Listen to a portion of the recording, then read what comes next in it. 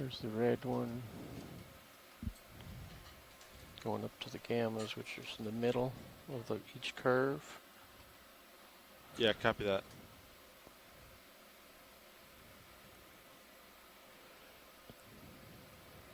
So our pilots are just setting up the their cameras, as we've touched down here on the bottom. Today is the last dive of the Okeanos Explorer 2017 Gulf of Mexico expedition, sadly. But today we're going to be exploring Horne Dome. This is an area that is a proposed Flower Garden Banks Marine National Sanctuary expansion zone. There's been very little exploration here before, so as with all of our dives, this area of seafloor will be explored for the first time. If you are following along, you will be among the first people on the planet to see some of these sites. We are hoping to see a number of chemosynthetic communities. Last night we were able to use our multi-beam to basically conduct a survey of the water column. And during that survey we found a number of potential bubble plumes, and those could indicate chemosynthetic communities like we've been seeing throughout this expedition. Additionally, there has been some exploration south of here, which did find other chemosynthetic communities as well as coral communities surrounding those.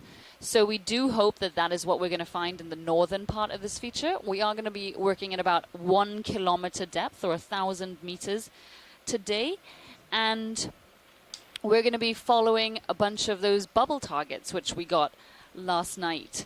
So while we're setting up, this is a good time to do some intros. My name is Diva Amon, and I have been and continue to be one of the biology leads during this Gulf of Mexico 2017 expedition. I'm currently based at the Natural History Museum in London, and I work on chemosynthetic communities, such as those we're hoping to see today, as well as human impacts on our deep ocean. Yeah, we're standing by to put the bucket on.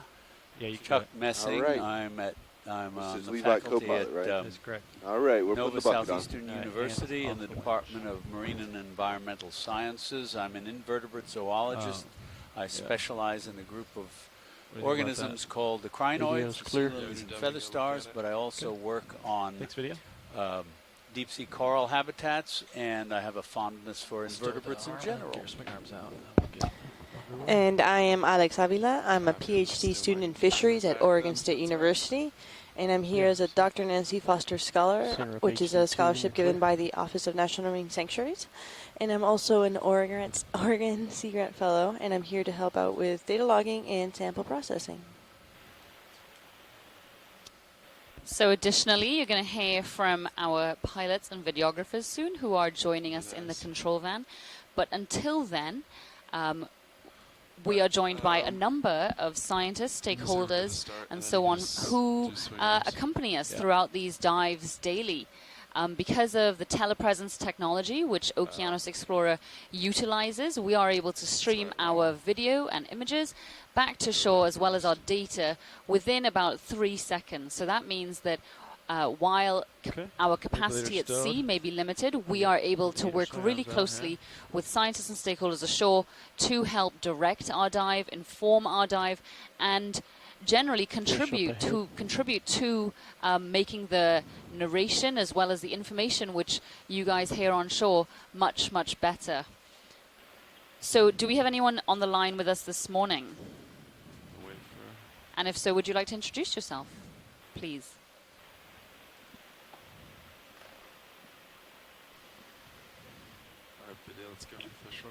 Yes, here's Bill Keeney in Galveston, Texas, with NOAA's Office of National Marine Sanctuaries. Great, Bill. Thanks for joining us today. Anyone else on the line this morning?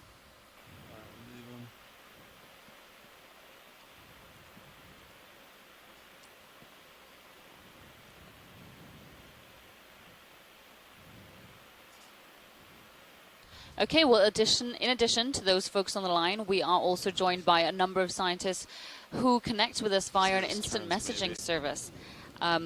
that varies throughout dives, and we have scientists who join us from as far as Russia and Japan, which really does make this a global collaboration. I'm not sure who we have joining us today, Chuck. I saw Asaku Matsumoto from Japan, and Enrique Salgado at the Charleston ECC. And I'm not sure if we've got anybody else. Uppers are out. Bob Carney is joining us, Jim Masterton. All right. Carolyn Ruppel from USGS. Emily Crum. So great. Thank you, everybody on shore, for joining us. So, pilots, are you guys ready to introduce yourselves? Yes, we are ready to introduce ourselves. Go for it. Hi, this is the front row. We're all from the Global Foundation for Ocean Exploration, or GFOE. Sitting pilot right now is Sean Kennison. I'm going to let everyone else introduce themselves, starting with my left. Sitting navigator, Jeffrey Lanning. Sitting co-pilot, Levi Unima. On the far right in the corner is video engineer Roland Bryan. And in the back row on clipping is Annie White. So those voices you just heard are some of the folks on board who are responsible for not only driving and maintaining the vehicles, but also making all of those incredible video highlights, as well as taking all the imagery which you see on the website. If you haven't had a chance to look at that yet, there really is some great stuff on there from this expedition, so do try and get over to www.oceanexplorer.noaa.gov. And here we have a deep-sea red crab chase on quinquidens in its characteristic I dare you posture. And this one looks like it's been quite a while since a molt, because we have a variety of, or a whole bunch of small gooseneck barnacles that have attached themselves to its exoskeleton. It's one of the apex predators among the bottom-dwelling organisms here. 150. And the large number of mounds here and depressions reflect a likely substantial population of infauna, organisms that live in the seafloor, in the sediment. And here we have a halosaur. I got you, Bobby. Sorry. Yeah, let's run this. I'm not sure. It doesn't have that particular duck build I'm to get it. A camera on it. A synaphobranchid eel or something else, or notocanthid. Okay. So our pilots have just informed us that they've seen a number of targets on the sonar. So we are going to head over to them to see what we find there. Okay. Or whichever direction. Fingers crossed, everybody. Last dive of 2017. Let's make it a good one.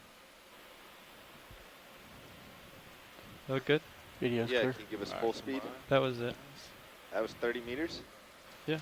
I'll do it again. Definitely didn't look like it down here. All right, so yeah, do you want to get a move in? All right, yeah, looks good. All right. We're all set. Jack off comms. Thanks, Bobby. 20 sounds great.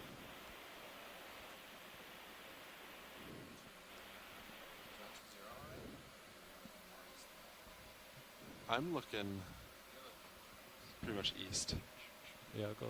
And I'm center of Sirius, so I would say move Sirius east. Because I think I could see it right there. I can give you some more tether. So I would vote an eastern move. Yeah.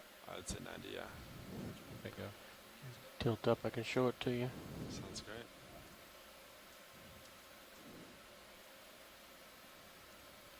Something there. All right, watch it. Yeah, we see some in this direction. Visually now, too. We're just waiting for the ship to get us there.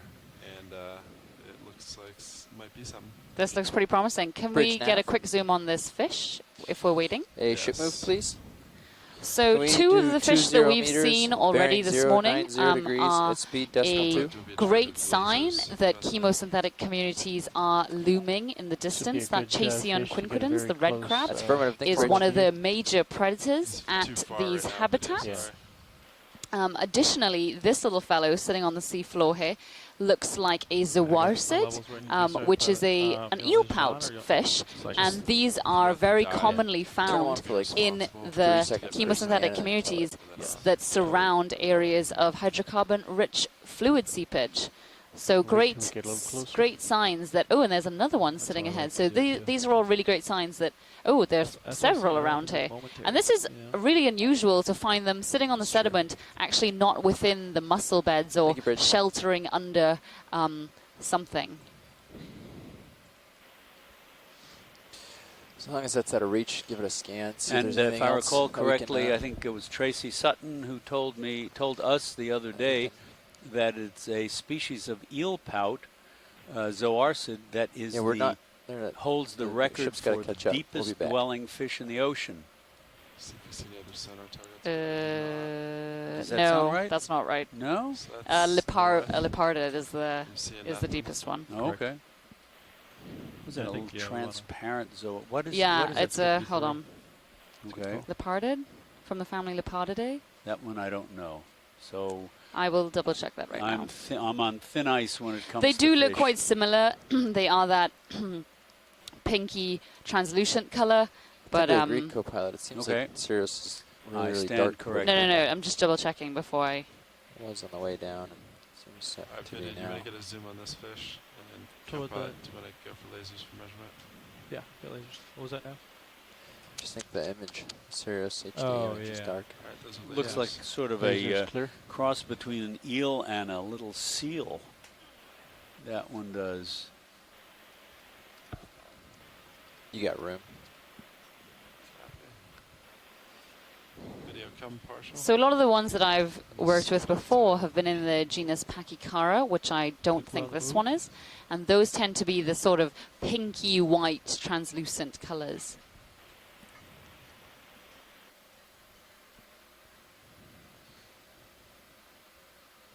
Sure, Sirius will start feeling this shortly. Copy that. Yeah, looks like alright. We can also see some clam shells dispersed around this area, and again, that's another one of those clues that tell us that there was or is some kind of activity, geological activity in this area. That would indicate past populations of these chemosynthetic clams that need to have seepage present in order to survive. It's an odd little fish. Strange looking, yeah. Buddy.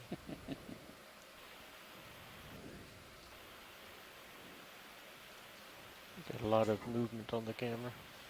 Yeah, that's because D2 is moving.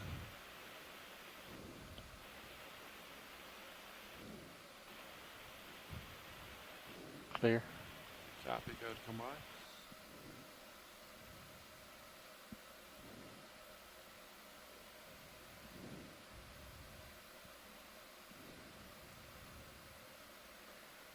Thought I saw something reflect on that little mound when we pushed it the first time. It's possible you get some bubbles. Alright, let's go take a look. Yeah, it's pretty hard to turn on sonar. Yeah, it looks like there's more behind it too. These fish are everywhere. Can we maybe Oh, gain a lots little of these bit little vertical zoarcids. altitude? Ooh, looks like and rocky some bottom in the stuff back. in the back. That is a good sign. Yeah. Just Thank make you, sure Bridge. there's nothing of- Can we do a quick zoom on this striated stuff in front of us, please? Yeah, video go for zoom.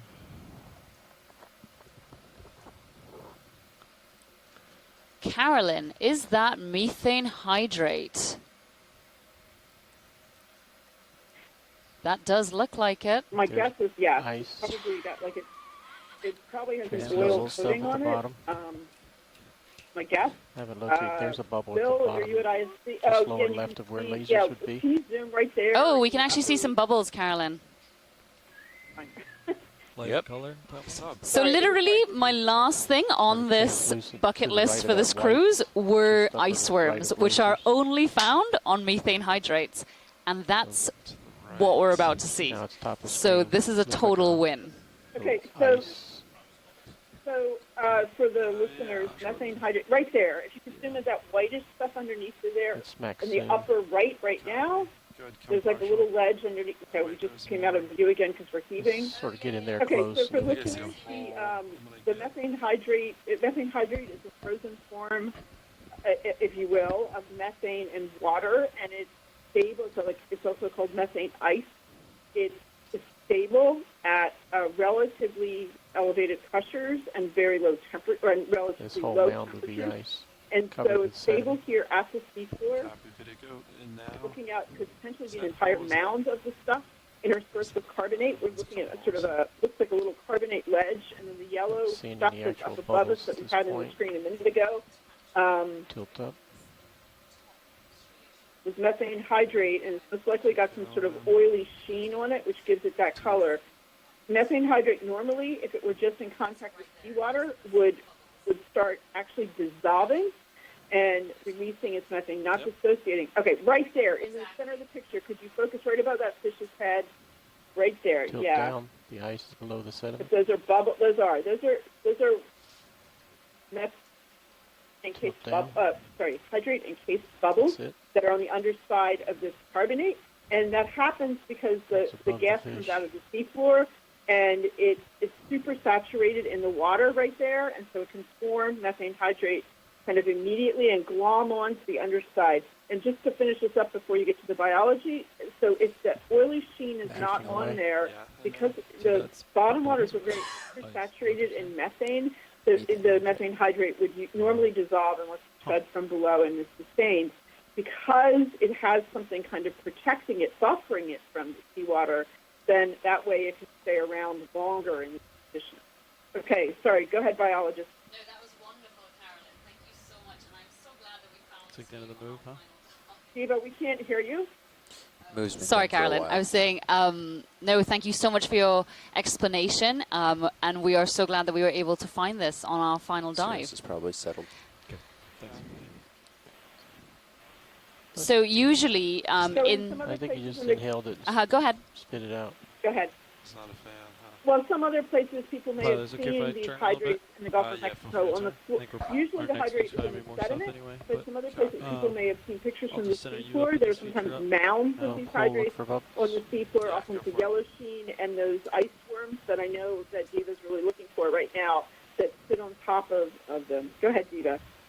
So yeah, so usually found in the Gulf of Mexico at methane hydrates, there is a very strange polychaete worm. Its Latin name is Hesiosica methanicola, but it is known by the common name, the ice worm. And that's because methane hydrate that we were just looking at does kind of look like ice, like that.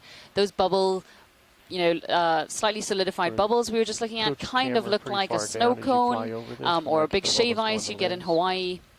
And so these worms are actually found living on that hydrate. And as a result, they've been given this common name, ice worm, because it looks like they're living on this ice. So the Hesiosica methanicola tend to make burrows or little indentations in the methane hydrate. And it was first thought that they were chemosynthetic and they were using that methane fluid or gas in this area. But it turns out after some stable isotope work that they are in fact eating bacteria which live on that methane hydrate.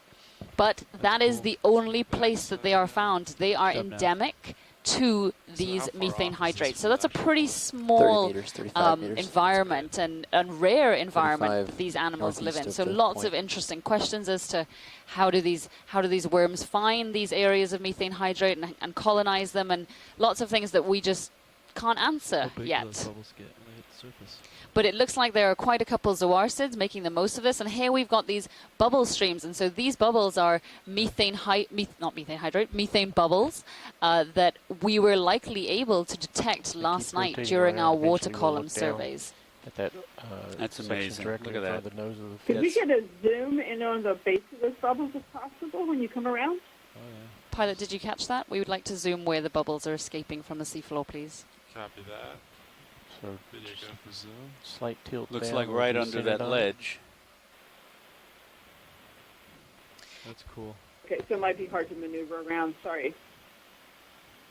Continue to pirouette around. That is A-okay. We're going to try our best. Okay, so here we see the bubbles coming out, and they're kind of, it seems like they're coming at puffs, not really regular intervals necessarily, several different sizes. The yellowish material, again, is actually methane ice, which is pure white usually, unless it has impurities in it, and then it's covered most likely by an oily sheen, which gives it that orange color.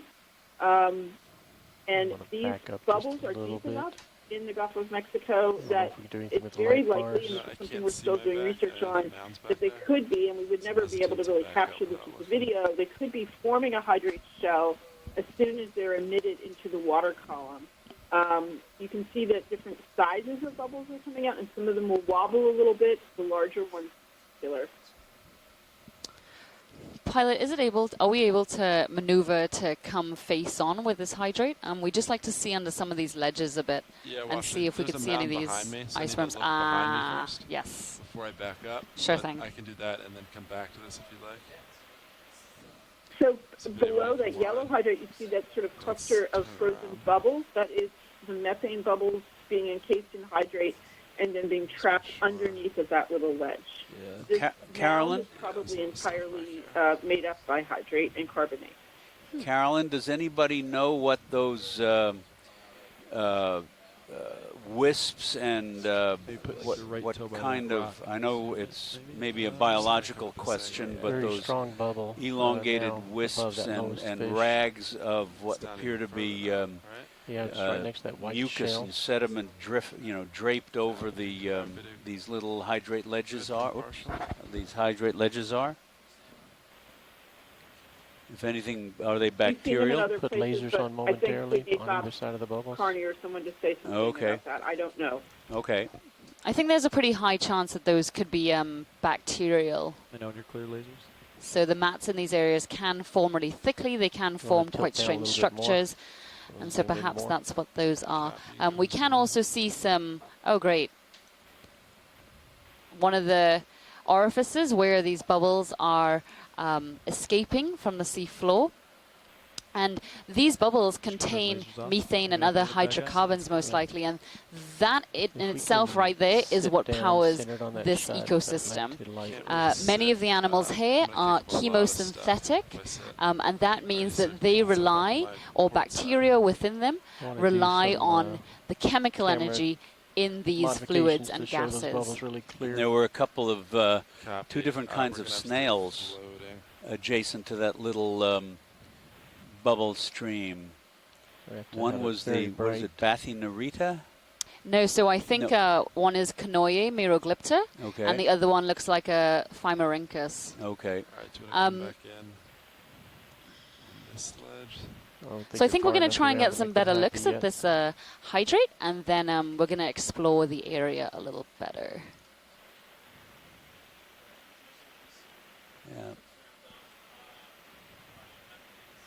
That's a fantastic shot. That's great right there. Thank you. So you can just see one of the Hesiosicas there. You could see its antennae streaming out from inside of its burrow, and you can see the front of its head within that hydrate. Any chance we could just pan up slightly, tilt up slightly, sorry?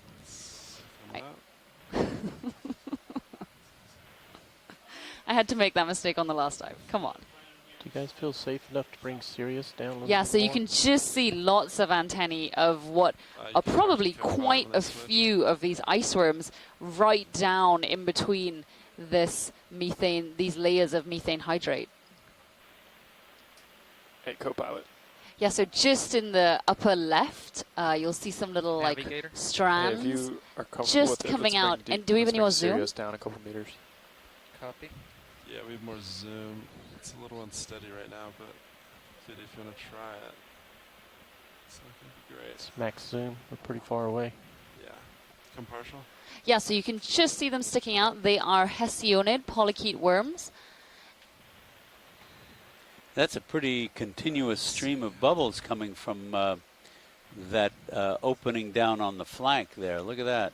But I'm going to go on the other side.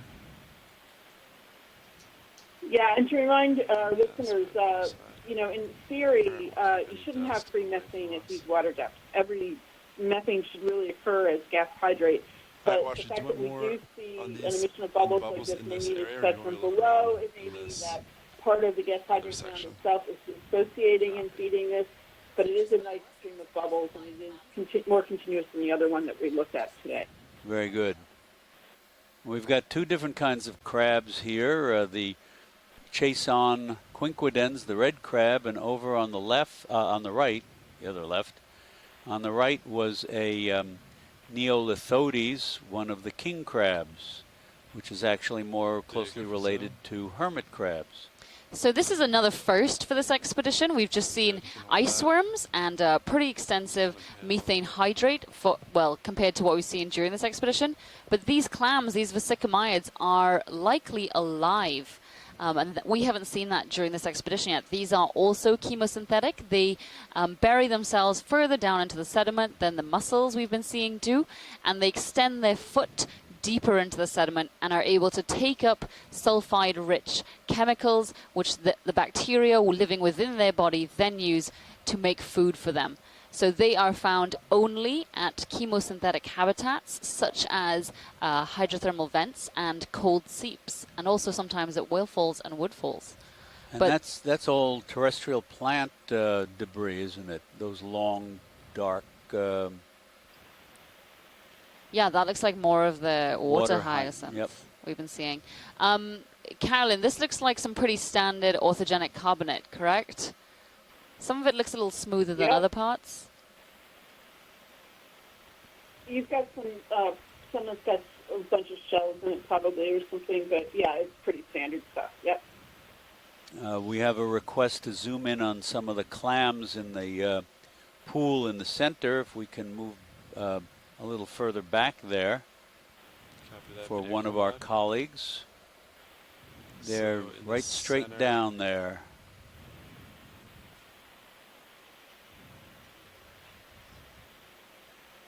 Watch it. Which area? So we just want to get another look at those clams that you can see sticking out of the sediment again. One of our taxonomists ashore would like to try and ID them. Again. That's Elena Krylova. Upper left. Not the snails. And the one above this also. Yeah, so there you can just see a piece of the internal anatomy sticking out. Yep, the little fuzzy rimmed siphon. It's so funny because last night I was reading one of the dive reports from an Okeanos Explorer dive in 2012, I think it was, that was south of this area. And they had noted seeing seeps, which included mussels, chitons, gastropods, and clams. And I had just assumed that they had made a mistake and not said dead clams rather than live clams because we hadn't seen any yet. But nope, here we are, live, our first live clams for Gulf of Mexico 2017.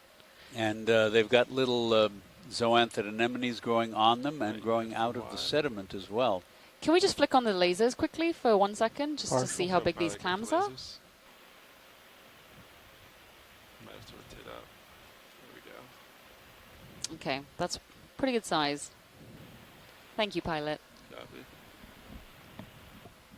So yeah, we're also seeing those tiny little gastropods just to the right and below the lasers, those little dots amongst the zooacids. Those are Conoia miroglypta. They're a gastropod species which is found exclusively at chemosynthetic habitats, although they are not thought to be chemosynthetic. They are just bacterial eaters that tend to thrive in these places. That's as many red crabs as we've seen in one place. And if you want to see a great view from Sirius, please switch over to camera 2. That really gives a good perspective on how large these mounds are related to the size of D2. D2 is about, I think, 8 feet or 9 feet long. So you can really get a good sense of how big these mounds are. Co-pilot Nav. Go ahead. Hey, would you feel comfortable with me messing with your sonar to see if we can catch those bubbles? I doubt it, but... So interestingly, there aren't many tube worms here, and there aren't many mussels here. How much did Sean cover of this? Covered the bubbles to the left. There is quite a lot of bacterial mat just above that Neolithodes billowing in the breeze. Any possible? Can we zoom on the Neolithodes, the whitish big crab, please? Yep, sure thing. And it looks like there might be some more of these Catetics laticeps. These are the two very large fish that seem to be sheltering amongst these carbonates. Oh, I can see a couple tube worms here and there, but... You can start it on the larger crab there. Get it centered. Yeah, so just above, while the crab is amazing, just above you can see some of those very long bacterial strands just sort of wafting around in a... Bacterial strands the first. current caused by D2 most likely. There's also a couple squat lobsters hanging out in the little nooks and crannies of these cold seeps, orthogenic carbonates. Yeah, I think that's good for the mat. We'll go more for the crab. And so this Neolithodes and the Chasian quinquedens would be two of the main predators in this ecosystem. They are not chemosynthetic.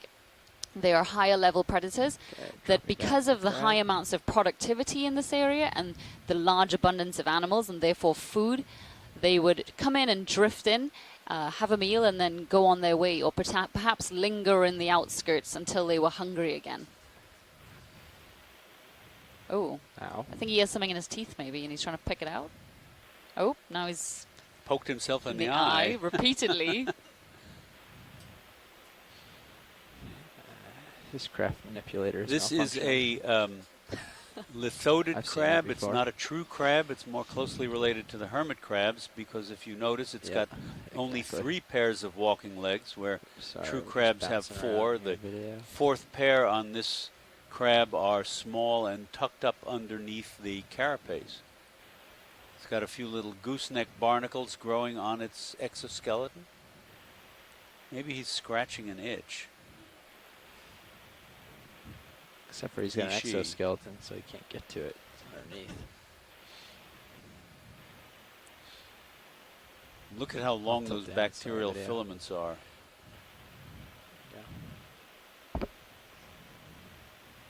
Yeah. Once video is good, we're happy to move on as well. Okay. Whenever you're ready, video. Clear. It's like having your own dental floss.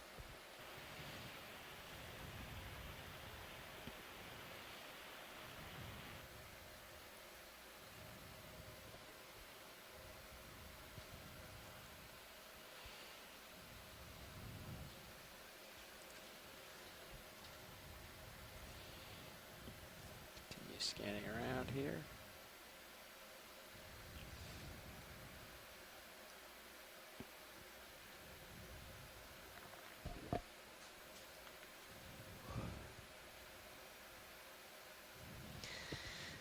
Can we get a couple zooms on the tube worms? They're sort of scattered far and wide on these rocks. One right there's one just down to the right, but there are also some sort of in the center of the view right now. I'll come in partial so I can scope them out. I don't see them just yet. Oh, up high, you mean there? Yeah. Is there one closer, better lit here? There's one just below as well, to the right. Yeah, let's go for something like... I think I saw anything down here. Yeah, curly one just below the ledges. Oh, I see, below the ledge there. Top left edge of the screen has got 3. Okay. All right, we'll go for that then. Going out to that. Just a reminder to folks maybe watching at home, this is a previously unknown area. Ooh, that crab actually has lots of eggs, so we'll get a zoom on that after. But just to finish my point, there's these seeps, areas of seepage with associated chemosynthetic communities are completely new to science. We didn't know these existed until today. They have never been imaged in this area before. It looks like there's a little scale worm, perhaps, on that tube worm. As well as you can see the one in the back, we can see the actual internal structure of the tube worm rather than just the tube itself, as we're seeing in the one in the foreground. Don't know what's been causing this expedition. It's been on a couple expeditions now. Must be some noise or something. Okay, want to look at something else? Yeah, let's go over. I'm just gonna scan left to the crab. Yeah, so it has some I'm pretty sure underneath, yeah, extras. she's carrying a lot of eggs, this crab. You can see them just below her body, what looks like a purpley dark mass. Yeah, let me try to drop down and tilt up for this roll and see if we can light up the mass.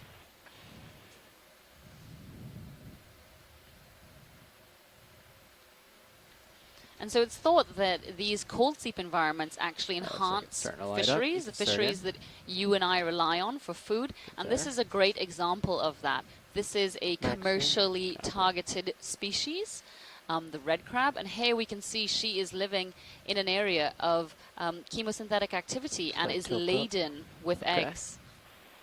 And gooseneck barnacles on her carapace. And what did I see below there? Ophiuroids. There were a few little, you can't see them at the moment, but a few little white arms sticking out of crevices in the sediment, in the rock rather. There they are. Brittle stars. Slight tilt down. I wonder how many eggs she carries. For the rest of that leg. Looks to be in the thousands. Drifting away, sorry. The video's clear. Pilot's clear. That's great. Thank you, pilot. Yep. All right, let's see if there's anything else. So if possible, yeah, let's explore the area a little more, see how active, how far the activity extends. Help me keep an eye on my tether there. Co-pilot, Carolyn, if you're still on the line, I know yesterday you did a great explanation of what may be causing these mound features on either side of this carbonate. Would you mind doing that again if you think it's the same thing?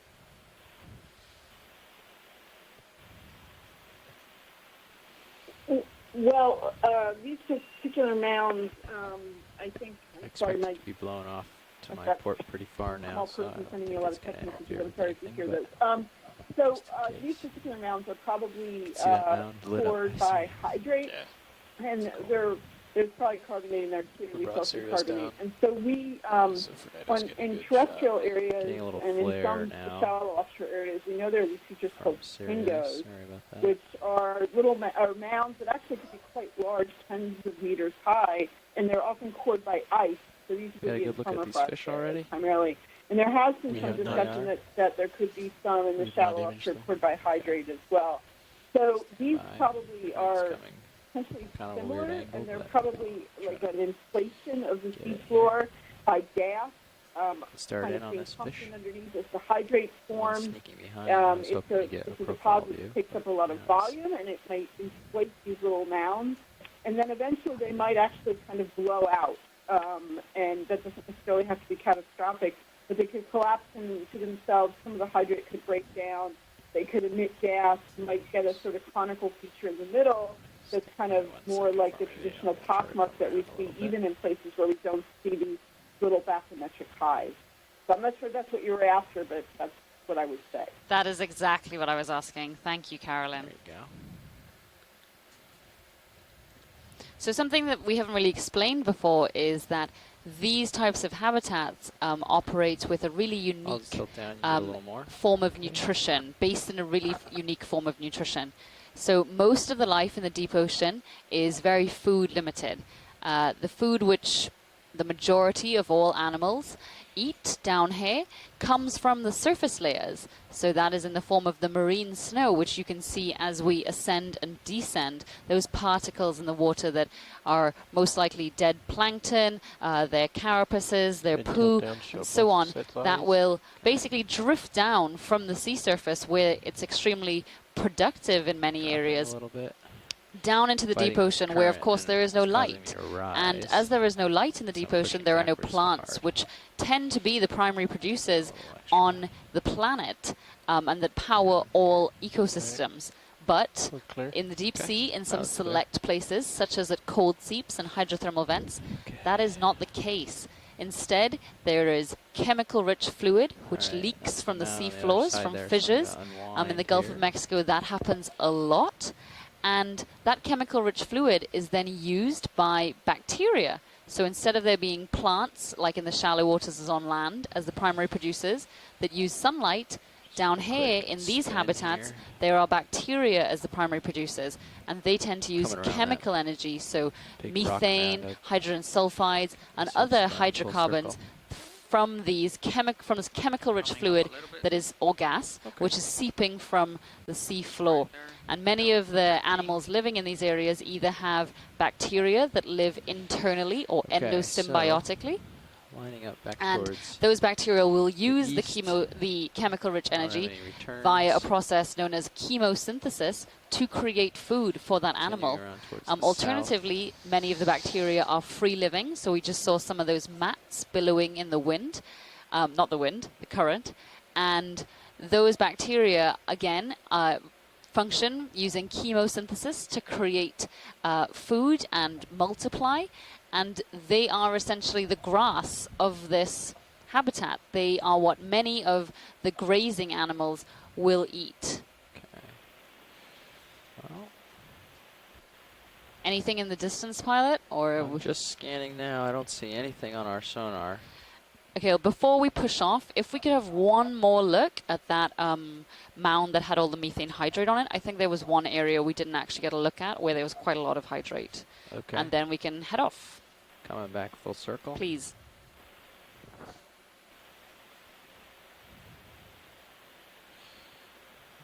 There's the rockier section. And the mound is to my left.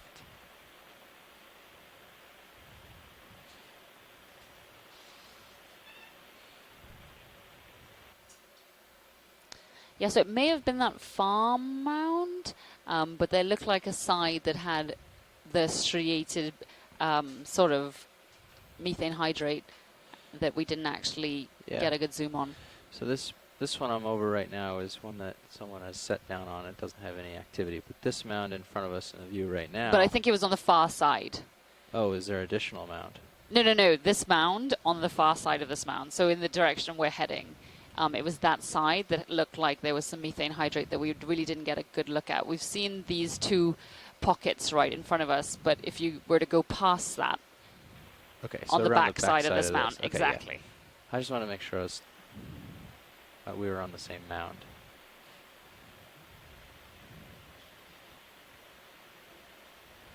Coming around to the far side of it. Because there's that bump off in the distance there that I thought maybe you were asking for. Just making sure.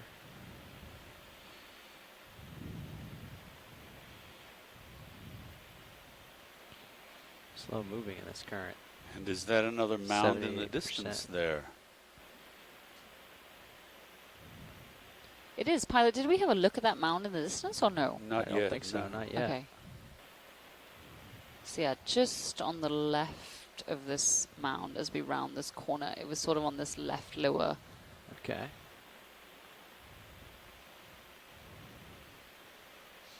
Got my eyes peeled for it. Keep going, keep going. Yeah, it's a different one. It's like 20 meters south of the last one. 15 maybe. Okay, maybe I imagine that. Or it wasn't this mound. This is definitely the one we landed on. Right. Can you tilt down a bit? Yep.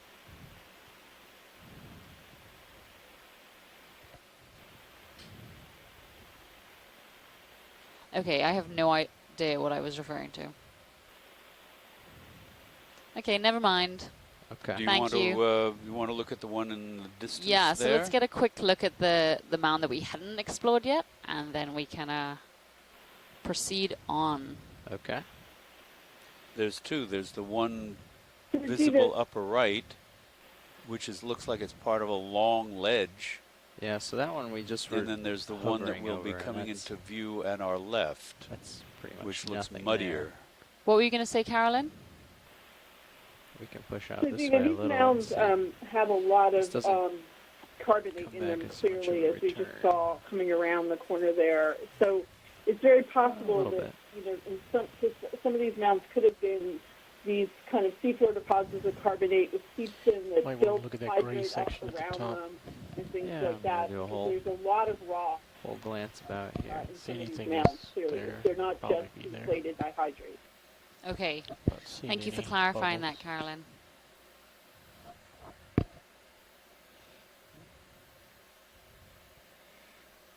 So videos pointed out the gray mat right here. Is that just bacterial mat in the that gray on the right-hand side of the crest? Sediment that's been flipped over. I was about to say, is that not from us? Yeah. That looks like a skid touch. Oh, I didn't touch the skid here, but somebody could have. It looks like, yeah, sediment that's been flipped over. Okay, so someone's been here. Which is interesting, the sediment underneath is gray. Yeah, it does sort of look like a brush with the skid. Oh, yes. But yes, there are lots of patches of this reduced sediment with the bacterial mats surrounding this area. Yeah, that's just a skid. I don't know when the skids touch down here, but again, we can also see some of these live clams, the sycamide clams. I'm not sure which species that would be. Okay. Well, we can mosey on, I guess.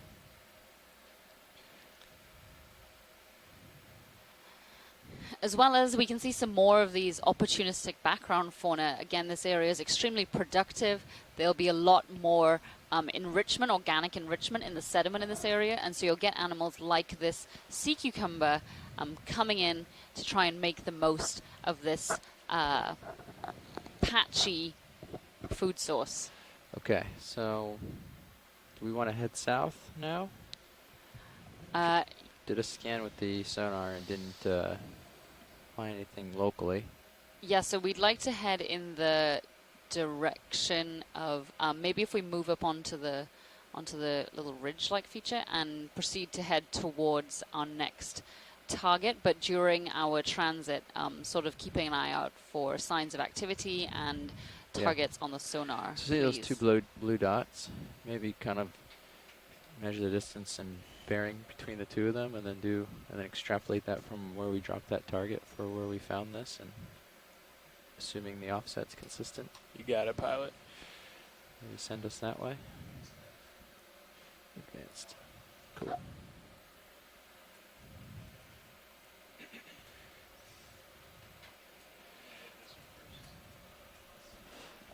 That's what I meant. Yeah. That guy.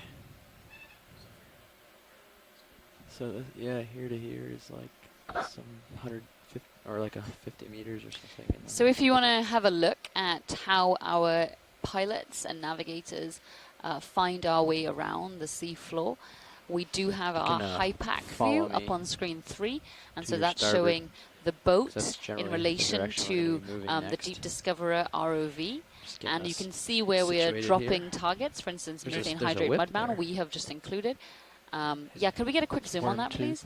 As well as we can see where we have dropped targets, which we gathered during our survey last night. So this looks like one of these Ciboglinid tube worms. We have seen a couple of these, and I do believe we collected one, right, Chuck? Yes, we did. Oh, cool. And this is very, very slender. It looks perhaps unoccupied because it's so transparent. Or just a dirtier Normally version. you would see, even if the worm was withdrawn, unless perhaps it's withdrawn all the way down, because these tubes can go a considerable distance into the sediment, you would see the reddish body of the worm like a strand of spaghetti within the tube. How are we doing? Can we have a quick zoom on that fish out in the distance, please? Fish, yes. We can go for that. I can push out a little bit.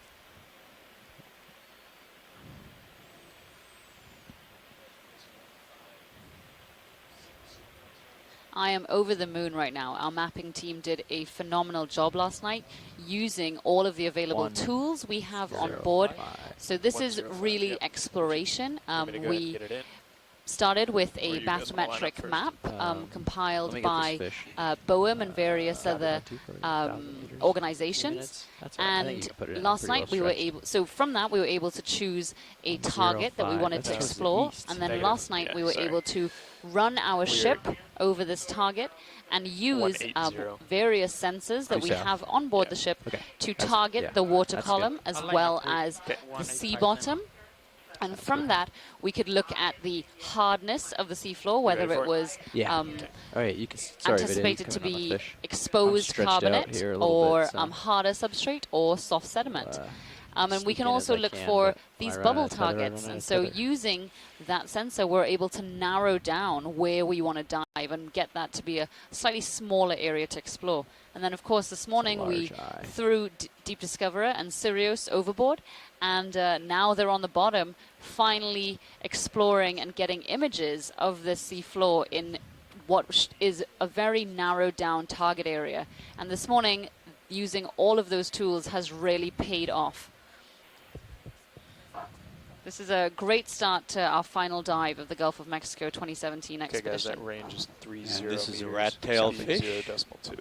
Bearing 180. One of the most diverse and abundant fish families associated with the deep sea floor.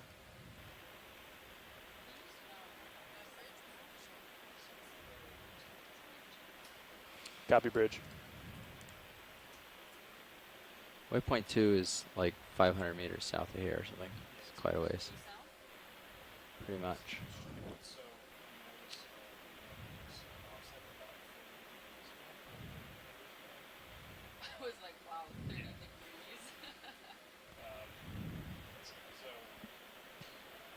Alright, I'm coming back your way, so I'm not pulling the tether so much. Okay. This is very turbid waters. It's hard to see, huh? A little bit. I'm trying to follow it with the PTZ zone. I just mean, in general, kind of dark. Yeah. That's true. With a lot of stuff in the water.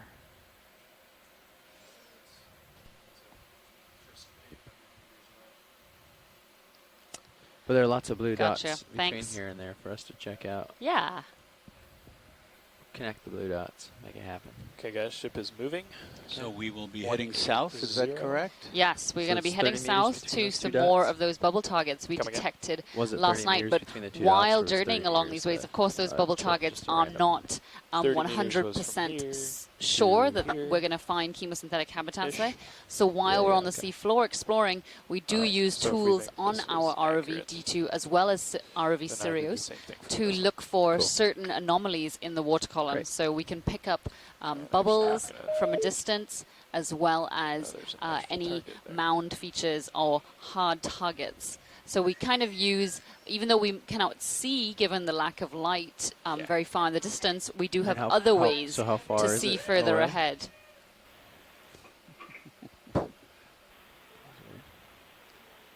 I think 60 meters. View, about 60.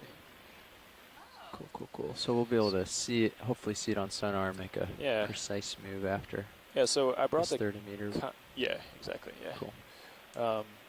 Copilot, I brought the contrast down on yours, and I think that I was picking out the bubbles a little bit easier than, or at least the feature a little bit easier than what we had it at when it was kind of blown out. So let me know if you like that or if you'd like a change, but this one kind of makes it more obvious when there is a definite target.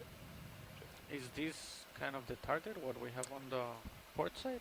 No. Is that how they're supposed to look? Because I think that's the mount we were just at. That's exactly, that's what, that's the one that we were just at, So, but it was a little bit clearer when we weren't moving and when you were, I think you came up slightly, maybe not, but. Okay, we'll see when we get to the next one, how it looks. Sounds good. Okay, well, did a little scanning with sonar, nothing in view yet, so we'll make this move. I can mess with yours too. Sure thing. I think this has been the way that's set, it's been working really well. Yours? Yeah. Okay. I like it, so. Copy. No adjustment required, No I touching. don't think. I mean, if you think you can better it, then by all means, but it's been proficient, at least, so far.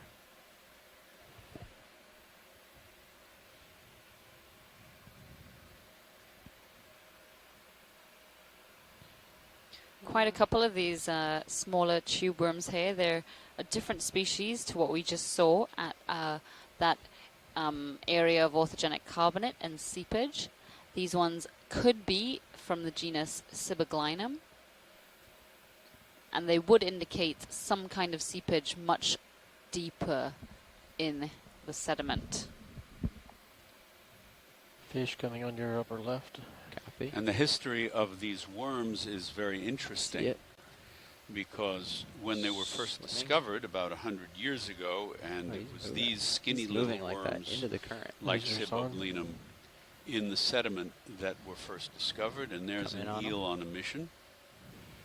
I'm trying to match his travel to the current. Nobody could figure I out don't have that what kind of agility. Other groups of organisms, really quickly. invertebrate worms, they were related to, because one of the landmark anatomical features of the major branches of invertebrate and all animal life, that is bilaterally symmetrical, that is above things like corals and medusae and comb jellies and sponges, is the placement of the major nerve cord. So in us, of course, that's the spinal cord, and it's in our back, which is effectively dorsal. When you think of other mammals, it runs along the back. And that's the case in all vertebrates and a couple of closely related groups as well, like the acorn worms. Or rather, I should say, you'll get a little more the sea squirts and their allies. But in one of the other major groups of invertebrates, which includes the segmented worms and the arthropods, the joint-legged animals like crustaceans and insects and arachnids, the major nerve is ventral. And it turned out these worms did not have a gut or a mouth, and it couldn't be determined whether their major nerve was dorsal or ventral. So there was a lot of argument about that, a lot of debate, until just in the 1970s, when the hot vents were discovered, and much larger worms, the hot vent worms like Riftia, were discovered, and they were discovered, and it turns out complete specimens were discovered for the first time. That's because all of those old get the bucket worms that were discovered 100 years ago or so were not complete. They didn't have their hind ends. And it turns out the hind end of these worms is segmented with bristles, which puts them closer to the branch of animal life with the ventral nerve cord, and particularly to the segmented worms, the annelids. But both of these deep-sea worms, the Ciboglinids and the hot vent worms, were considered different enough from the segmented worms that they were given their own separate status as separate phyla. And these skinny Ciboglinids were called Pogonopherans, which means beard worms, because they had a little tuft of tentacles at the front end. And the giant tube worms and their allies were given a separate status as vestimentiferans, because their structure was different. They had a feature called the vestimentum. Well, molecular biology came along with DNA analyses, and it turns out that these are not very different.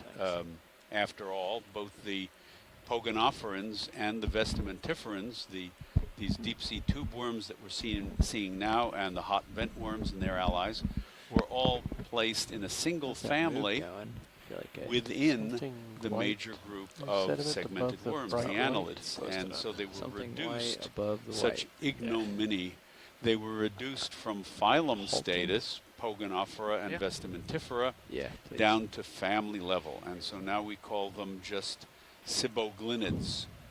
They are still very distinct. They, of course, have unique features, but they are firmly placed among the segmented worms. Which way are you going for, that or that? I was looking at the thing in the back. I think if I kicked up sediment, it would all look like this underneath. Is that a bit of shell, Diva, you think? That white at the bottom? Bacteria. I mean, that's what it would, that would be the best guess. There's another bit just above. Okay. Cool. Cool. Well, we finished an additional 30-meter move. I'm going to scan around with the sonar and see if I can start picking up. We expect to be able to see seep action possibly in this general direction. I was going to say, is that target just below us the one no, that's a second one. So see the other one is just see above this us. blue dot? Yeah, that's what I was looking at. Yeah, so that's what the mapping team has given us as a possible seep target. And if you look above, there's another little blue dot. Cirrus is kind of covering it on HiPAC right now. And then, so we kind of, given that blue dot's offset, we extrapolated where we might expect the next seep to be. That sounds awesome. Thank you, So guys. that's where we're headed. And if that's not quite right, we'll go right for the blue dot and see.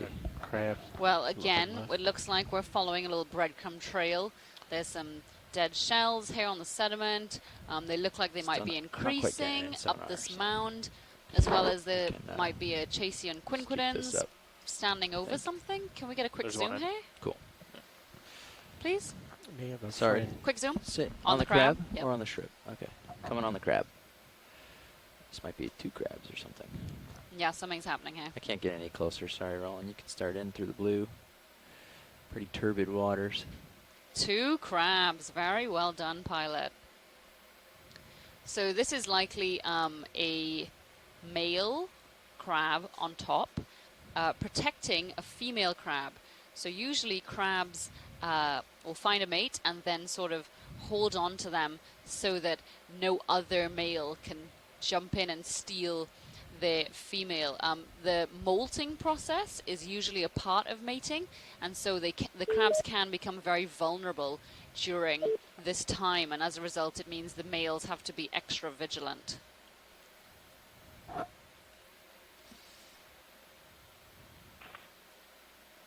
The one on the bottom doesn't look very happy. Healthy. Still got its little flickers flicking. That's true. Maybe it's resting. Yeah, it must be. That's great, pilot. Thank you. Yep.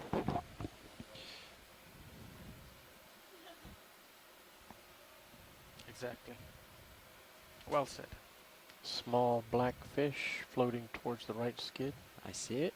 You can start in as I come close. Again, at the end of my tether, so we'll do what we can from here.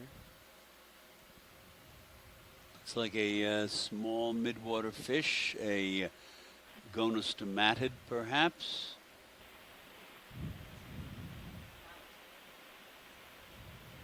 That's perhaps a bristlemouth, one of the common midwater fishes.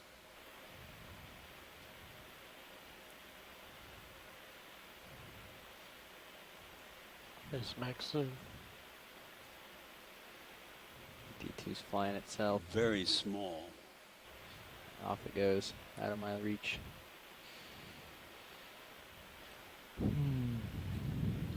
Coming down towards the bottom again. Might get bright.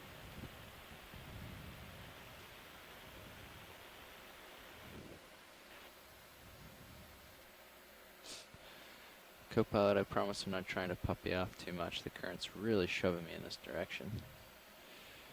That's fine. It looks like, from the movement of the particles in the water, it looks like this may be one of the strongest currents that we've experienced during this expedition.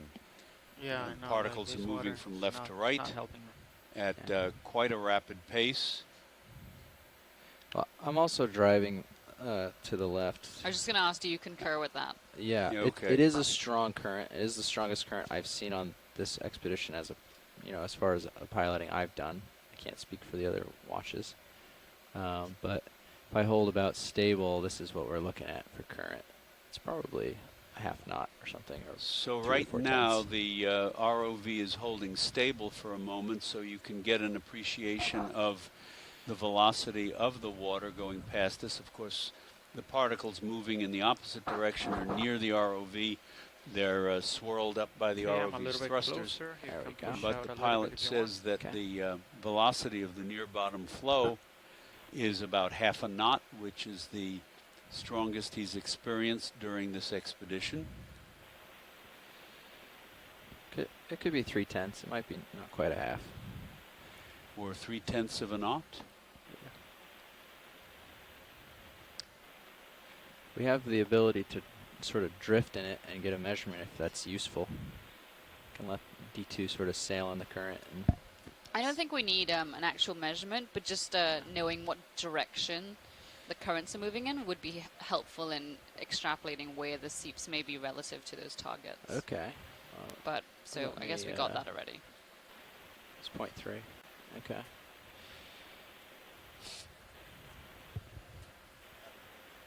Let me point into it. That last move is complete. Would you like another one? We still have 40 meters for Sirius, 30-ish for D2. Yeah, we can keep going if pilot is okay. The current is coming almost directly out of the east. That is helpful. That's Very helpful. good. Thank you. Not a big fish straight ahead. Lasers on. Lasers on. This is another one of those speedy guys we just got. Yep. Yep. Another. Is this a? I got a scan of it. Synaphobranchid? Yeah, so definitely a Synaphobranchid. Perhaps Synaphobranchus genus, but I can't say much more than that. Unfortunately, we're not joined by any of our fish experts today. This is taking me in the wrong direction. I'm going to let it go, Roland.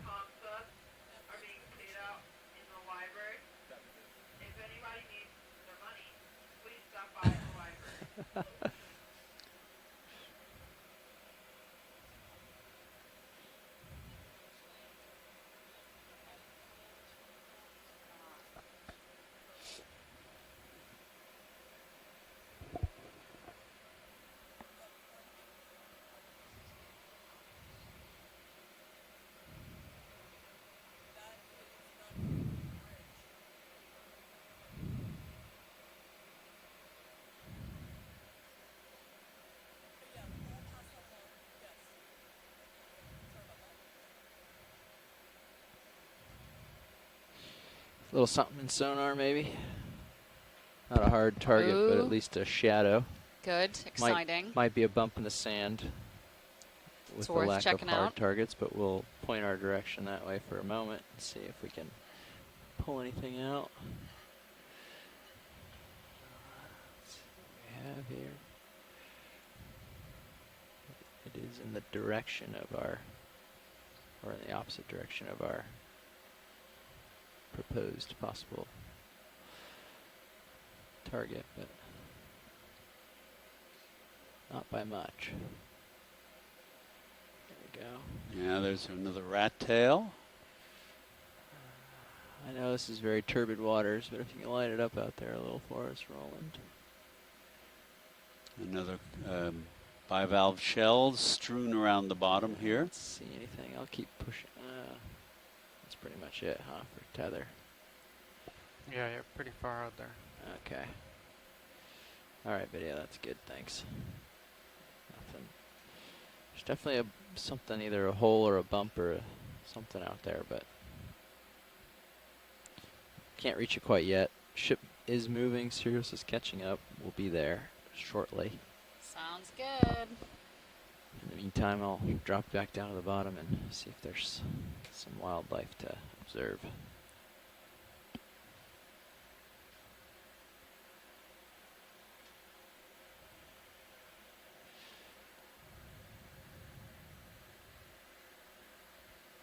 Right now we are holding steady, waiting for the ship to catch up with us.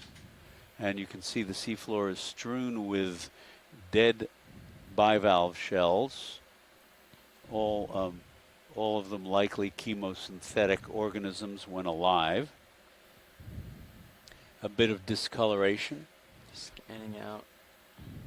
But right here, the bioturbation is rather low and obsolete looking. These very low mounds don't appear to be active, but of course it's very difficult to tell.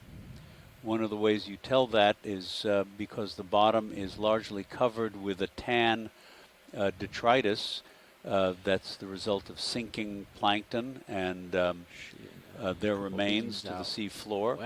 And whenever you see paler gray spots, that sediment that's been excavated, kicked up by organisms in the sediment. And we have seen much better distinctions between that on on some of our previous dives. Seems like south is our most prevailing direction for targets. Luckily, that's the direction we're headed. Do you want to go over and check out where we think it might have been? Yes, I will. Yeah, so it looks like some of the shells might be increasing so I was hoping to as we move towards these mound sure we didn't have any other features. promising closer features. Okay, I'll get ready for a move that way, though. But it's certainly just continue towards the south. How far is D2 right now from that point?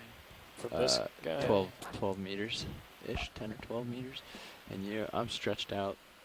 Well, from the new one. This is one of those anticipatory moments when, in the distance, there is a mound with a drop-off right after that, and we have no idea what is going to be on the other side. Go a little vertical, I can give you a better view now. Watch it, are you talking to me? Sorry. No. Okay. No, just... That also works. The fact that we are seeing more zooacids again, these eel-pout fish, these darkened fish that are lying on the seafloor, pretty sedentary, is a great indication that we are about to see a give us a little chemosynthetic habitat. We're also seeing increases in this white bacterial mats, so those are the primary producers again at these habitats, as well as some more shell hash. I think we are on the verge of finding another seep. Right here at the end of my leash. I'm not going to do a big reveal till I got room to do it.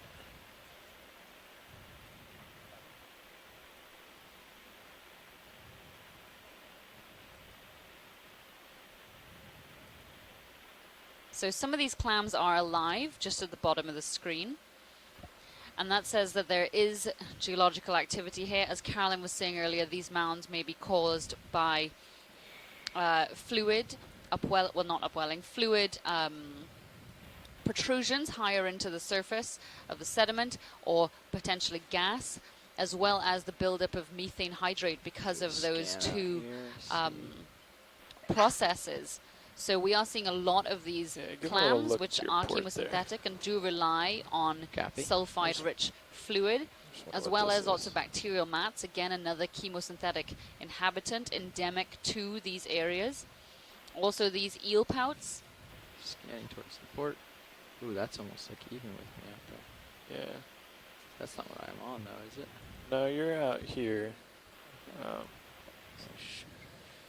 Let me mosey over there and see what I can find. Yeah, while we got the chance. So while this may not be magnificent as we have seen some of the other seeps, this is no doubt an area of seepage.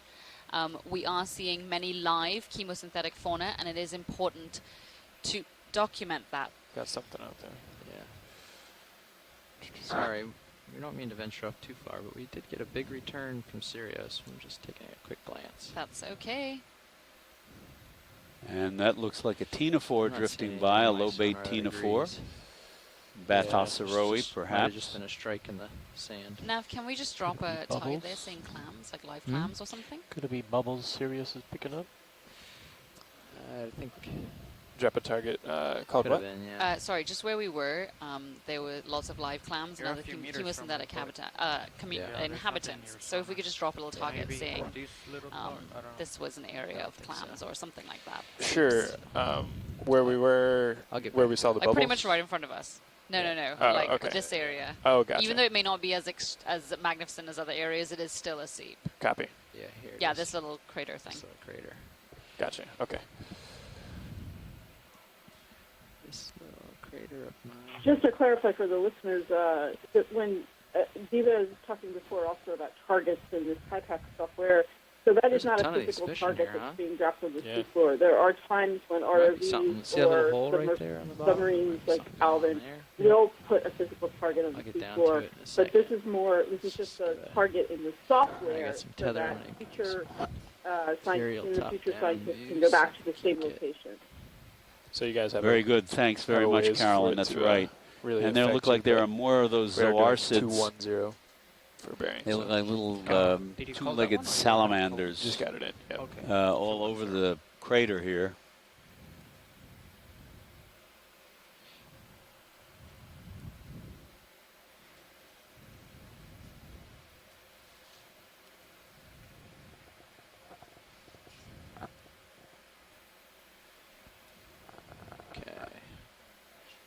Oh, there's bubbles. I see them. There they are. Yep, there's a ledge there, and bubbles. Good spot. So we're gonna come down and check out this little. Yeah, because there may be some hydrate down there again. Hidey hole, seep hole.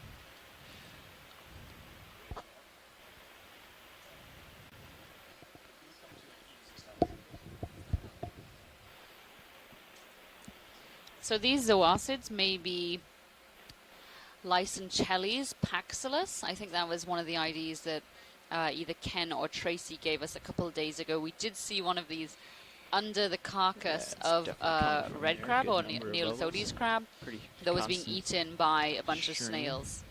Copy bridge. Yeah, so it looks like that orange material down there under that ledge is likely again the same kind of hydrate we saw before. Hydrate is usually whitish unless it has impurities in it. And this is probably covered with some sort of oily sheen or something to kind of buffer it from the sea water. Sink down a little more.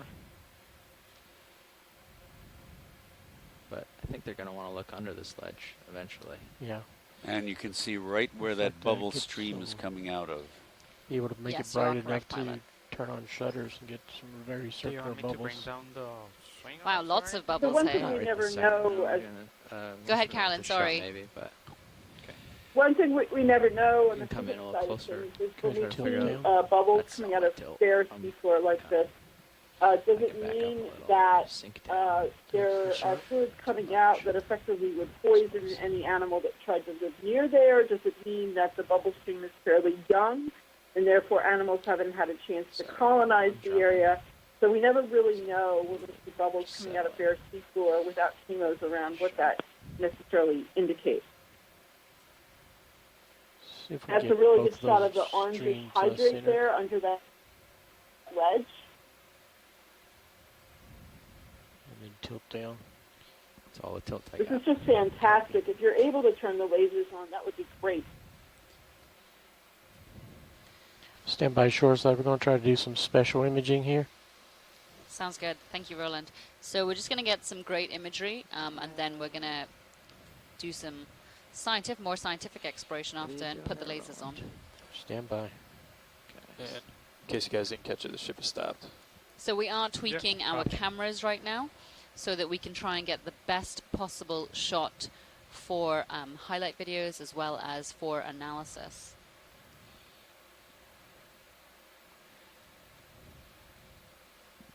Not quite enough light.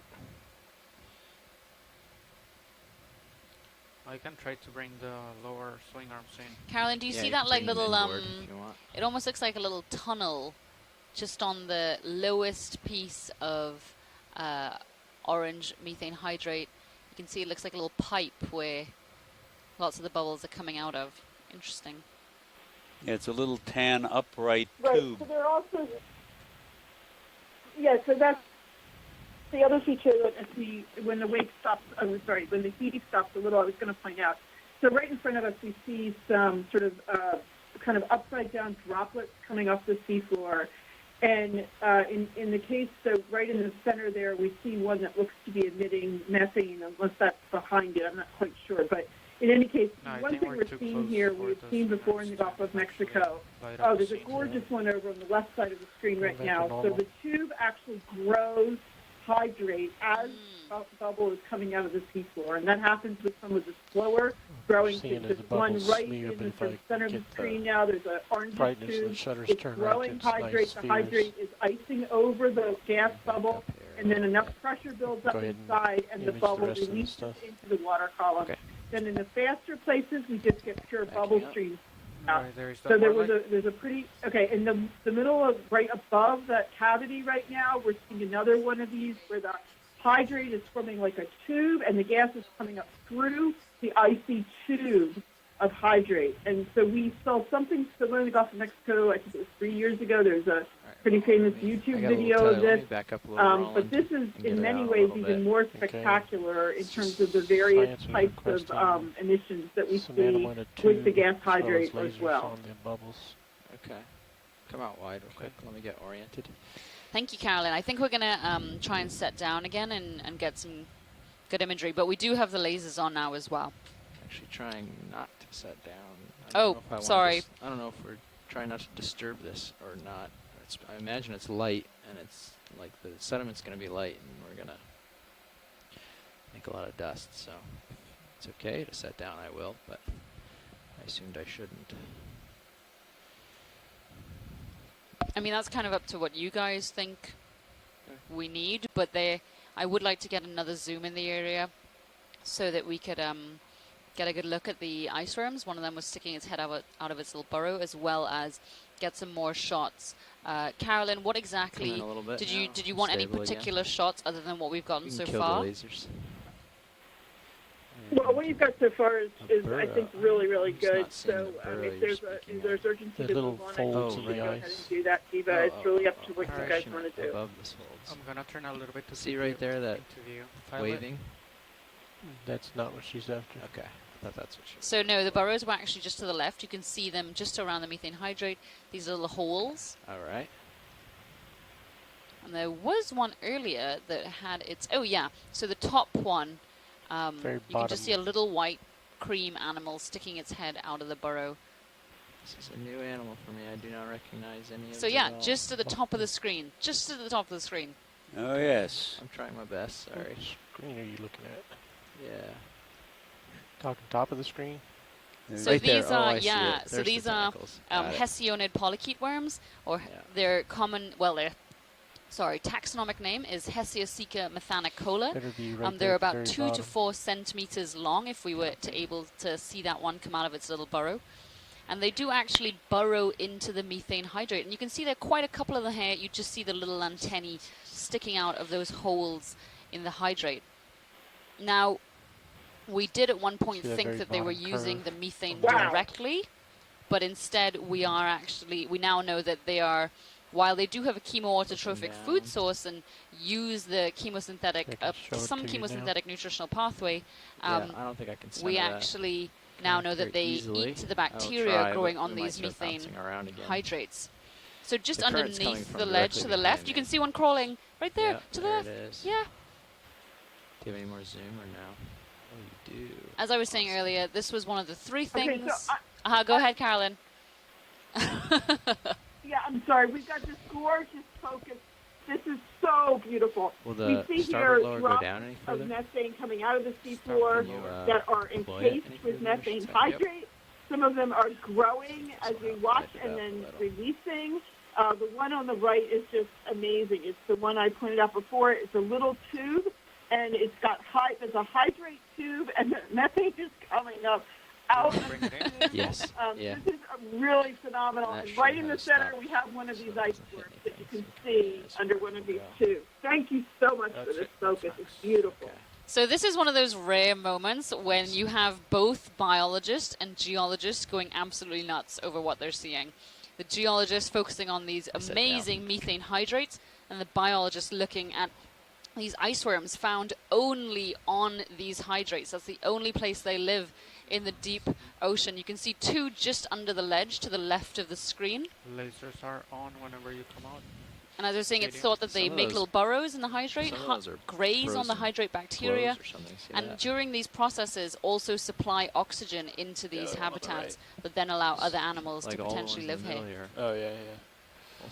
But when I came into this expedition, the 3 things that I wanted to see, exploring the Gulf of Mexico, which I didn't think, given our dive plan, we would be able to explore, were brine lakes, asphalt seeps. I didn't even know that was an option. And I wanted to see ice worms. And all 3 of those items have been ticked off of my bucket list during this expedition. This is a phenomenal end to this expedition. We've been trying. Tilting on Sirius. This is really outstanding to see these phenomena like this at the seafloor. We have seen this before, but I think this is even better than the imagery that I use in all my talks on this topic. This is wonderful. Do you want a more specific target, just for reference in HYPACK, other than methane hydrate? Copy.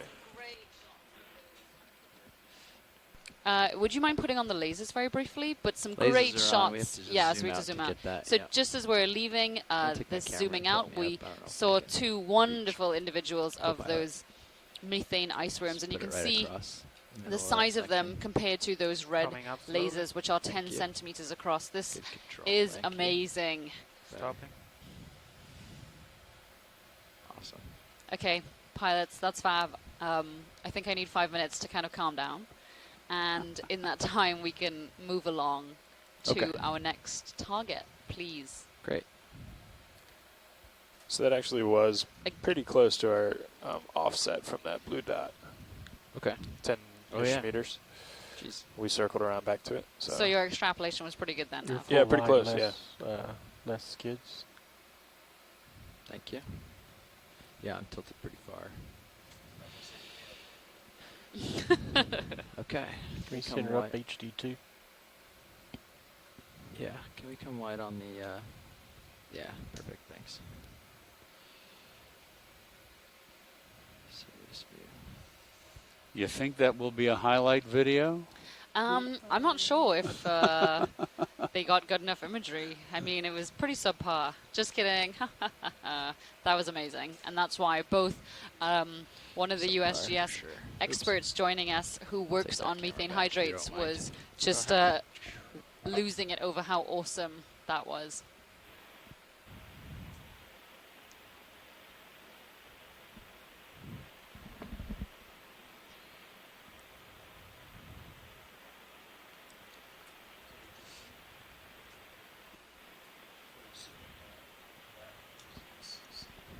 Yes.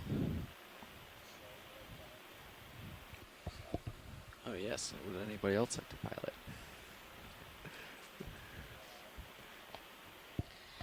So this shot is really showing how patchy these habitats are. You've got quite an abundance of life just moving out of view. Lots of clams, eel pouts, bacterial mats, a lot of probably smaller animals living within the sediment. Whereas when Current we're seems looking to be, out into less letting active off a little areas, bit. we're not seeing as much as we were before.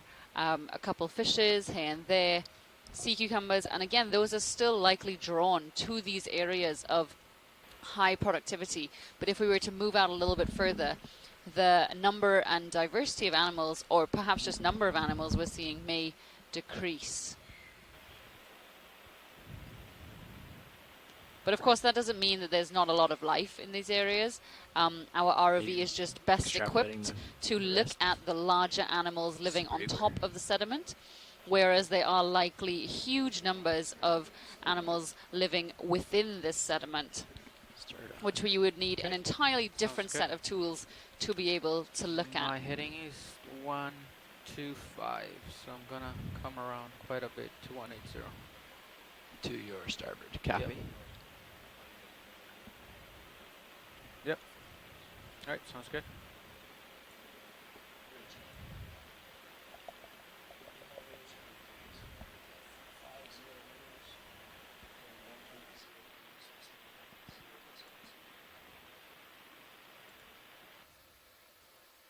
There we go. That's 180.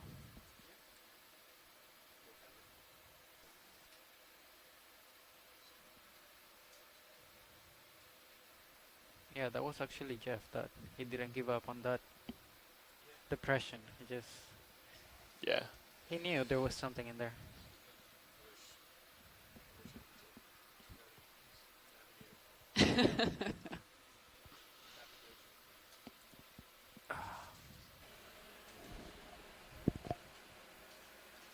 That extrapolation was right on. That's a fact.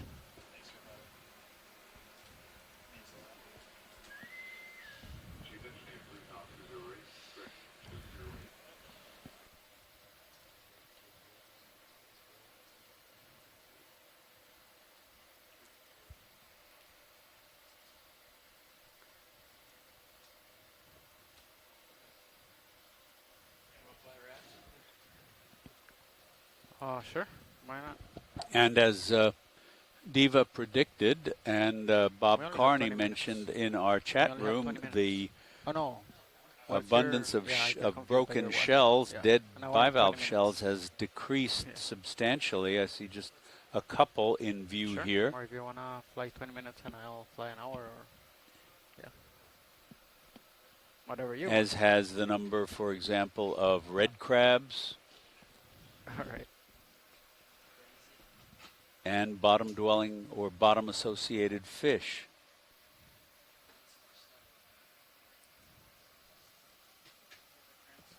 Well, actually, I just want to let you know as our we iPad head towards crashed, our so next I will target. bring it back.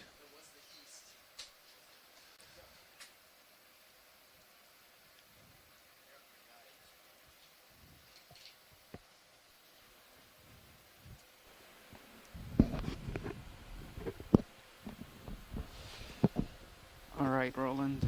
My mic is way down there. Hopefully, we don't have any problems with the mic today. Yeah, the level sounds good. Copy. Coming down. We just had a change of ROV crews in the front row, so they'll be introducing themselves in a bit. Actually, have we introduced ourselves? All right. Once they get organized. Do you want to do it? All right. Hello, everybody. Right now, sitting as pilot, my name is Fernando Aragon. To my right, we have co-pilot Jeffrey Lanning. To my left, we have navigator Chris Ritter. And then sitting in video, Roland O'Brien. And then sitting in the back as in the clipping chair, I'm Emily Narrow. All right, and we're here. We're representing the Global Foundation for Ocean Exploration. Back to you. Thank you very much. And so also in the control van, we've got our two biology leads as well as our Nancy Foster scholar who is logging all of our data. I am Diva Amon. I'm one of those biology leads, and I'm a research fellow at the Natural History Museum in London. And I'm just absolutely enthralled with this dive so far because we have seen such an incredible amount of chemosynthetic animals so far, and that tends to be what I work on, as well as I work on human impacts in our deep ocean. And this is Chuck Messing. I'm an invertebrate zoologist on the faculty of the Department of Marine and Environmental Sciences at Nova Southeastern University in Fort Lauderdale. And I specialize in crinoids, the sea lilies and feather stars, and deep sea coral habitats. And I can tell you that I have learned an awful lot on this dive today. And I am Alex Avila. I'm a PhD student in fisheries at Oregon State University. And I am here to help out with data logging and sample processing. And as Diva said, I am a Dr. Nancy Foster Scholar, which is part of the Office of National Marine Sanctuaries within NOAA. And I'm also an Oregon Sea Grant Fellow. I'm glad to be here. Yeah, so we are just wrapping up our expedition, the first expedition in 3 years of the Okeanos Explorer in the Gulf of Mexico. Previously, for the last 3 years, the Gulf of Mexico, the Okeanos Explorer has been exploring the Pacific Ocean monuments and various U.S. territories over there, and that was absolutely incredible. But now they've returned to the waters of their mainland, and next year they will continue doing this exploration both in the Gulf of Mexico as well as up the east coast of the U.S. And this is a burrowing anemone in the group Cereantharia. Differs from the true anemones. And Bob Carney ashore in the chat room mentions that at some areas the extent of the area covered with with abundant dead bivalve shells, the mussels and clams, can be several orders of magnitude larger than the area of the cold seep itself. Exactly how that happens, and what do we have there next to that anemone? A little amphipod, little maybe? Blue guy, could be an amphipod. My eyes are not quite good enough. That may be a scale worm as well. Or alternatively,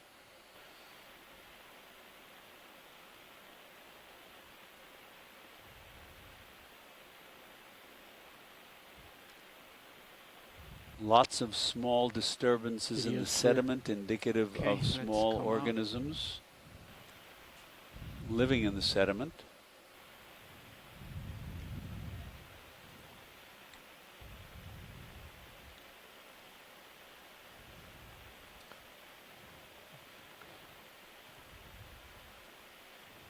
Tilt up the camera. I'm trying to figure out if yeah, there you go. I'm sinking a little bit. Okay, perfect.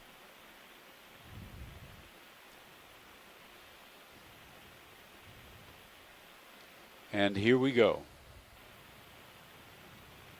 Partial zoom past the skids. Okay.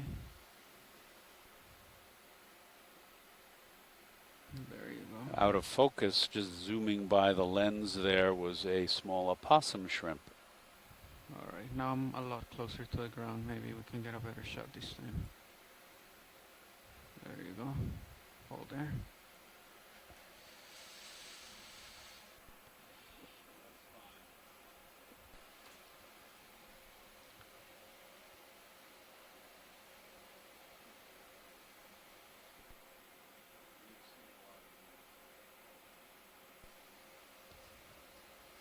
Okay, we can come out then. All right.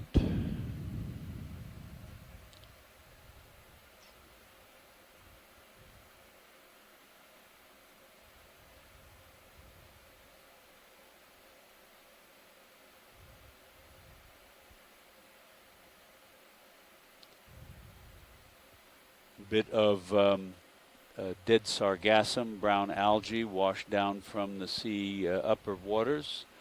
Looks like a small rat tail. And let's see what we've got coming into view at upper right here. There's a fish that's likely a rat tail, a macrurid, yes, and a sea cucumber, and some dead clams in a depression. And can we zoom in on that sea cucumber and the brown sausages next to it? Let's let go of the We've fish. seen that combination before. My initial reaction was that those brown sausages were fecal material, but they look far too large for fecal material. They may be a different species of sea cucumber. That's my guess, and if anyone ashore can weigh in.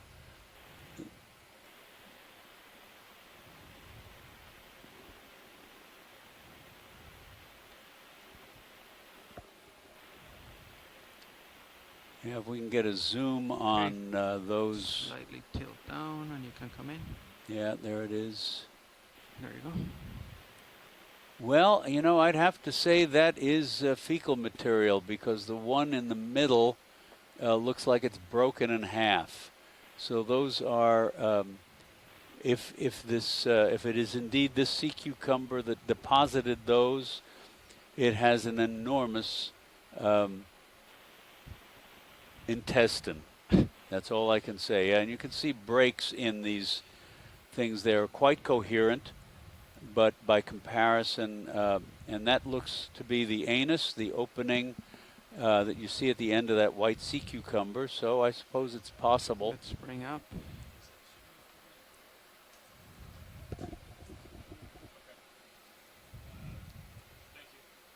Thank you very much. Okay, copy, thanks. All right, let's keep going.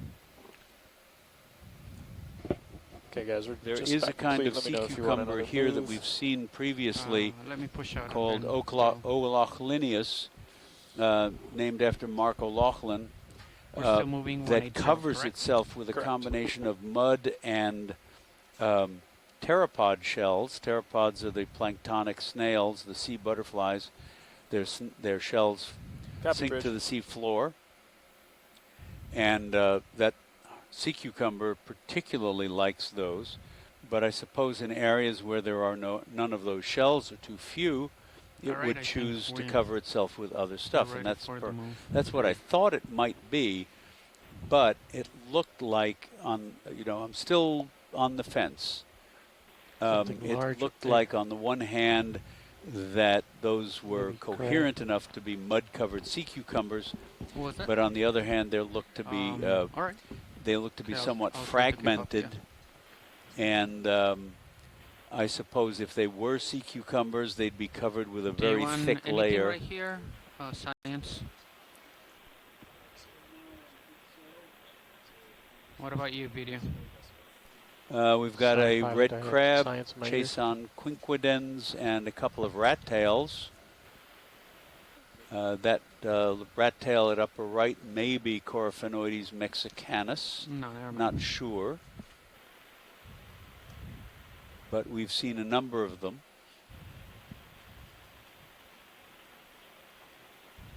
No trails here, no indication particularly of organisms that crawl over the bottom and ingest the flocculent organic material that collects from the seas, from the upper waters, as we've seen on other dives. Copy, Bridge.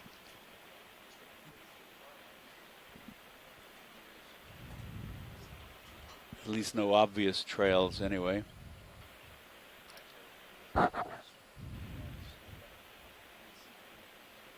Interaction. And the fine particles that you see drifting up and across in front of the camera here on your screens is largely particles that are swirled around by the ROV's thrusters and its bow wave.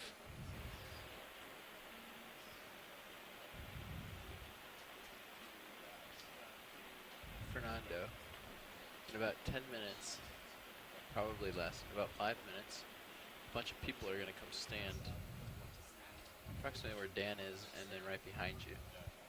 Are they coming back here, video, or are they doing it from the back row?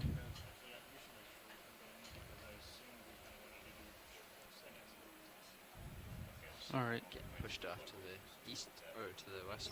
No. Yeah, towards my right. Towards the starboard, towards the west. Yeah, I don't Can even we know have where you a are. snap zoom on that Yeah, fish, yeah. please? Right here. Oh, guess. To Nope, the we're west. backing up here, and that's all sediment that's been kicking off the ROV.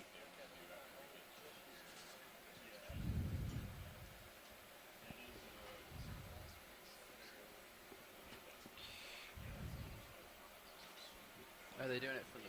Roland, did you figure out if they're doing it from the back row or from our row?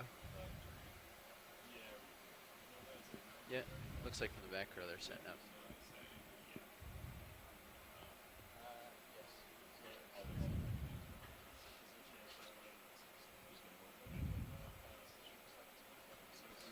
Okay, sounds good.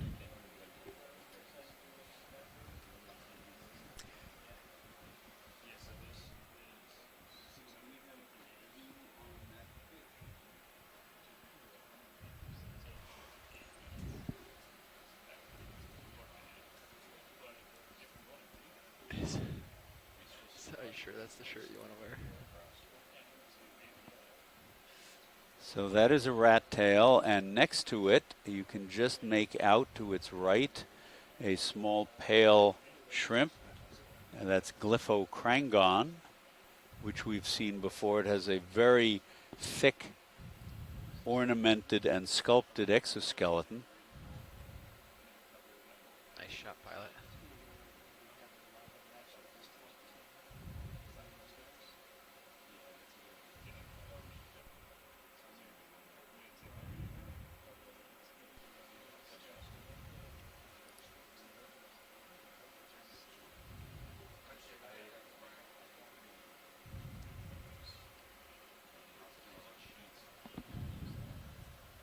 Ooh, what's that? Little tube, something thinking. Or no, that's a shrimp. Yeah, I think it's a shrimp. It's a weird shrimp, though.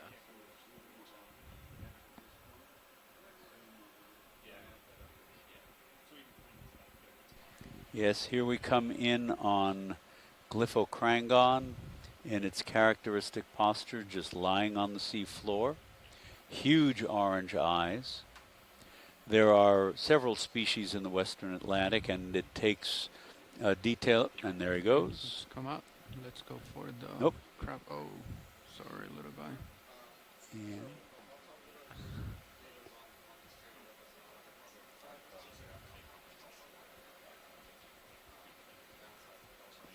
Okay, come in right here. And here, Hold it right there, please. it looks like we have a little hermit crab. All right. There you go. You can come in a little bit more.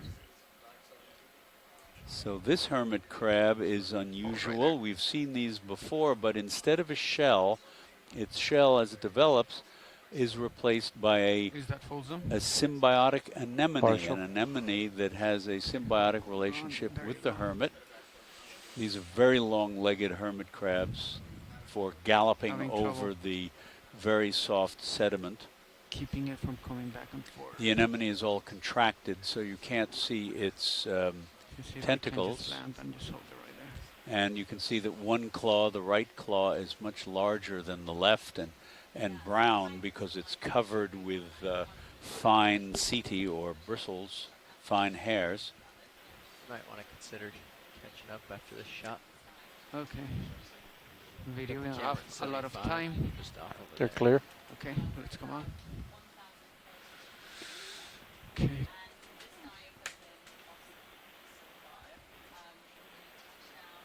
We've seen quite a number of hermit crab species, or more broadly, the group that hermit crabs belong to is the Anomura, which includes the squat lobsters, the king crabs, the mole crabs, the porcelain crabs, all distinguished by usually a modified hind end of one sort or another, abdomen, and particularly one or two of their hindmost pairs of thoracic legs, normally walking legs, are reduced. For example, in hermit crabs, they have two pairs of walking legs, and then the posterior two pair are smaller, and the tips are covered with flat scale-like spines that form pads that the hermits use to press out against the shell that they live in. The Galatheids have three pairs of walking legs, and the last pair are small and tucked up under the carapace. Yes. And that's similar to the king crabs, which also have three walking legs and a reduced pair of hind legs. And now we have gone far enough from our cold seep that we don't see any shallow, any dead bivalves. We're still seeing a few crabs. Yeah, but like I won't be able to do a lot of zooms really. But we could be at seep target 2. So that looks like another deep sea red crab. We can move on from that. We've seen quite a number of them. Yes. It's in some kind of excavation, whether it's an excavation of its own or somebody else's, it's not sure. So it would save us the scientific name of that is Chason quinquidens. The genus name Chason, Chaceon, is named for Fenner Chase, who was a major crustacean researcher at the Smithsonian Institution for many years. All right. And yeah. Watch lead, this is now. I think they're doing a live event, so I don't know who's... Are they both doing it? I think so. Oh, I think Chuck's with us. Okay.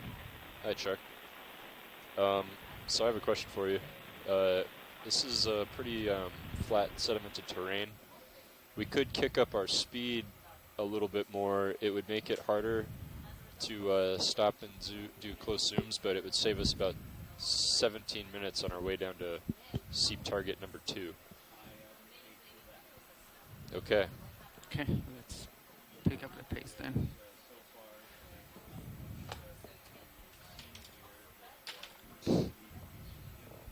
Okay. Chris took my pen. There's a bunch over there. So we are going to accelerate our velocity over the sea floor in keep your camera tilted on up, our objects in the distance way to, and that looks like a bit of anthropogenic or plant debris, one of the two. Looks like a pipe. No pin, just this broken one. Oh. Yeah, the rest Maybe a of it core is tube. somewhere We've seen around a couple of core tubes I don't know where lost. There's an eel, possibly a netastomid, but we're going to accelerate our velocity over the seafloor here. Just wondering how much distance we have left in that last move.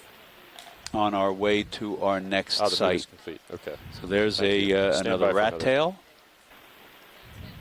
And the bioturbation here is still rather low and obsolete looking. It doesn't look like there's a lot that is active here, but it's difficult to tell. Meters.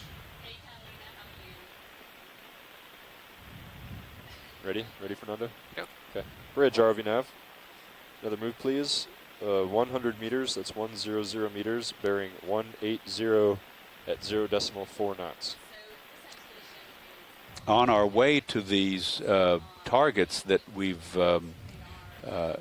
that's correct. Selected during the mapping last night, the ROV has, of course, is tethered to Sirius, which is above it, and in camera 2 you can see that, so that when the ROV reaches its maximum leash length, if you want to call it that, the Sirius, which hangs vertically from the ship, means that Sirius has to move, and that means the ship has to move.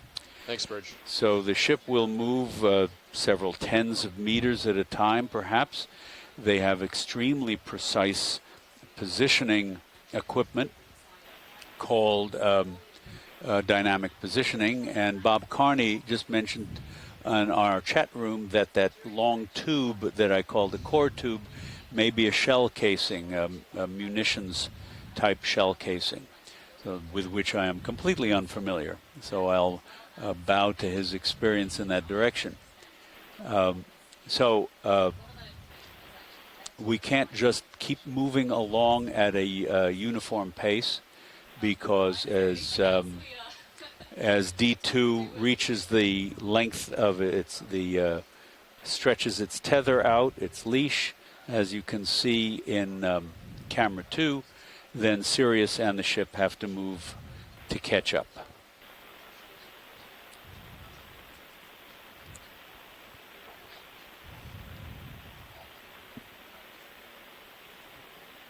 Two minutes ago. Large scour there to the left. Pass over.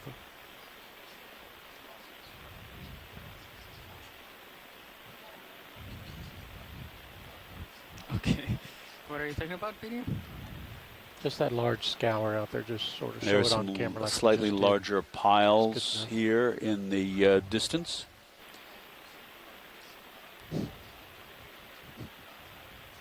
This right here? No, that's why I said just show it visually like you just did on the camera. That's plenty sufficient. No, that's not much different. We can continue on.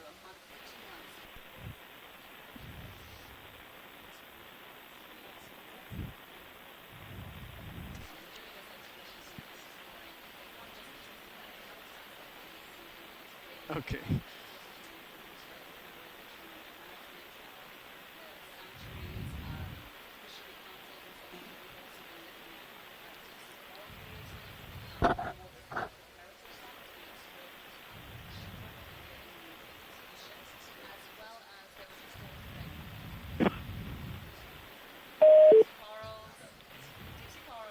All right. If we didn't have that much of a current, I think it'd be easier. But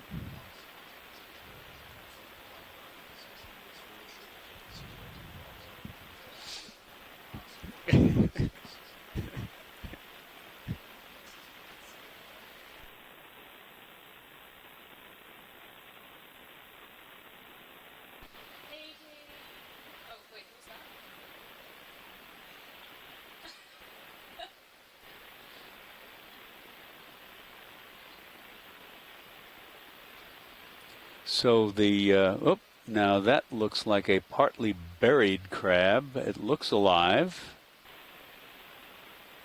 Yep, it is alive, just partly buried. Another rat tail.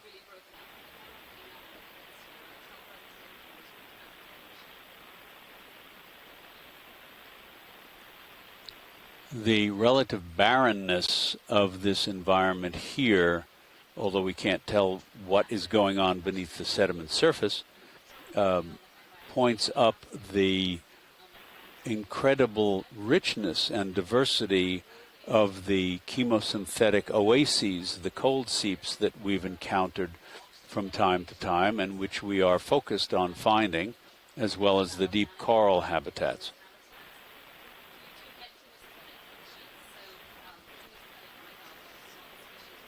Yes.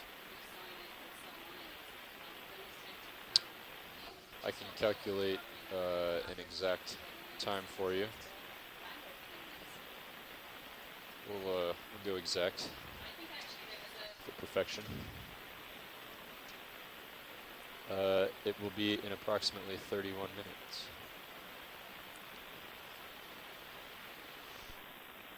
Versus, or 46, 47. Yeah.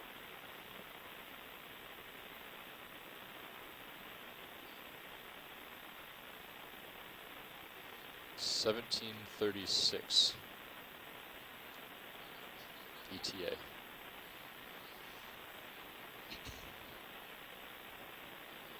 Yes, that would be seep target number 2. And then we can explore that area, and then the next seep target south of that is only 180 meters away, which we can do pretty quickly.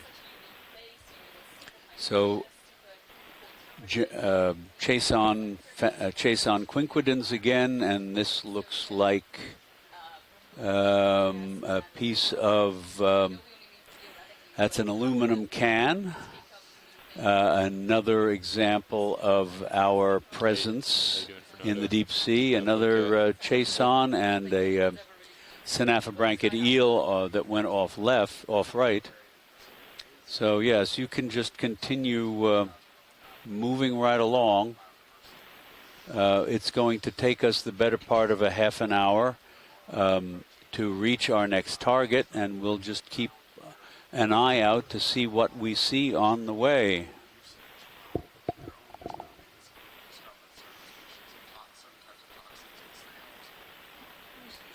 Bob Carney informs us in the chat room that there are disused munitions and chemical waste disposal areas in our general vicinity, and frequently dumping was not that accurate.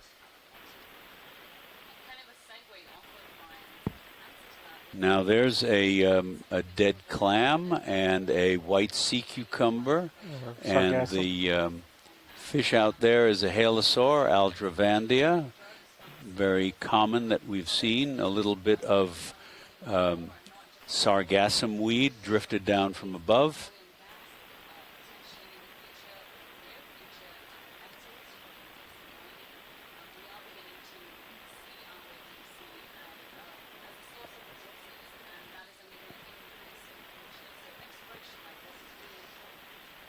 And looks like a bit more junk on the bottom next to that sea cucumber, but I can't quite tell.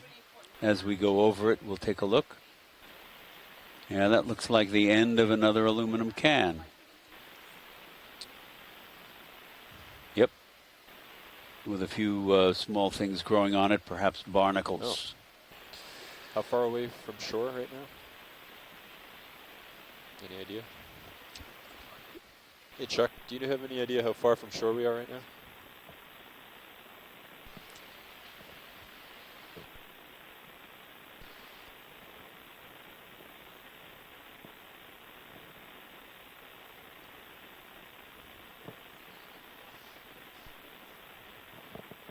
Bridge, RV Nav. Yeah, we don't have too much left in that move, do we? 8 meters. Yeah, we should keep it moving. So we'll go ahead and do another 100 meters at 180 at 0.4 knots.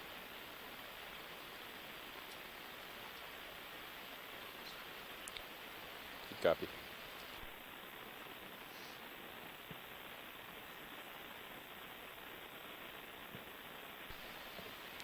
Okay, check, no problem.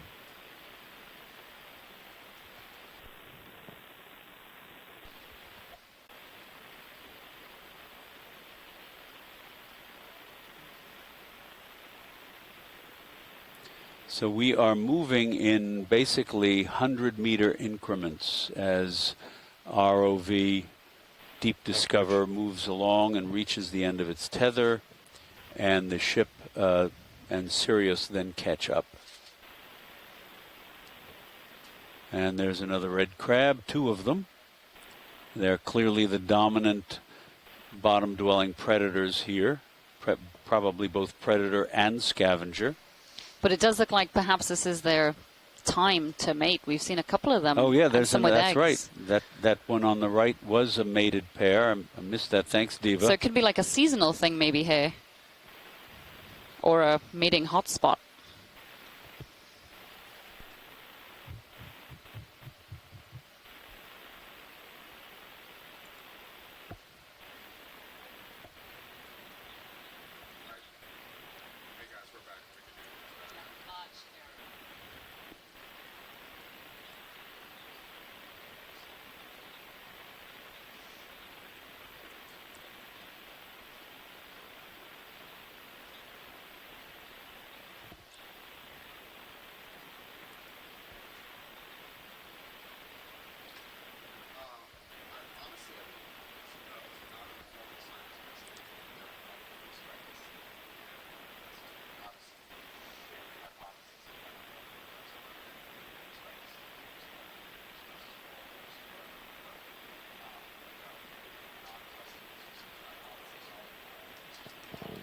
And here we have a bright red nematocarcinid shrimp, which we've seen quite commonly on the seafloor on previous dives, and a synaphobranchid eel.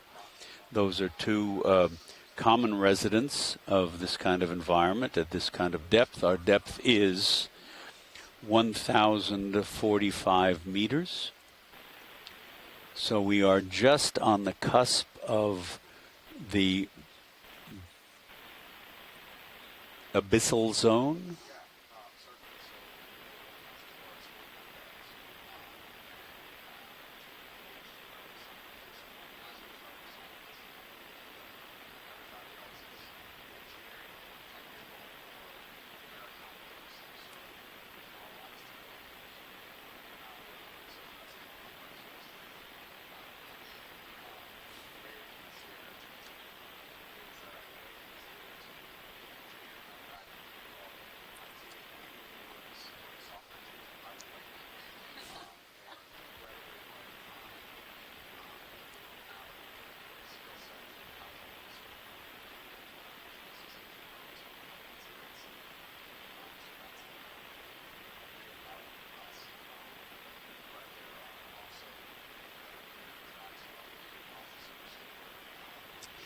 And another interesting thing about these red crabs, and that looks like another mated pair there,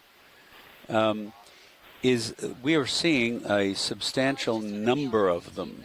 And they may be the ones, of course we saw them more concentrated at the cold seeps. So it's quite possible, we know that they'll feed on the mussels and clams and things like that. So it's quite possible that they are responsible for carrying their prey away from the cold seeps, and that may contribute to the broad distribution of dead shells out beyond the confines of the cold seeps. Bob Carney tells us that the nearest land is East Pass of the Mississippi River, which is about 90 kilometers distant to the north.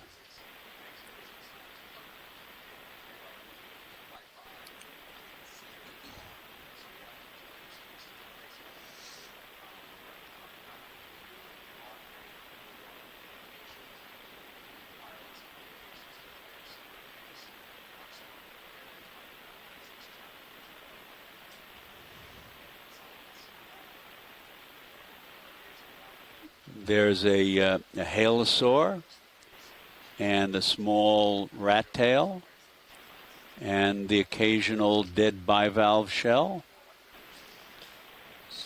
Jeff, yesterday during the midwater portion, we noticed that there was like a 10-degree difference between the headings on Sirius and D2. Is that, you're still seeing that today? Or this was still at like 500 meters.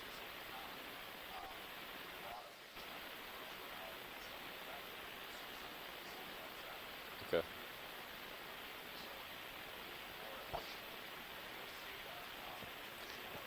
Now you can see a bit more in the way of excavation activity here. There's a large burrow and another one here, not as deep, but this looks more like trenching, digging burrows, possibly by the red crabs.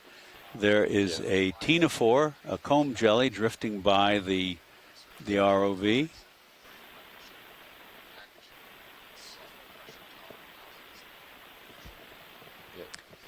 And not sure, that looks like a synaphobranchid eel. Okay. And dead clam and a halosaur. Yeah. So we're getting a few more fishes here, a slight increase in abundance. It may just be patchiness. Red crab and rat tail and Glyphocrangon shrimp. But we'll keep heading on our heading, which is almost due south to our next target. 45 degrees. We were facing the current. I was lined up in the center of the screen, and it looks like the headings matched. But and that D2's looks like was plant 10 degrees detritus there. Further clockwise. Something's coming at you. Sirius was reading at that in time. the water column. Detritus. Bit of marine snow there, perhaps a discarded Larvacean house. If we see any of those, I'll tell you about them, although we've chatted about them previously on this expedition. But they're fascinating organisms.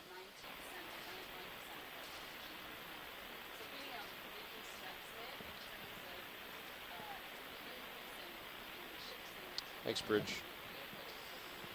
Let's see.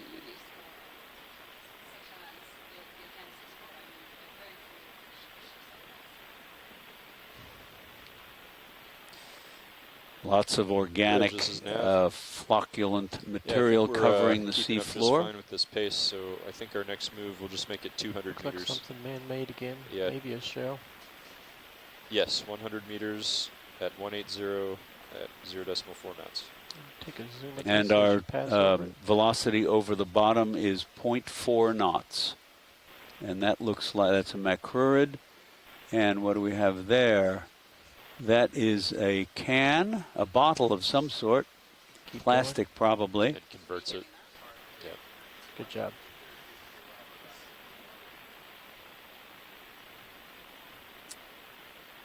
And another halosaur. Good copy, Bridge. Thanks. Yeah.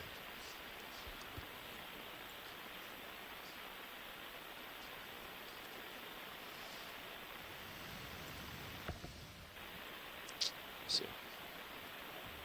Okay. You see their peculiar posture of holding much of the entire body very straight and only undulating with the tail.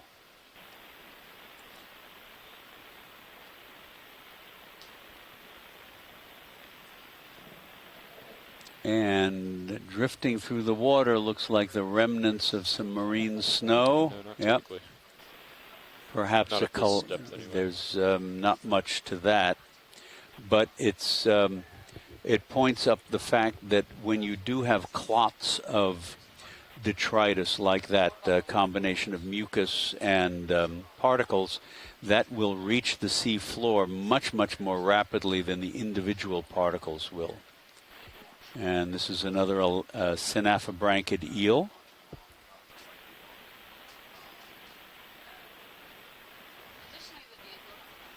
There's actually those halosaurs have a fossil record dating to the Cretaceous period.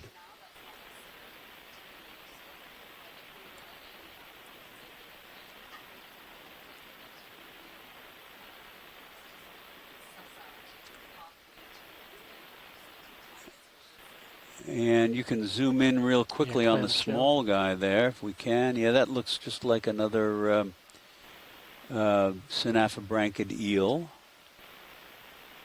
Thank you. Well, I don't know. That may be a little different. It's got a bit of a caudal fin. I'm not sure what family that belongs to. Maybe one of our folks ashore can tell us.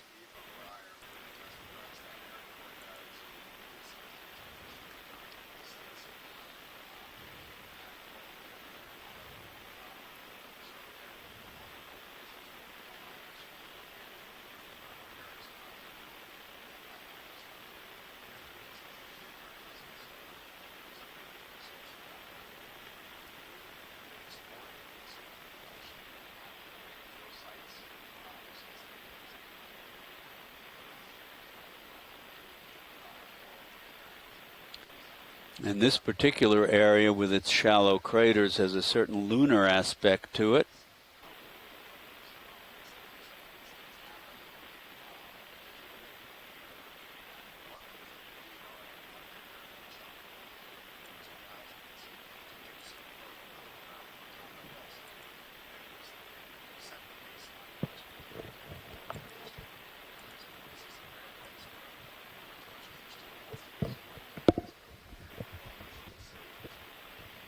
And two macrurids, two rat tails.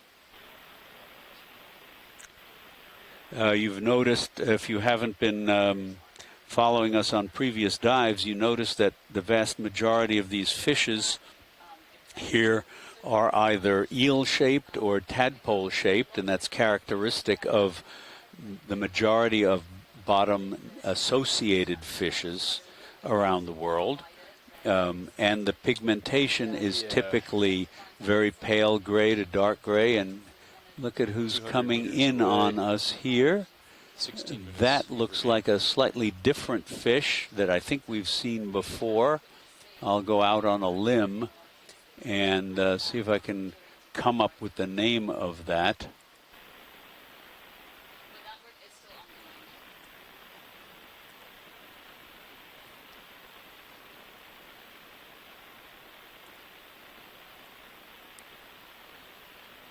There's another Glyphocrangon on the bottom and a halosaur. Yeah, I think that fish that was heading towards the ROV was Monomytopus. It's a live-bearing cusk eel. And then another sea cucumber. And now we're beginning, for the first time since leaving our last target, we're beginning to get small bacterial mats, those white patches on the sediment that are indicative of more hydrocarbon concentration in the sea floor below. And we expect that will become more commonplace as we approach our target. And now we're coming up on some slight variation in the seafloor topography, a slight rise.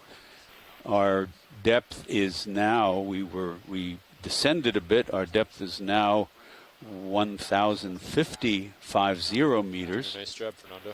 And again, rat tails and halosaurs and Glyphocrangon, shrimps.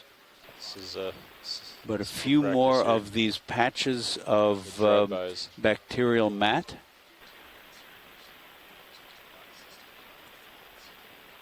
Looks like the water's getting more cloudy to me. Yeah. Pilot and nav suggest that there's a bit more particulate matter in the water than we had before.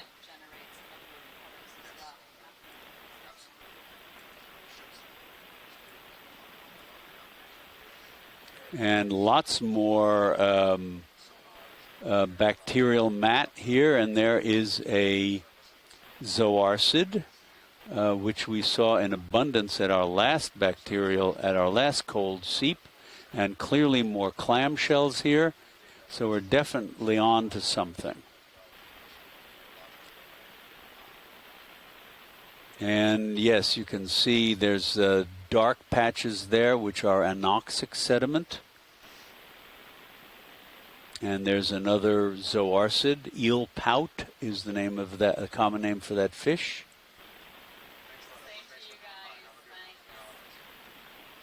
And more anoxic sediment and bacterial mat. And here, the sea floor takes on a different texture.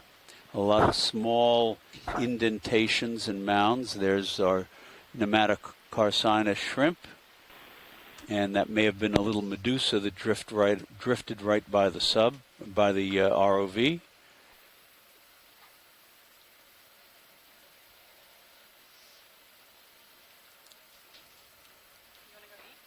Oh.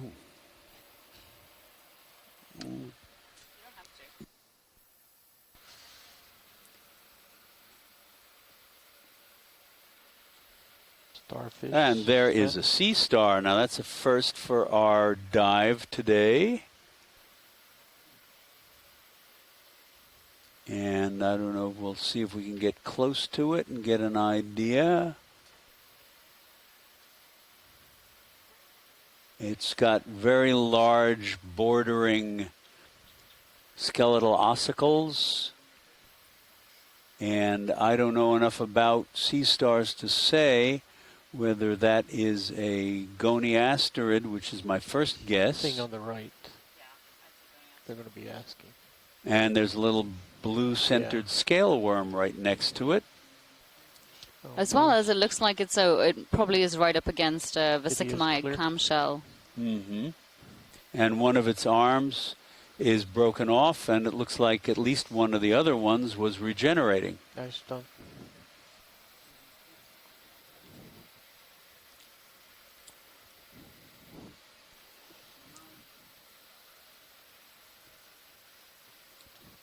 Hey Nav, how far away are we from our expected seep target 2? Just maybe about 150 meters. We stepped up our speed to 0.4 knots, so we're really booking it across the seafloor right now. But Okay, we should great. be there within 15 minutes. Sounds good. Thank you. I suspect we will see a little bit more activity in this area, so I may ask you guys to slow down pretty soon. And another sea star. I don't know if you can zoom in on that. That may be the same thing. And it does indeed look like the same species. Not sure what that is. We'd need Chris Ma to tell us probably. Thank you, video. And sea cucumber again. That, not sure which one that was. We have a couple that are white and relatively smooth.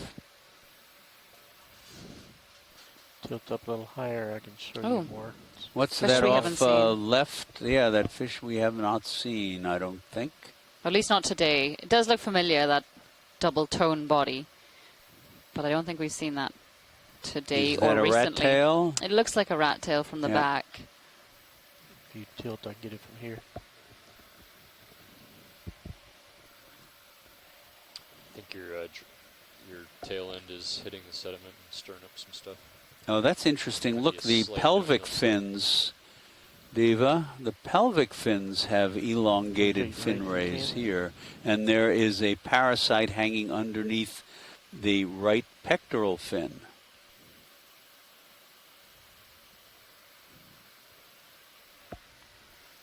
Yeah, hopefully one of our ichthyologists that's been following along will take a look at the video later on and let us know what some of these fish are. Yeah, that one I don't recognize. But that should be pretty easy to identify. I mean, that doesn't look like any of the rat tails we usually see. It's got that little chin barbel. That's neat. Let's see.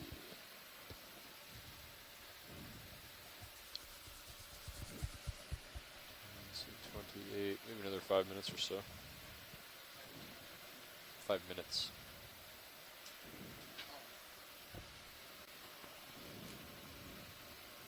Yeah.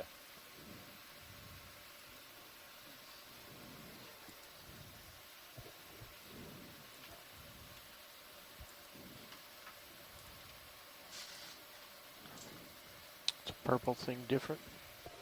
Oh, never mind. Whoa. Just a cave. Just a cave. Somebody in a Quick burrow. snap zoom. Yeah, that looks like a Ophidiid maybe. That's okay.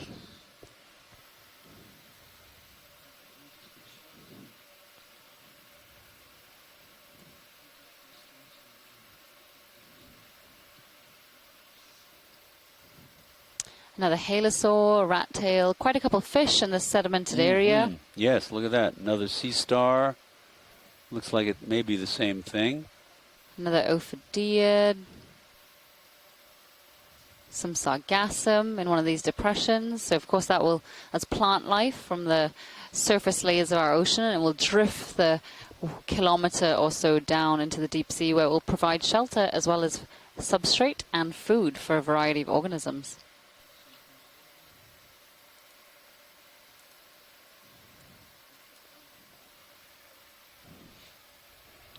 The Synaphabranchids, halosaurs, and rat tails have been by far the most abundant fishes we've seen on this area between the seeps.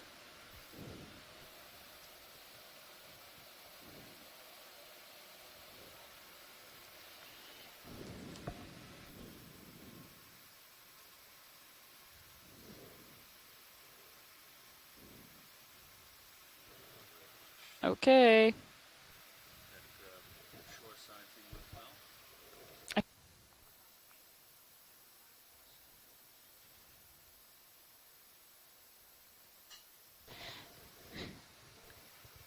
Can we...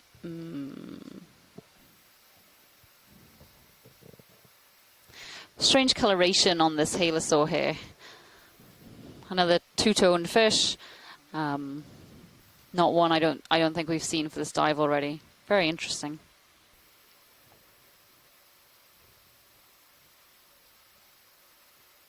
It's great imagery. Hopefully we'll be able to ID these later on. Thank you, pilot.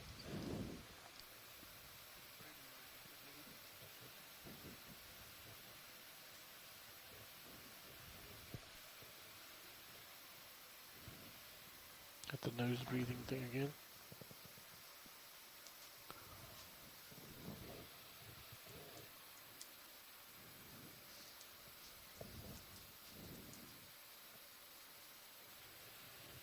Video swapping out.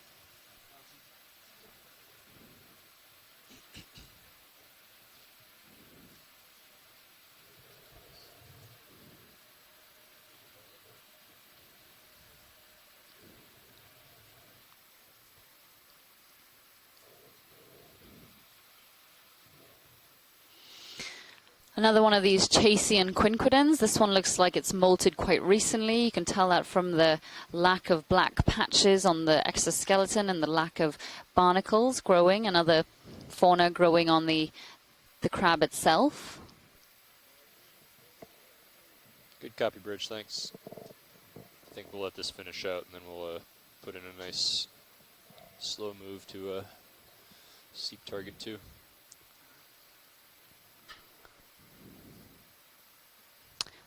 That looks like a Hydrolagus Chimera. So we've seen a couple of these, though not this one yet, this species yet. This one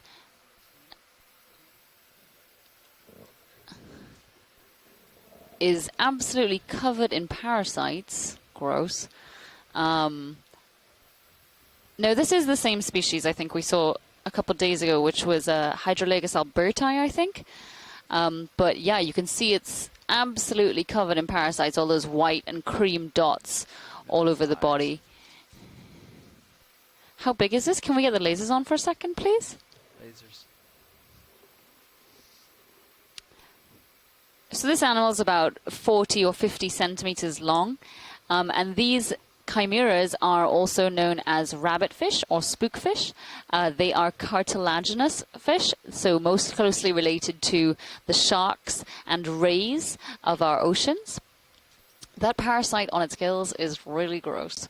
And I just keep getting distracted by that. They do have a spine on the front of their dorsal fin. We don't need to zoom on that. No. So that's actually really good imagery. You can see where the parasite is attached to this animal's tissue, and basically it attaches and taps in to the chimera's blood supply and is able to drink its blood and will spend a lot of its life or most of its life there. You can also see a couple on the fin running along the top of the body. As well as it has a couple scrapes, maybe some run-ins with some other kind of organism. But that one on its left, close to its left gill chamber, is very large and distracting. This one looks like a female. It's lacking the claspers that many elasmobranchs have, male elasmobranchs have. But that fish doesn't look extremely healthy. So those parasites will, of course, be negatively impacting that animal, taking away its blood and basically resulting in a diversion of energy from things like reproduction or growth to replenishing what those parasites are taking. The move is complete. We'll let this settle out for a couple minutes, and then we'll get another one in. Should be close to a seep target too. Parasites in the deep ocean are surprisingly common, especially on fish. They can be isopods or copepods or amphipods. Well, you're going to have a couple minutes of swing toward 180, but the general bearing toward the seep target is 220. But if you want to see more imagery of that chimera, one with less parasites, so more adorable, there is an entire highlight video made about that from a couple of days ago, which you can find on the website.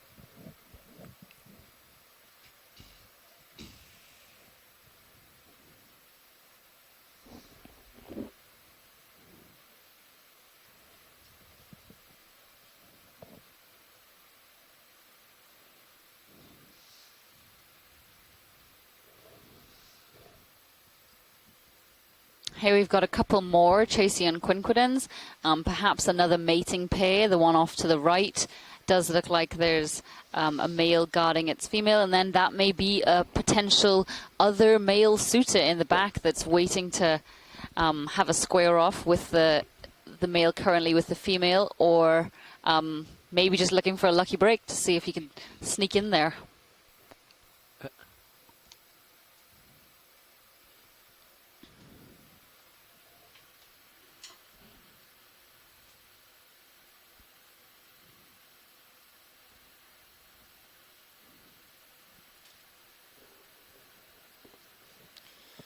Okay.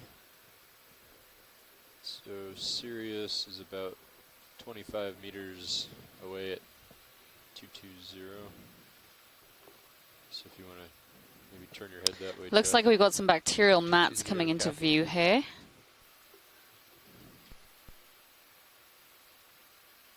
And you can do your mow the lawn zigzag search pattern, Fernando. Oh yeah. So this is obviously an area that's more active than others. We can see the reduced sediment, those blackened patches where they would be very rich in these organically enhanced fluids, so the chemical-rich fluids. It looks like there's another chimera coming into view, as well as two other types of fish. One is potentially a macrourid, as well as maybe an ophidiid. Ooh, 4 different types of fish within view right now. You can see it sort of down towards the south. So Chris Ma isn't able to, he just tried to call in, but no one was able to hear him. That's weird. We couldn't hear you, Chris.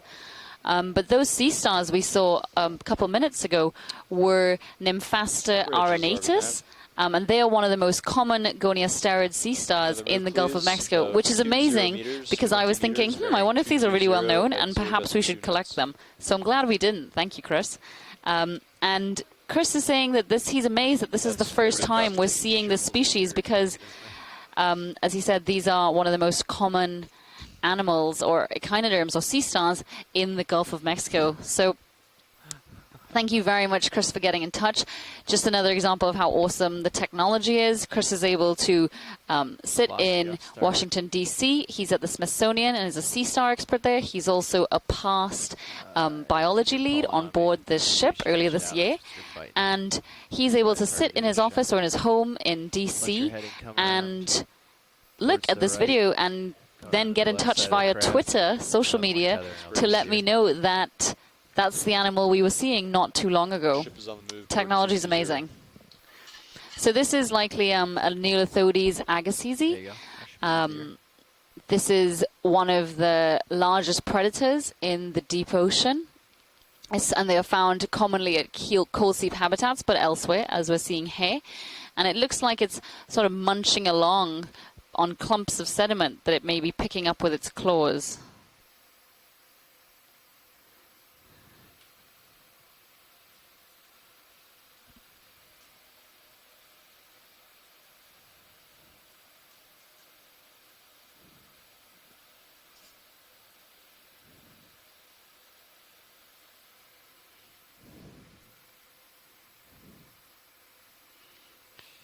Amazing imagery.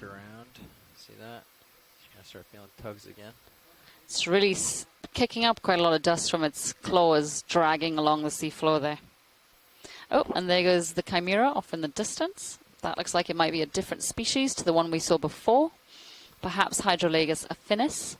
And that one seemed to have less parasites than the one we spotted just a couple seconds ago. This Chasian quincunans, red crab, a commercially targeted species, looks like it's ready to take on D2, as well as there's a Nematocarcinus shrimp just in that dust cloud sitting on the seafloor. That's darker. Some dots, could be this way. Right there, boom, that heading. I'll push out there. A little bit to the port. There, let's see the white-ish coloring. Is that's just matte? Okay, let's make sure it's not hard bottom.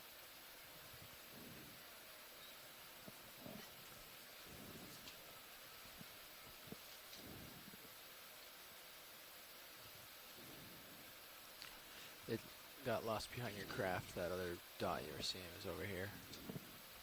When you turn back to the starboard, you'll see it. Boom. Yeah, roughly.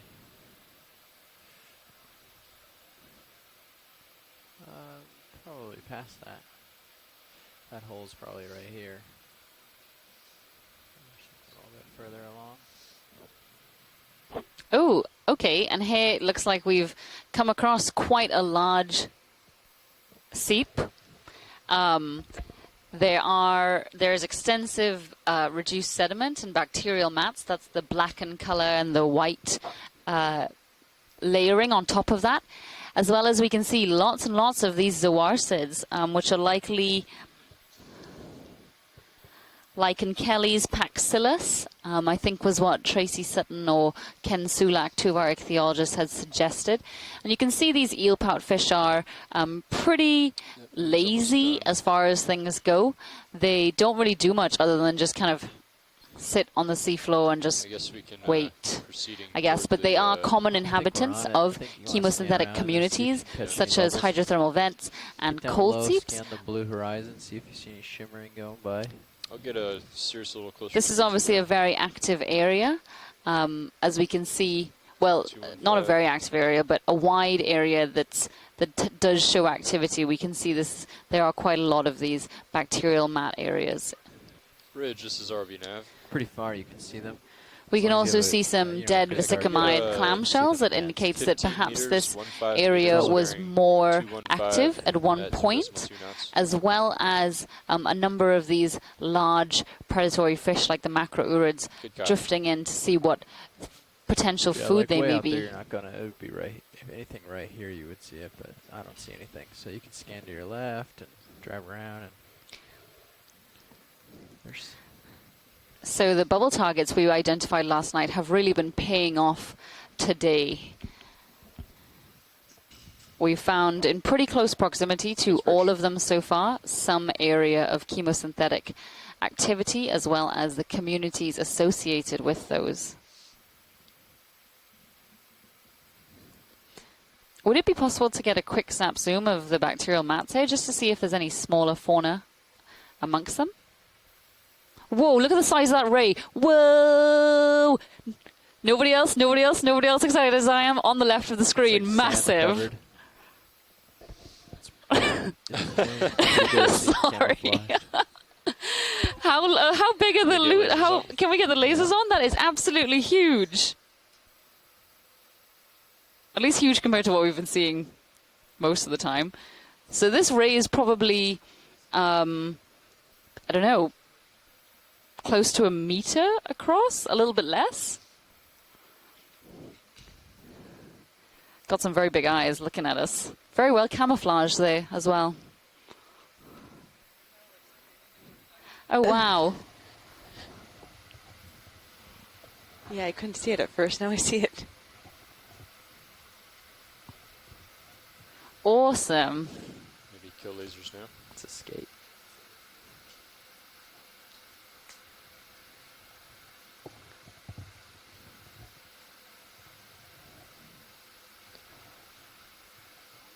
Oh, look at his eye. Ooh.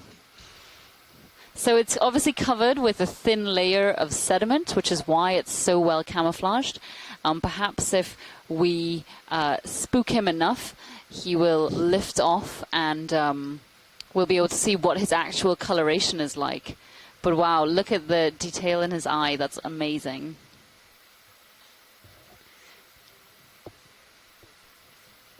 You can also see it's got a couple parasitic animals living on the front of its mouth area, those red projections, little parasites.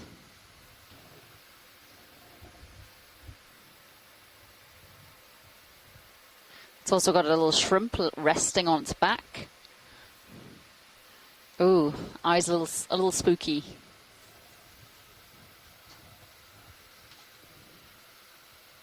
Oh, wow, you can see it dilate. Oh, yeah. That's so cool.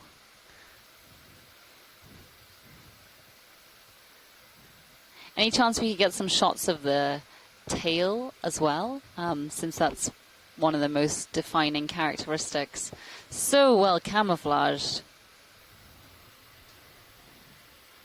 So yeah, you can see it's got a number of spines along that tail.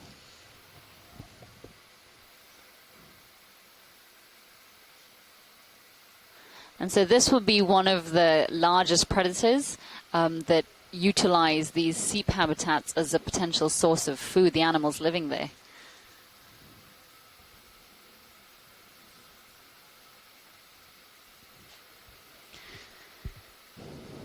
Good copy, Bridge, thanks. It's really taking us in, wondering what we are. I am wondering what this is, and I wish we had some ichthyologists joining us today because this is pretty cool. Ah. So Bob Knott, one of our video engineers, is suggesting that perhaps this is just a larger specimen of some of the ones which we saw yesterday.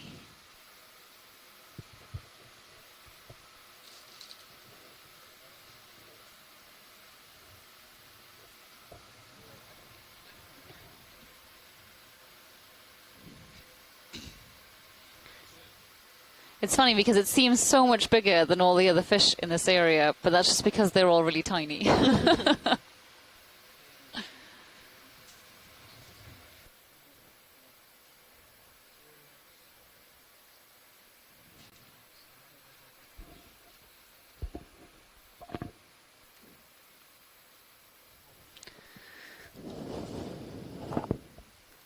So surprisingly, it doesn't look like there's much going on here. In other seep areas where we've zoomed in, there have been smaller invertebrates in and amongst the bacterial mats. Ooh, here you can see, so that little worm, that just took off, is likely a dorvalaid worm, and so those potentially could be from the genus Ophiutrocha, and they are. Yes, we are. Thank you, Pilot. They are bacterial mat grazers, so they are found mostly associated with these bacterial mats in organically enriched areas, and those can be at everything from cold seeps and hydrothermal vents, whale falls, wood falls, but also, for instance, below fish farms in Sweden in much shallower water. They just like to live where these bacterial mats are found, and of course that does have a lot to do with organic enrichment.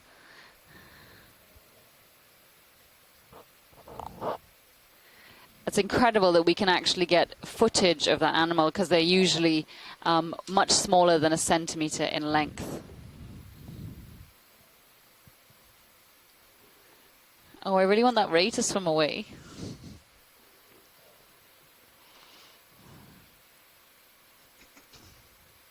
That was pretty cool.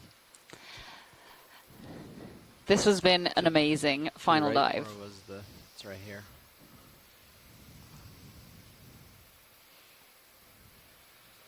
I'm not sure that it is anything. But there you go, you got it back, see? Might just be a depression or something, but it's well within reach now.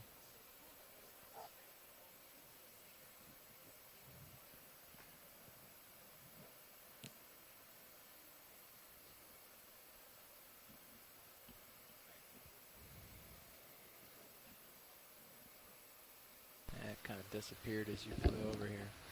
Okay, so we've had a little bit of a issue with our teleconference line.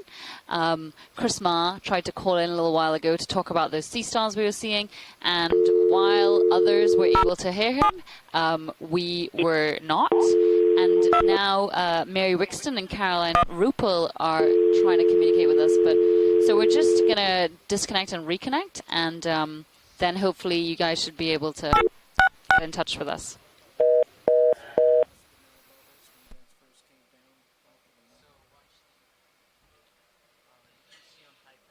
Where are you coming from? Dry lab?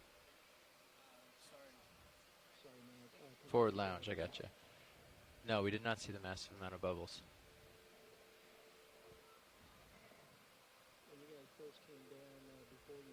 Are you going to tell us where the massive amount of bubbles were, or? Are you there?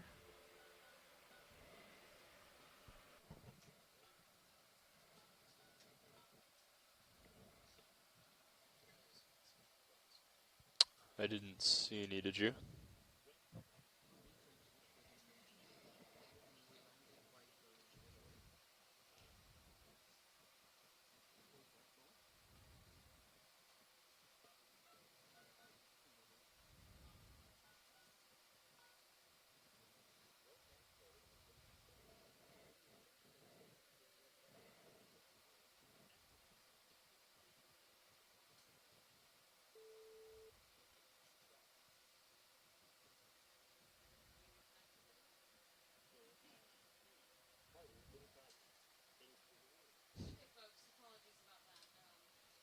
Now be able to talk to us, and we should be able to hear you, scientists ashore. We didn't realize there was a problem. Thank you for pointing that out. Okay, I can hear you fine now, and I don't know if Mary's still on the line or not. Yes, I can hear you, Carolyn, loud and clear. Thank you. You sure?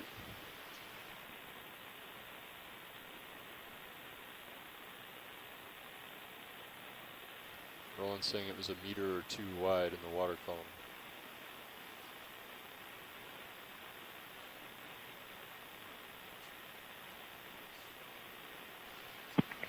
Can you hear me?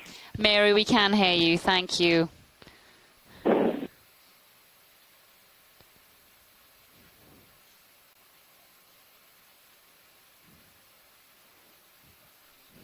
Mary, I heard you have something to say about the ray. Do you know what that may have been, or skate? Also about the ratfish. What you're looking at are parasitic copepods, only what sticks out of the fish is just the eggs of the female, usually. It's a great big egg sac, and the rest of the animal has degenerated into just a fucking blob. They're horrible little things. So that was on the ray, right, Mary?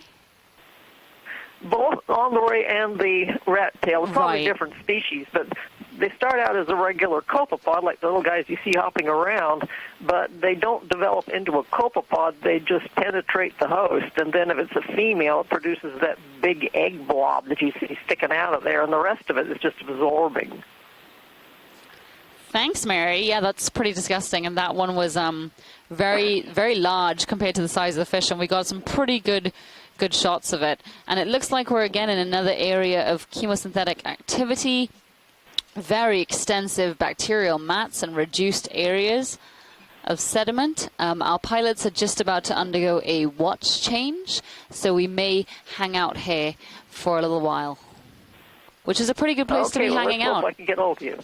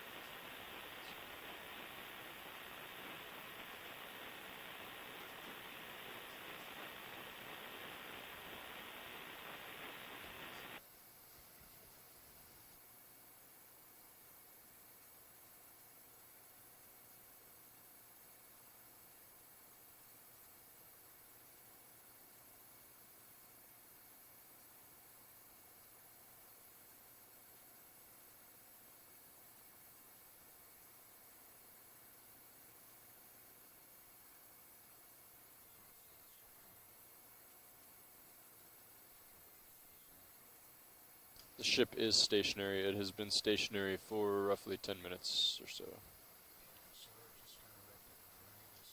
Yeah, we're right over. No, we just got here and we've been searching around for bubbles. Yeah, we've pushed out ahead at down to the southwest, but then we came back to try to find the bubbles that Roland had spotted. But we've seen this bacterial mat. I think from here I'd recommend, you can search around back here, see if we can find what Roland was looking for, and then push back toward the southwest, toward this blue dot on HIPAC, which is where the multi-beam picked up the seep last night. And this, we were seeing a little bit of offset earlier from the seeps, and that's where this 30-meter offset came from, but you might just work your way down here.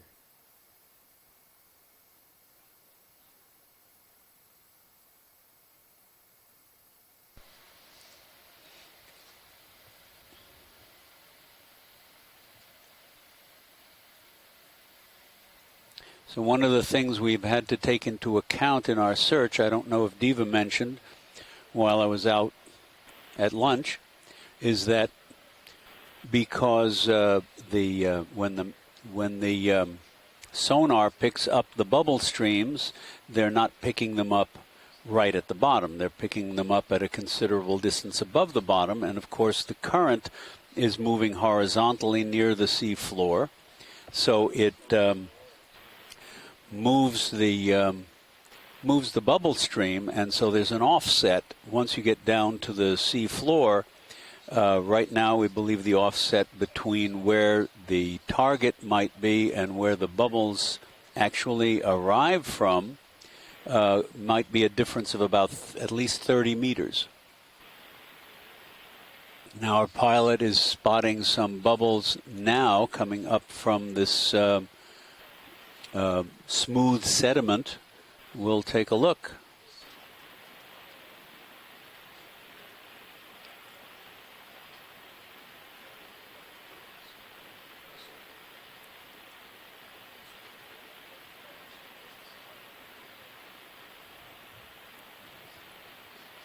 Yep, there's some bubbles coming up. Just burping out of the sea floor. But we don't have any of the obvious methane hydrate that we had at the other spot. I saw a couple of small anemones or zoanthids along the margin of that gray anoxic sediment.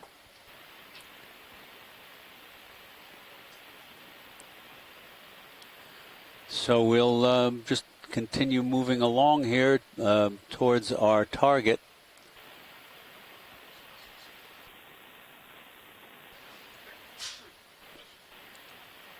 Large red crab and likely sea cucumber in the distance. We've seen those. And our depth here is 1,048 meters. It slopes up a bit in front of us.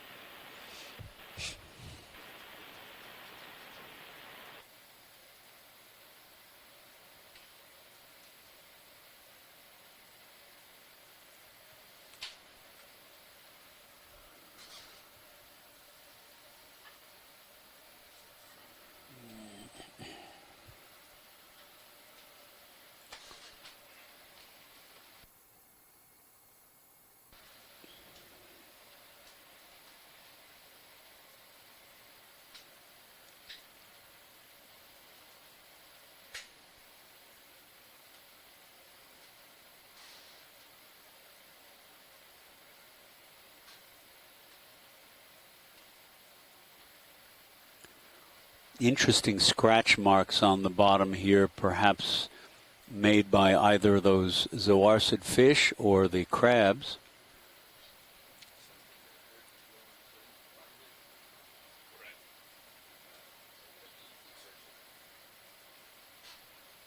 The report was that he was unable to relocate it in the footage, so I think we can turn around and face back north, or sorry, face back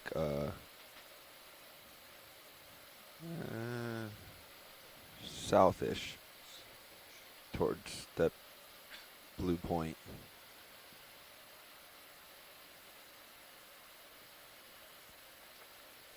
Bearing 212.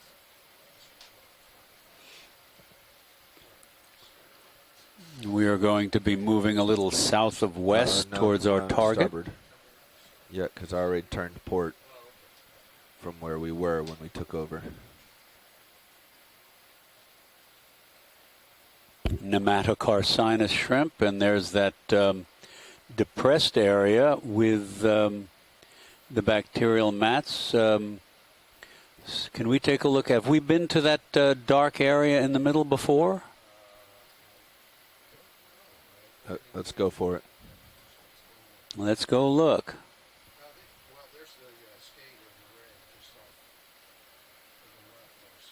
Oh, okay. All right. But feel free to oh, just yes. do a Boy, that's pass over this huge. stuff. Okay. Maybe that column still exists. Sure. Just that looks like our footprint, actually. Oh, yes. Okay. That's a skid of the ROV. Thank you.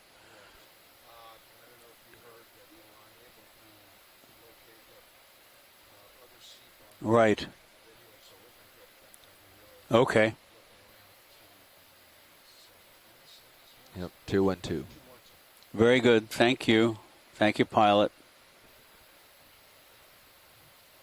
Yeah, you can see a number of the ROV's skid marks here. It's been here, and I was at lunch when that was going on.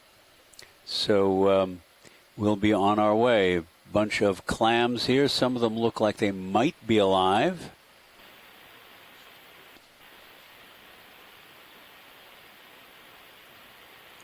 They are certainly, that one upright looks in life position. All right, I'm at 212. Below, not so much that one, but yeah. It's closed, so we can't really tell, but that appears to be the life position, largely buried, and of course it's covered with sediment in part.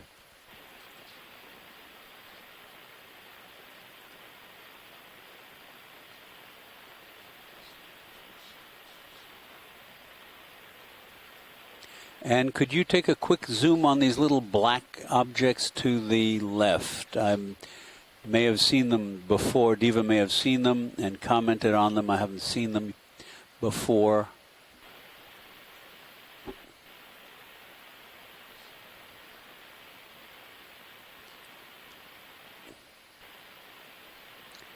They're a little bit to the right. There's a small snail, and they look like slits. Little slits in the bottom. I'm not sure what would be making those. Perhaps they are the openings to buried clam burrows. But that's a guess on my part. I hadn't noticed those before.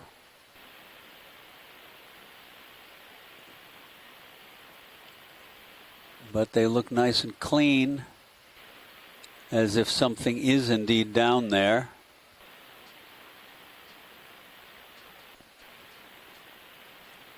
Thank you. Hopefully we'll get some comment on that.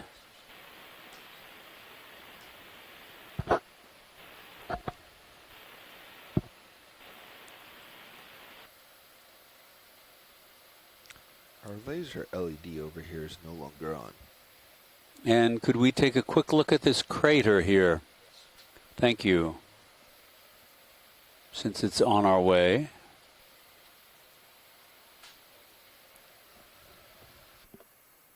I wonder if that means the LED finally gave up, because you didn't change the software at all.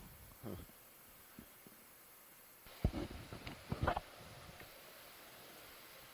No, that just looks like a piece of sargassum. Yep. Yep. Yep. Doesn't look like there's much other activity there. Okay, thank you. Want to make sure. There's another eel pout fish on the left. We've seen plenty of those. Of course, they seem to be concentrated around these seep communities, weak or strong. Bob Carney suggests that the slits might be left by the walking of the large spider crabs or the red crabs, one of the two.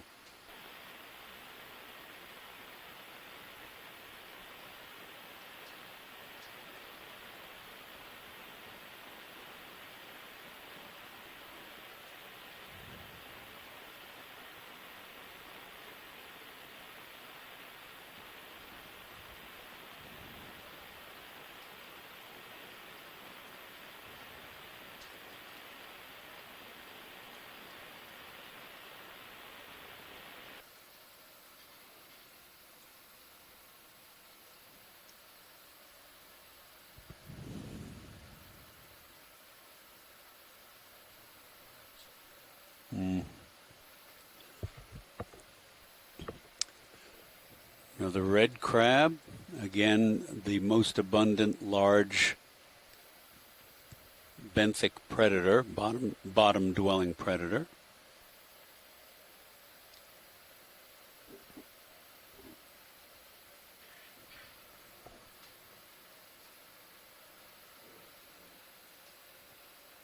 And this one does not have a mate.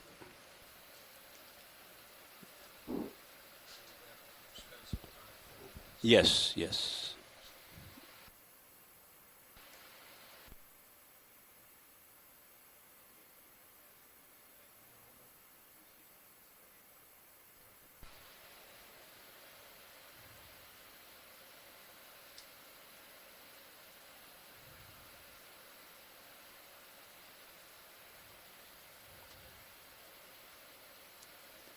He's got that posture with one claw tucked and the other one out as he scurries away. Don't try to grab me, I'll grab you first. Sorry, I was just watching what you were doing, and you were selecting the CTD vessel. Many of the crustaceans that we've seen on these sediment bottoms have very long legs. Appears to be an adaptation for dancing over the sediment. This is a synaphobranchid eel, one of the most common species or groups of fishes that we've seen on the bottom here. And there goes our crab. Looks like it walking on stilts. Thank you.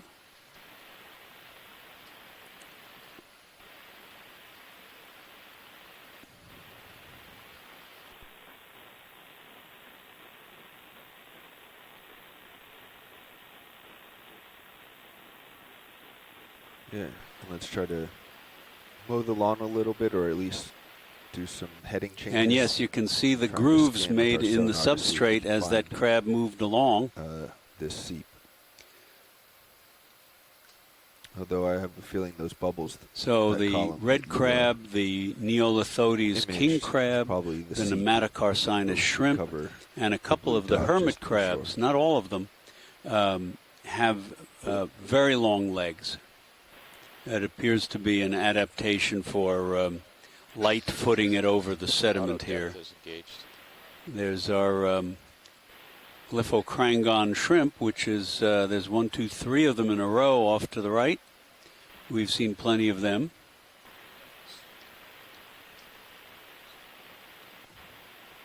And could we get a quick zoom on this little fellow in the middle? I think it's a hermit crab.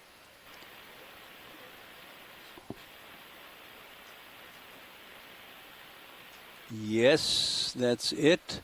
We've seen this hermit crab, and it's one of the ones that has its shell replaced by a sea anemone, which is contracted now, so it just looks like a bulb. Thank you.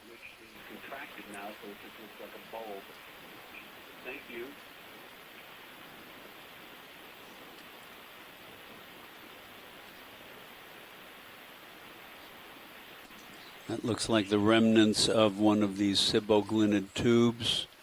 Doesn't look like anybody's home, really. Possibly. Yeah, you can see that hermit crab walking almost like a spider on 4 legs. Yeah, there does look like there's someone home. You can see that very thin, dark reddish filament within the tube. That's a siboglinum. One of the, it is a chemosynthetic worm in the family Siboglinidae, which was... if you could get a shot of that hermit crab from the rear, it might be able to identify the anemone.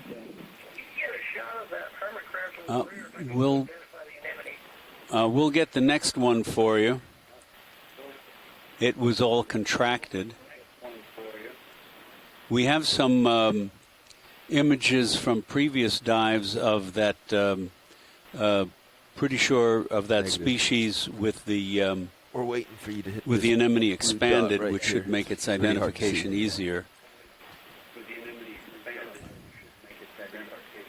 And then we'll be But some of them have solitary zoanthid on their rear instead of an anemone. Right, we saw that too. Nothing on sonar. Yep.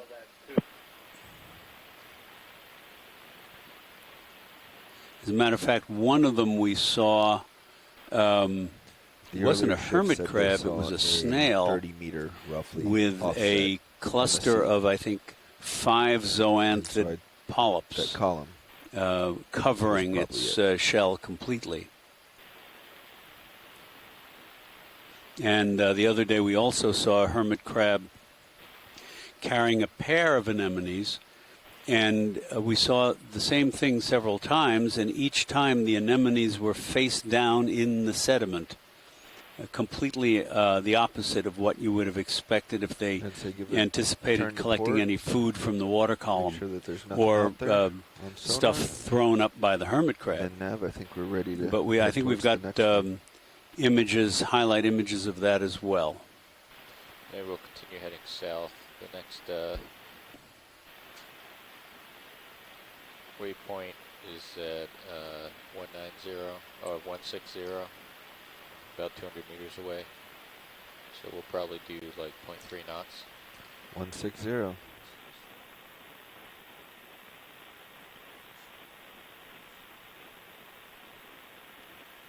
It's going to be tight, but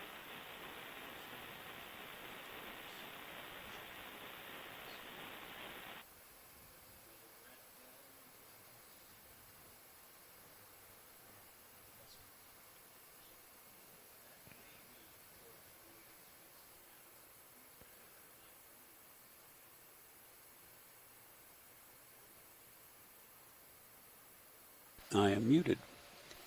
That may be Coryphaenoides mexicanus. It appears to have a black ring around its eye, although not as distinctive as we've seen earlier.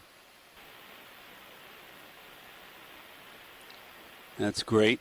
Thank you. yeah, you should, when you get a chance, Don, go ahead and fix your radio controls. You're latched on science, but not EXRV.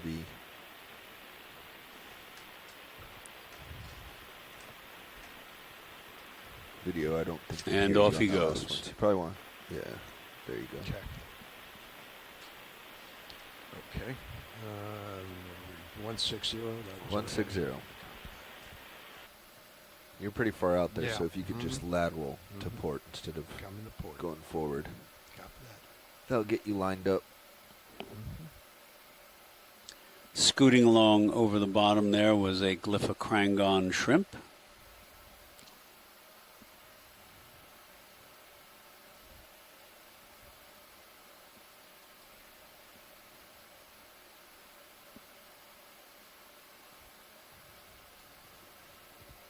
Take a look at your manip cam as you're dragging your toe along. So.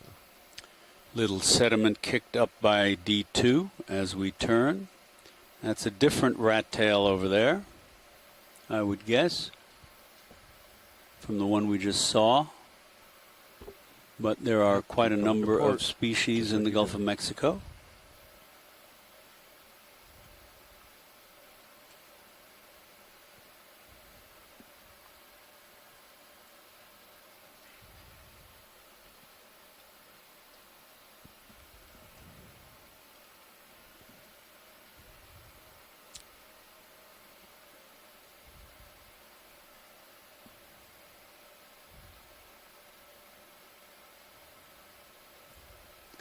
So this seafloor does not look particularly active in terms of infauna. We see all of these mounds, but they don't look very active with lots of fresh gray sediment having been pumped out of them. So it's difficult to say what percentage of these have resident organisms and what percent are obsolete.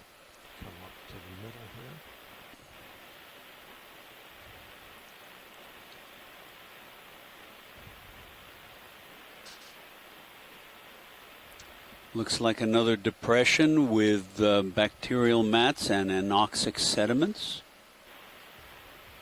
And a bit of raised topography beyond.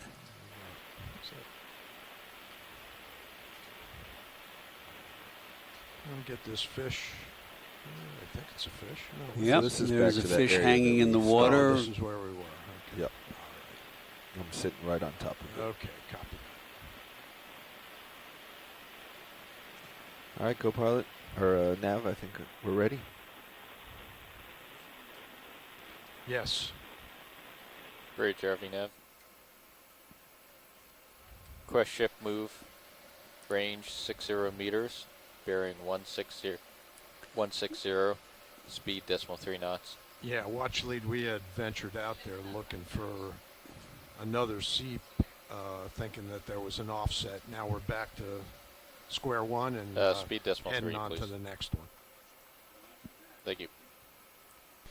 So this is a place we've been to before, it's going to be just a little while ago, because what we had done is ventured away from it to see if we could find the seep due to the offset in the bubbles, which I mentioned earlier, and we did not find it. or shallow enough? So we're going to head for our next target, which is, I believe, several hundred meters away. Thank you, Bridge. And so we'll accelerate a bit over the bottom.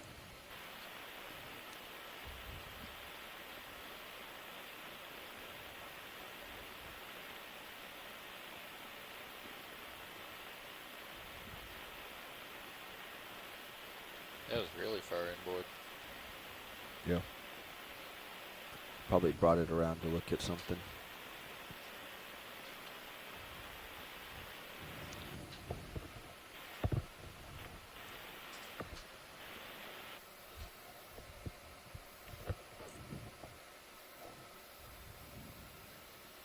All right, you're getting out there. Yep. You can see there's a bit of a slope to the sea floor here.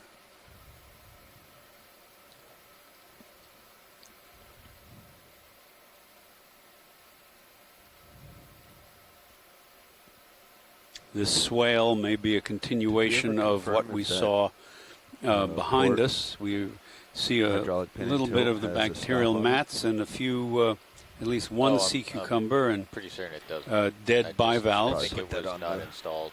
Put that on the import list. I think that was winter list. something that was like overlooked when we swapping those around all the time. Yeah. Well, we're going to have 3 months to do some work. We should look at the swing of those. There's a couple of eel pouts on the floor, on the sea floor. You're going to want to...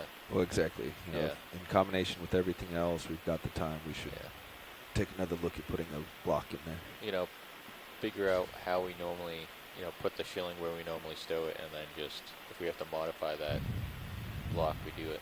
Yep, agreed. What's that right in the center video snaps in? Oh, yes. Sorry. Keep going. Oh. That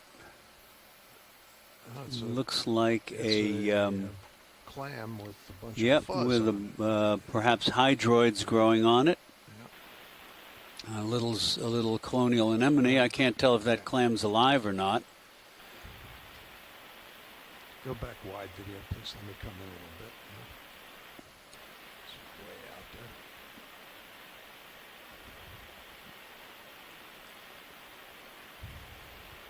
Some obvious burrow holes in the sea floor here, surrounded by clean mud, and of course another rat tail and Glyphocrangon shrimp.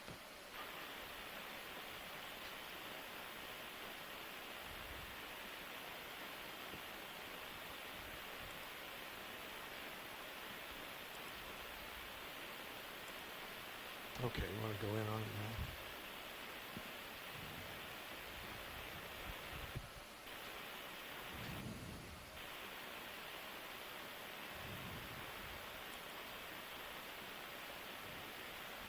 That does look like a clam in life position. Little zoanthid anemone and probable hydroids or dead hydroids perhaps As you've on probably it. noticed, I'm moving.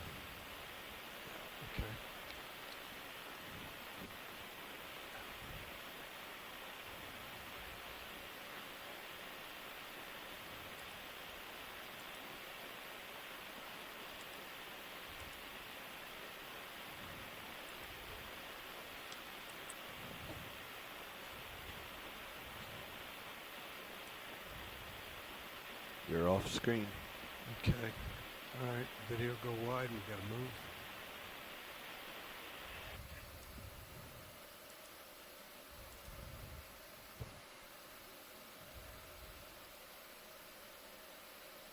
Okay, you minute cam again.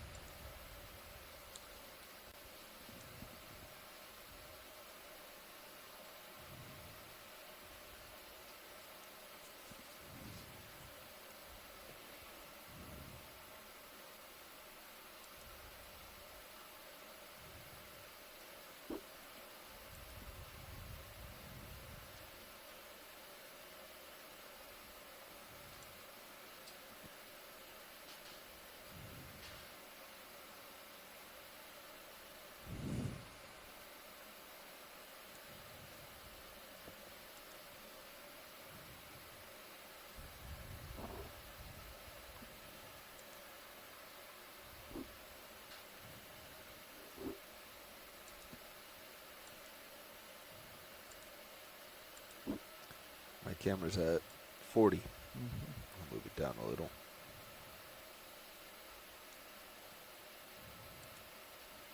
All right, that's 45.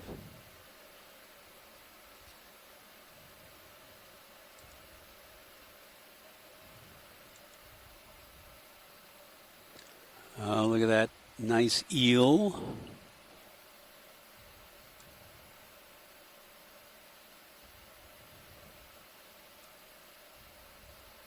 Quick zoom on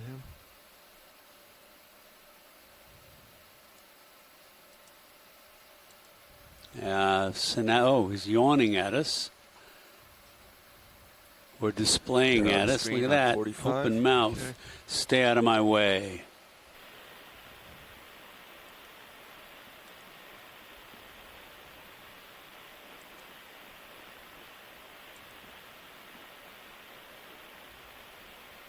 Now looking 80. Okay, I'll push out. Thank you, Bridge.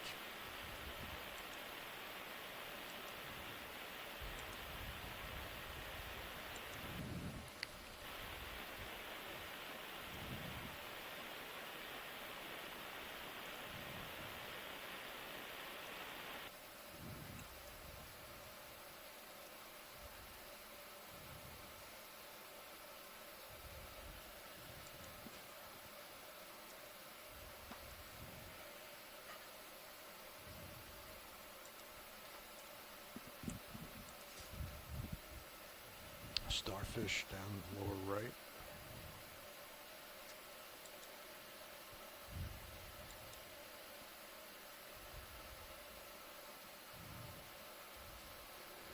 Now, Chris Ma is on the line someplace. If we can get a quick zoom on that sea star. Backing down a little bit. Thank you. That's different than what we've seen on this Okay, video, do a quick dive. zoom before I dust them out here.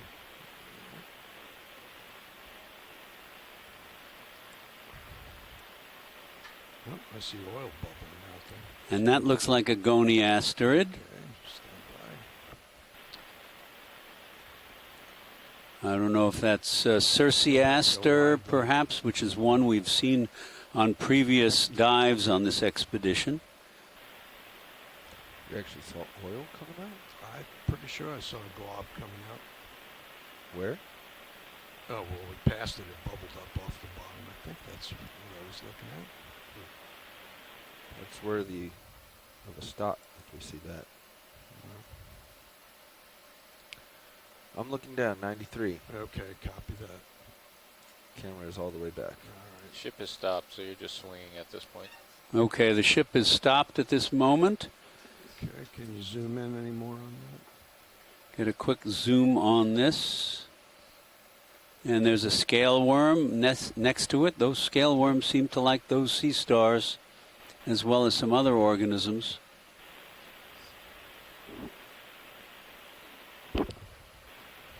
I wonder what advantage the scale worm gets from being next to the sea star. Perhaps some protection.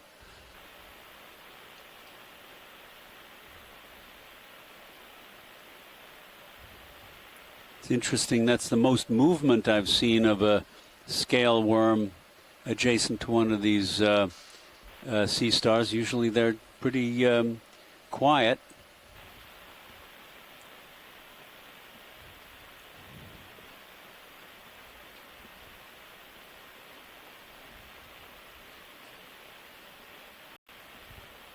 That's beautiful imagery. Thank you very much. Okay, video.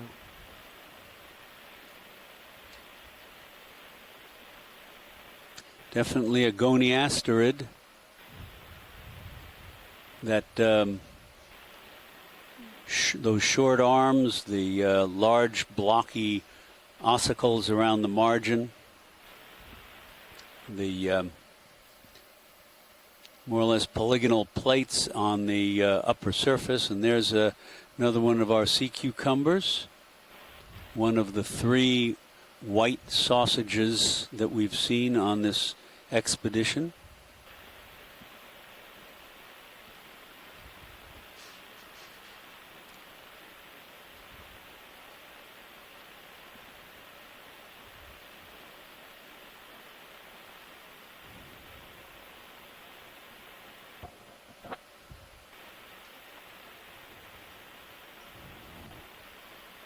Still about at the same depth, 1,046 meters below the surface.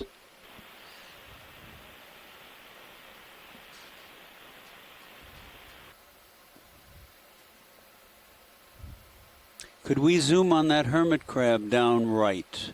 Down right, yep. If we get a quick look at that, we may be able to, Mary may be able to help us out with the identification of the anemone. If it's pointed in the right direction. Okay, video, zoom in. I'm backing up a little bit.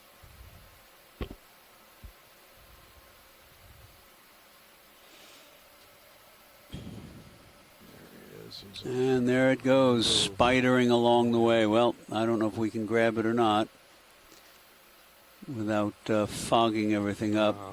No, we had to back up for that. So. Right. Yeah, go back wide video. Sorry. And give it one more zoom there, maybe.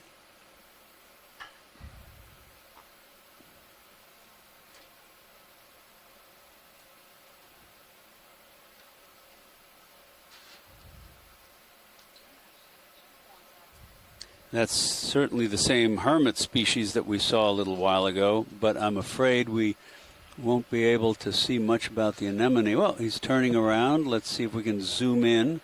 And Mary, if you're there, maybe you can give us a hint. Yep, It looks like... Parapagurus pilosomanus, and it's got zoanthids on it, not an anemone. Okay, very good. Is that two anemones? Let's see when we zoom in here. Oh, yes. Sorry, Mary, what did you say that species was? This is a zoanthid that forms the false shell. It's called Epizoanthus paguriphyllus. Paguriphyllus, I love it. And the hermit is, you said, Parapagurus pilosomanus, right? Oh, that's right. Okay. We can get one good shot of that. Folks can see the, there goes Glyphocrangon.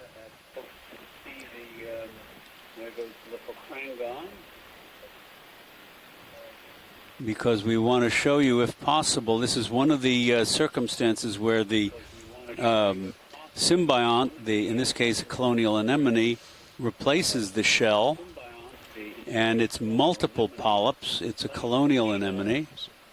And it's multiple polyps. It's a colonial anemone.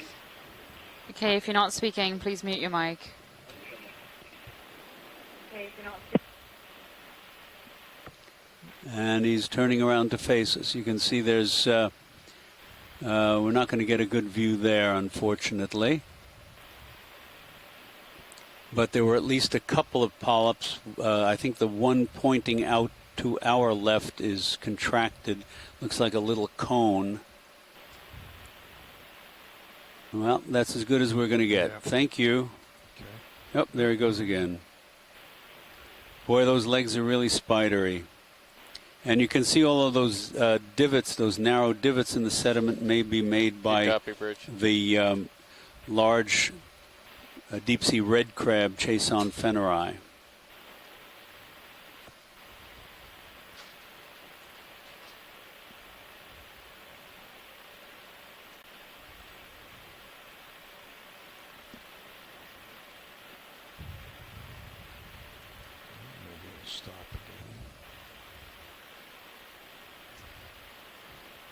He runs out of energy.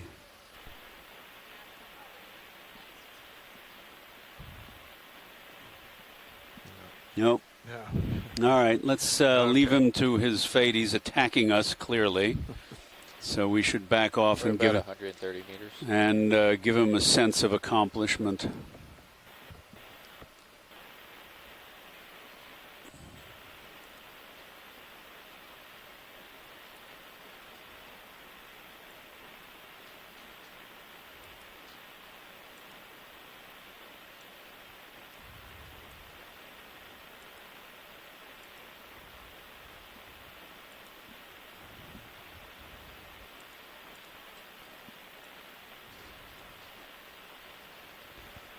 Let's get it going again, Nav.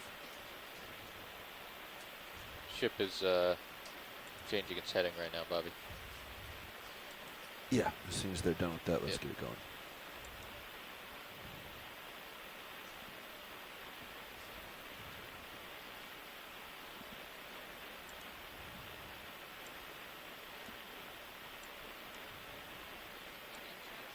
Good copy.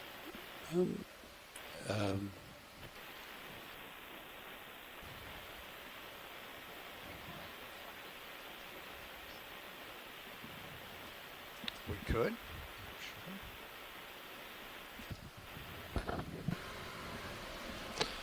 Okay, we had a shift change a little while ago, about 40 minutes ago. We didn't get a chance to introduce ourselves.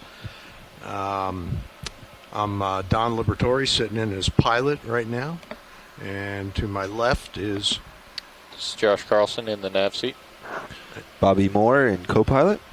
Over on the right side, Bob not on video. And in the clipping chair is Odd Howard. There we go. Okay, and we're all from engineers and technicians from the Global Foundation for Ocean Exploration. And thanks for joining us today. So in addition to those ROV pilots, engineers, and videographers that you just heard from, also in the control van right now is myself. I am Diva Amon, one of the biology leads on this expedition. I'm a research fellow at the Natural History Museum in London, and I specialize in chemosynthetic habitats as well as anthropogenics impacts on the deep ocean.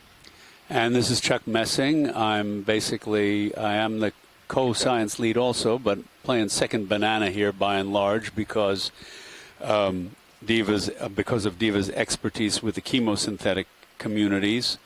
And I'm in the Department of Marine and Environmental Sciences at Nova Southeastern University in Fort Lauderdale. I'm an invertebrate zoologist with a specialty in the crinoids, the sea lilies and feather stars, but also in deep-sea corals habitats. And I'm Lauren Jackson. I'm from NOAA's NCEI, the National Centers for Environmental Information, and I'm the sample data manager, and I'm annotating what we're seeing here today on this dive.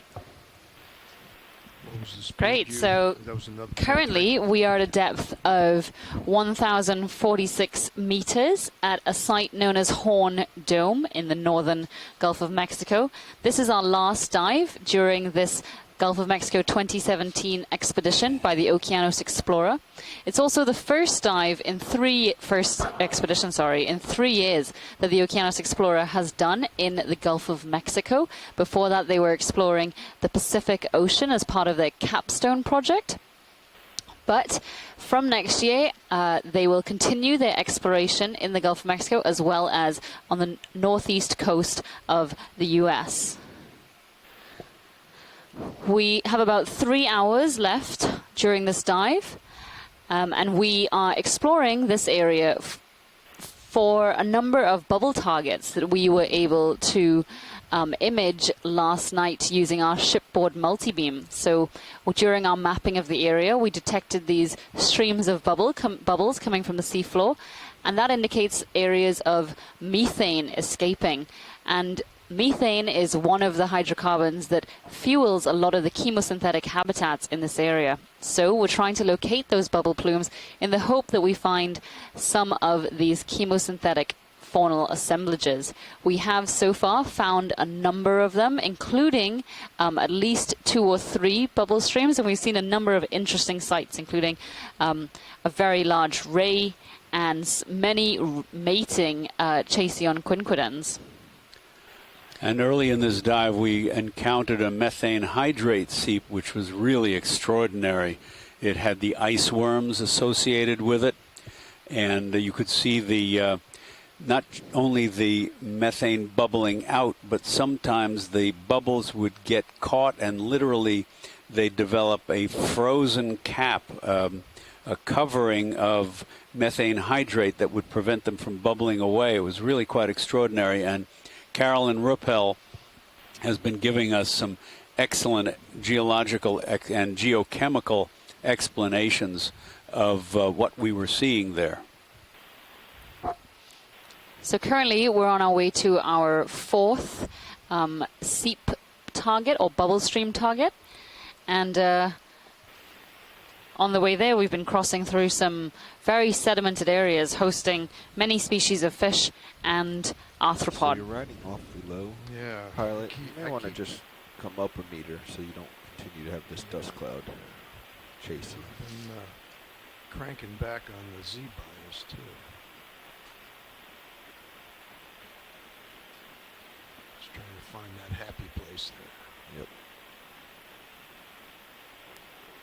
Nope. What's this coming out? Nope. There's an eel coming out of the gloom, a Synaphobranchid,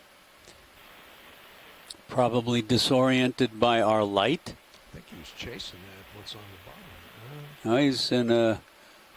he's turned around on himself.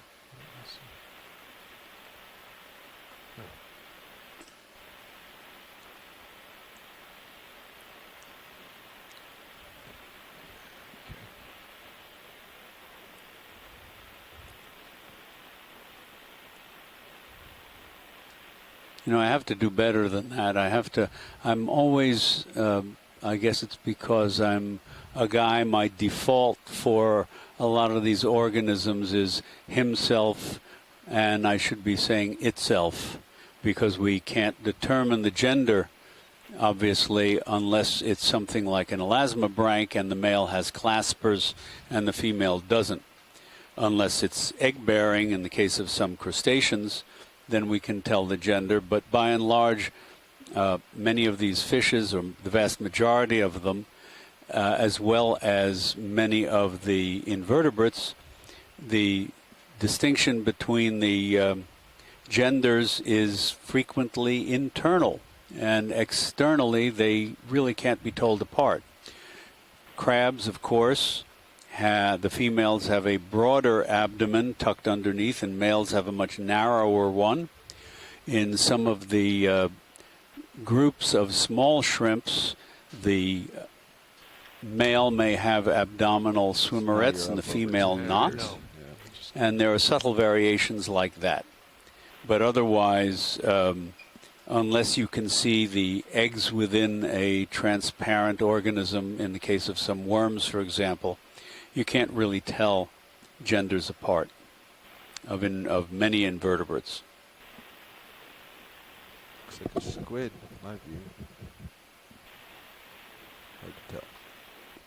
And of course, many of the corals, for example, and sponges produce, an individual colony may produce both eggs and sperm. And one of our common sea cucumbers here is also a hermaphrodite, producing eggs and sperm.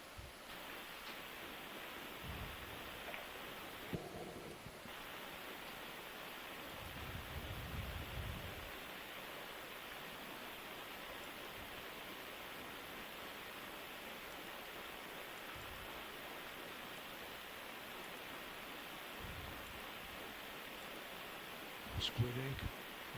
Quick zoom on that. I think that's what it is. Yep. Okay. Yeah, so our pilot just identified this, Don.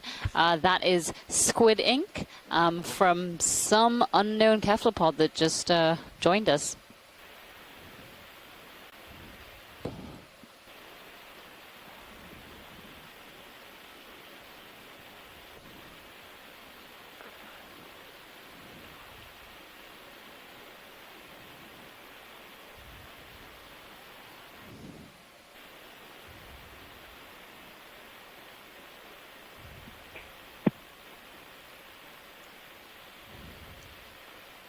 Big crab in the center.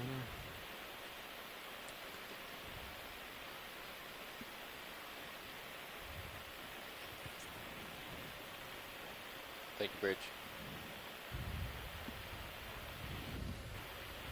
Alright, that last move is done. Another mating pair of these Chasion quinquedens.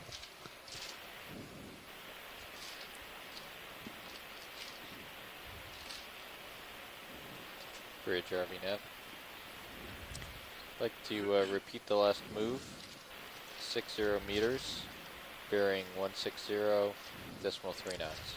And can we take a look at that white object? That may just be a dead bivalve. I think that's what it is. The one right here at the bottom. Yeah, don't worry about it. No, it's a dead bivalve.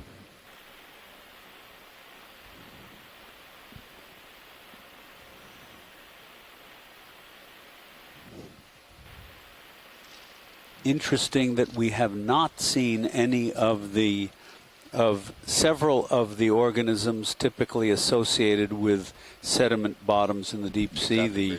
Some of the stalked glass sponges, other species of sea cucumber, although that may be a depth-related absence. Different species, of course, do not occur throughout the depth range of the ocean. The shallower you get, of course, the narrower the depth ranges typically are, because the more rapidly the environmental conditions change. As you go deeper, the sediment, the temperature drops, for example. But once you get into deeper water, you may find things, for example, with a depth distribution of, say, 600 meters down to 1,200 meters, or 450 meters down to 1,800 meters. It varies. Some have much narrower, and others have broader bathymetric distributions. That is, differences with depth.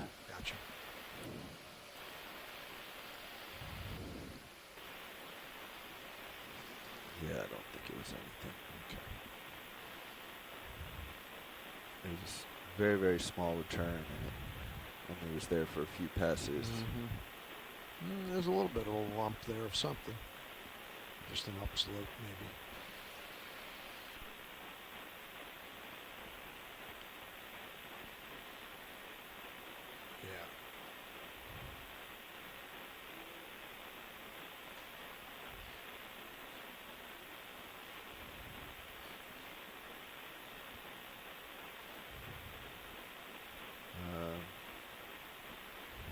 I think you're muted back there. If they're talking, they should be going out.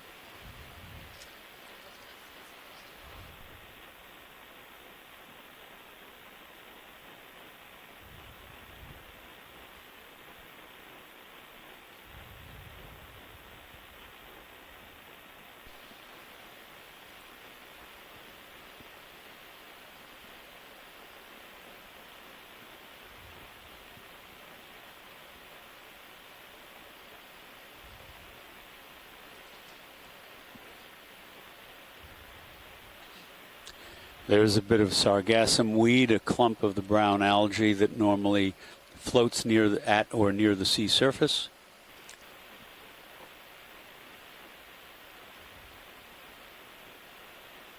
Video pilot has the watch lead latched. Maybe that's what they were hearing.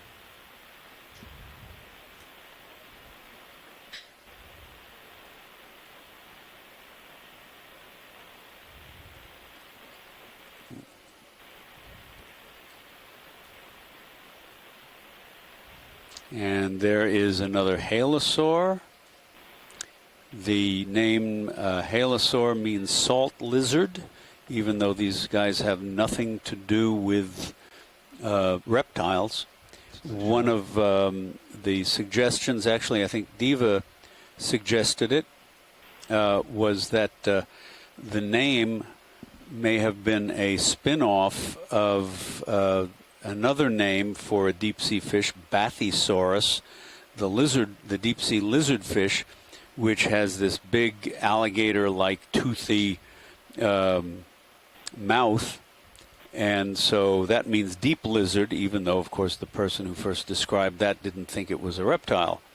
But what taxonomists do, what scientists do when they name new things, they frequently keep the suffix part of a word for the previously identified genus, and then tack on a new prefix for the new genus. So if we can certainly look up if Bathysaurus was the older name and then Halosaurus came later, that would make sense. We do this in a lot of different groups. In sea stars, the suffix aster is widespread. It's not every sea star name. But, for example, we have goniaster, tetheaster, circeaster, porcelainaster, and on and on and on. That is very characteristic of many groups of animals. As new genera are named, we want to keep a commonality, and so the suffix remains. Crangon for shrimps is another one. Crangon was the original genus, and here we have these deep sea shrimps, Glyphocrangon. Pull up, help you get back in view. Just tip your camera down. Yep. Tip it down and come up. So look at your fisheye. Glyphocrangon means written shrimp, and it's because they have all the ridges in that reminded somebody of writing. So you need to actually. There you go. Thank you, Mary. Everybody want to come in on this? Need to. Yeah, that's that name written as in hieroglyphics. This is the same root.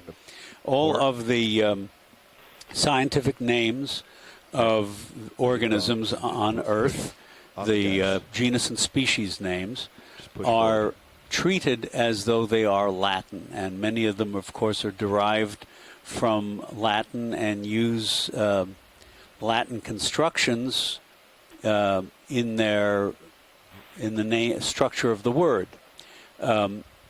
So we were talking about this earlier, and there goes a little swimming daddy longlegs-like isopod called Munopsis. Pretty sure that's what that was. So when you name something, you have to either it is a Latin word that maybe you've invented because you've put two roots together to come up with a new word, like Halosaurus, for example. But you can also use other words from other languages in constructing the scientific names of animals and plants. A good example of this is that among dinosaurs, since so many new dinosaur genera have been discovered in China, a lot of new generic dinosaur names have Chinese roots. Something like Huayangosaurus, for example. So you're using a name, a word from a different language, but you're treating it as a Latin word, meaning, for example, that the gender of the genus name has to agree with the gender of the species name. Latin, unlike English, of course, but like French and German, for example, Latin words have gender, male and female and neuter. And so if you're going to name something, put something in a genus with a masculine ending, the end of the species name that goes with it has to be masculine too. And if you, for some reason, switch things and you say, no, this species really belongs in another genus, and that happens to have a feminine ending, you need to change the ending of the species name. That ridge. Yeah. It's usually nothing more than the change of a letter or two, and there's one of those Parapaguris pilosomanus, I believe, running along the bottom. So, for example, Parapaguris US is a masculine ending, and the Pilosomanus US is a masculine ending for the species. But if for some reason Mary were to discover, or someone else, Mary Wicksten, of course, is our authority on crustaceans, who's listening in and contributing to our narration and understanding. If she were to say, no, it doesn't really belong in Parapagurus. It belongs in another genus, and that genus happened to have a female, a feminine ending. Then we'd have to change the name from Pilosemanus to Pilosemana, I believe. There are little ins and outs there that make things very complicated, of course, but that's a simple variation. Are we seeing anything on the sonar here, guys? Not really. Just because we're in a chemosynthetic area, this was one of our targets. There should be bubbles here somewhere.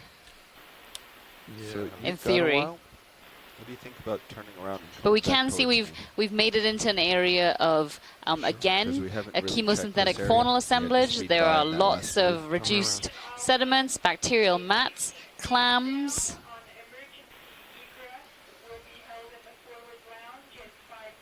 Yeah, we're waiting for Sirius to catch up, but we're going to start working back towards it, just looking in this general area. Watch the... Great. Okay, thank you, pilot.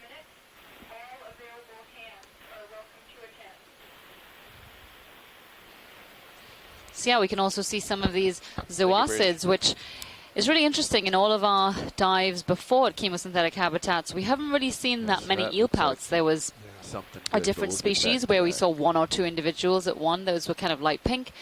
And then we saw, I think, one or two of these darker animals at another site. But at all of the sites we've explored today, there have been a huge abundance of these eel pout fish. So yeah. So you're pulling on me still, so you need to push forward or do a little more starboard lat.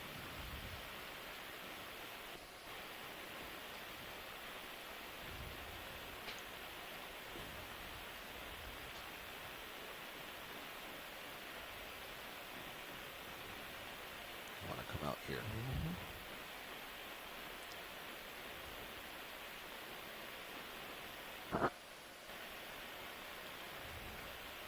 Some great views on camera 2, showing Sirius looking down on D2 approaching, as well as the tether connecting both. Yes. And you can really see the rugosity of the seafloor in that shot. So you're trying to head to my starboard side over in this kind of section.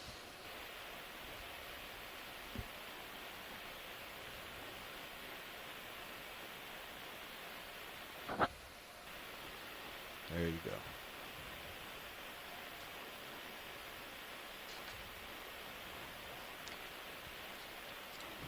While we're traversing, one other thing I can mention, among others, about the naming of species is that our current system of naming, now that we have a scientific names of species, and again, let me just remind everyone that the reason we use these rather arcane sounding or very arcane sounding scientific names is that they are the standard throughout the world. So whether you're from Mongolia or Montana or Paraguay, it doesn't matter what your native language is. You always use the same scientific name for a critter. And there are rules for the naming. There's a code for naming animals, the zoological code, there's the botanical code, and there is the bacterial code. And the naming system goes back to a Swede named Carl Linnaeus, or Carolus von Linnaeus, or no, Carolus Linnaeus, or Carl von Linné. He gave himself the von name after he was knighted, I believe. Anyway, he came up first in 1753 for plants, and in 1758 for animals. He came up with the two-name or two-word naming system for animals and plants, what we call binomial nomenclature, two-name nomenclature. And this is like Homo sapiens, for example, or Canis familiaris, the dog. And this was a huge advance over previous systems because scientists, or I should say there was no word called scientists back then, naturalists, people who study the natural world, would use an entire sentence, an entire descriptive sentence would be the name of the organism. It got very cumbersome and confusing, and Linnaeus cut through that, and we have been using his basic system ever since.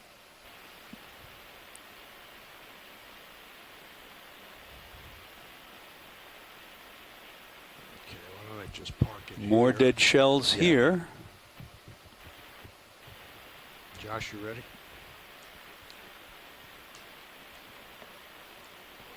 You wanna drive? Yeah, why don't you? Why don't we all shuffle one? Some of these look like little rocks rather than dead shells. What do you think, Diva? Some of those shells were definitely alive, though. Some of them were live clams for sure. You could see little trails leading where they'd burrowed further into the sediment. But then there definitely may be some carbonate, orthogenic carbonate chunks lying around. Just doing a little pilot swap here. It's musical chairs in the front today. I guess they don't want to allow themselves to get too comfortable in any one spot.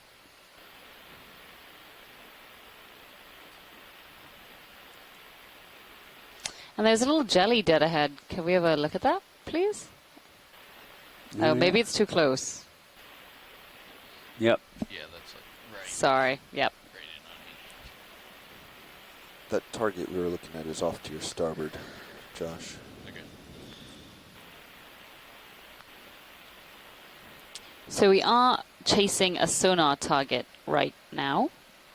And this should be in the vicinity of one of our bubble plumes that we detected last night. Coming into sonar.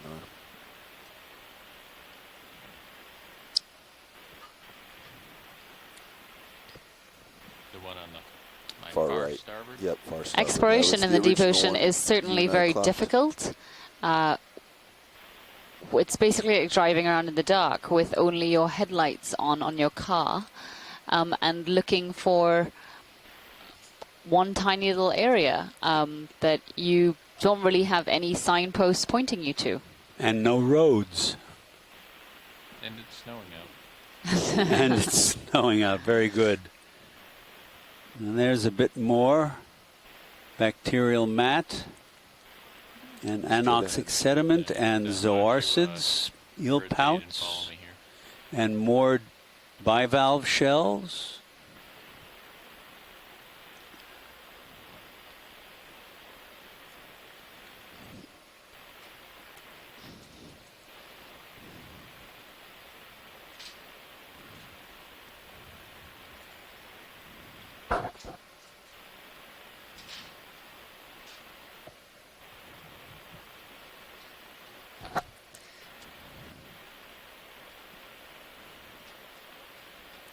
Does look again like one of these active mound features with clams surrounding it. There may be a little conical feature we're approaching that could have some more activity in the center of it. Yeah, it looks like a volcano.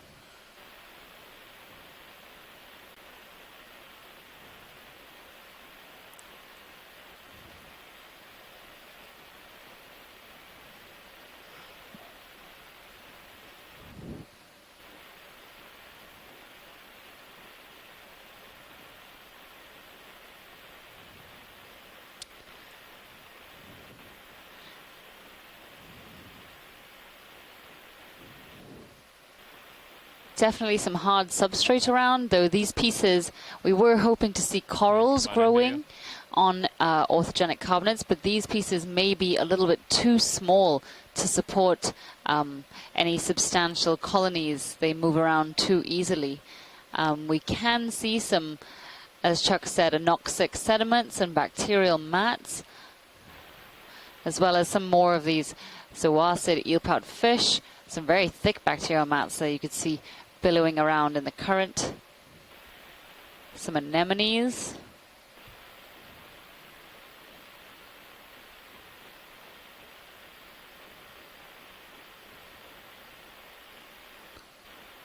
It's curious. The past seeps that we've been exploring during this expedition have featured these mussel beds, Bathymodiolus mussels, that host a variety of different and smaller invertebrates. And these areas we've been seeing today are in sharp contrast to that. There are a number of clam bivalves, which we have not seen yet for this expedition. You can see one there alive with where it's been burrowing and its siphons extended. And lots of these eelpout fish. Both of these animals we've barely seen, if not seen, during this expedition at all. And that's in huge contrast to the mussels that we saw previously, the extensive mussel beds, and the big tuberum bushes. So I'm not sure if this is a product of succession. Perhaps these colonies are a little further along in terms of their hydrocarbon-filled fluids are waning slightly. But then you would think that we would see Bathymodiolus shells here as an indication of past activity, and we are not seeing that. Interesting to think about what could be the driving factors behind this kinds of assemblage versus those we've seen on past dives.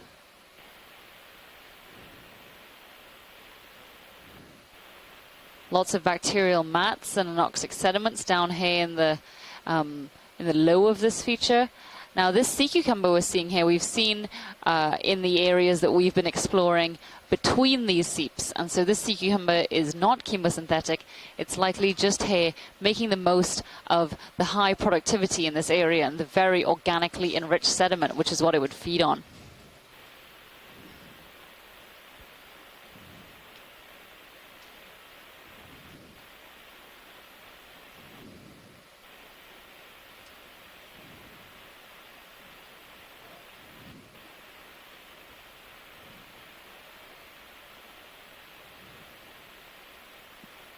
Zoom in on the sea star up here.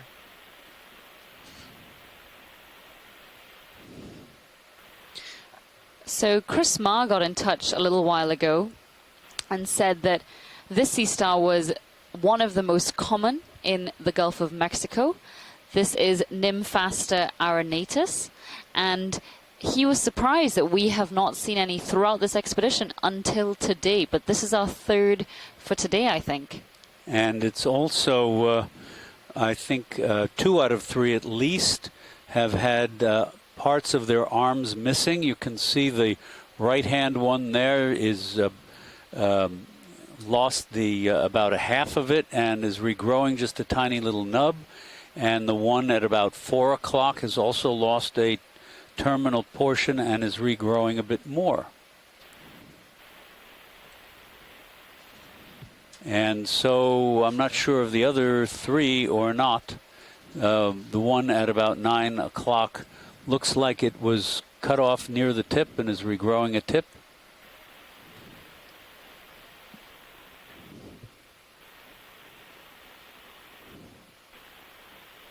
All right, when you're good, video. And when you see these, when you collect these, and bring them up in a trawl or a dredge or some kind of net, they're absolutely flat. And that's the way they preserve as well. But here, when they're alive on the sea floor, you can see they're nice and puffy. Now, there's a couple of synaphobranchid eels.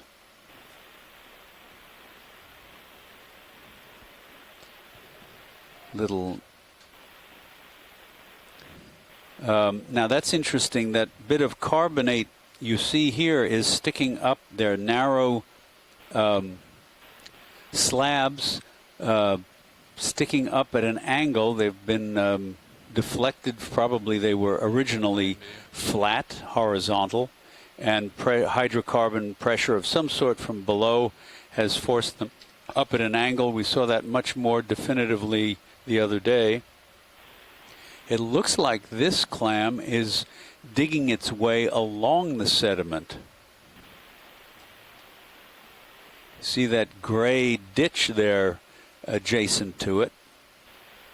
And so that's a good indication of what the sediment would actually look like below the sediment surface. A lot of it, even though it may appear this sort of browny green color on the surface, just below it will be this very rich gray and black. And I'm not sure, all these tiny little tubes are probably Cibberglinid tube worms, but not like the Lamellobrachia or Scarpia we've been seeing throughout this expedition. This could be one of the smaller species, perhaps Cibberglinum, which I think we saw some of earlier in this dive. That's quite amazing, because we haven't seen that before. I haven't noticed them, at least.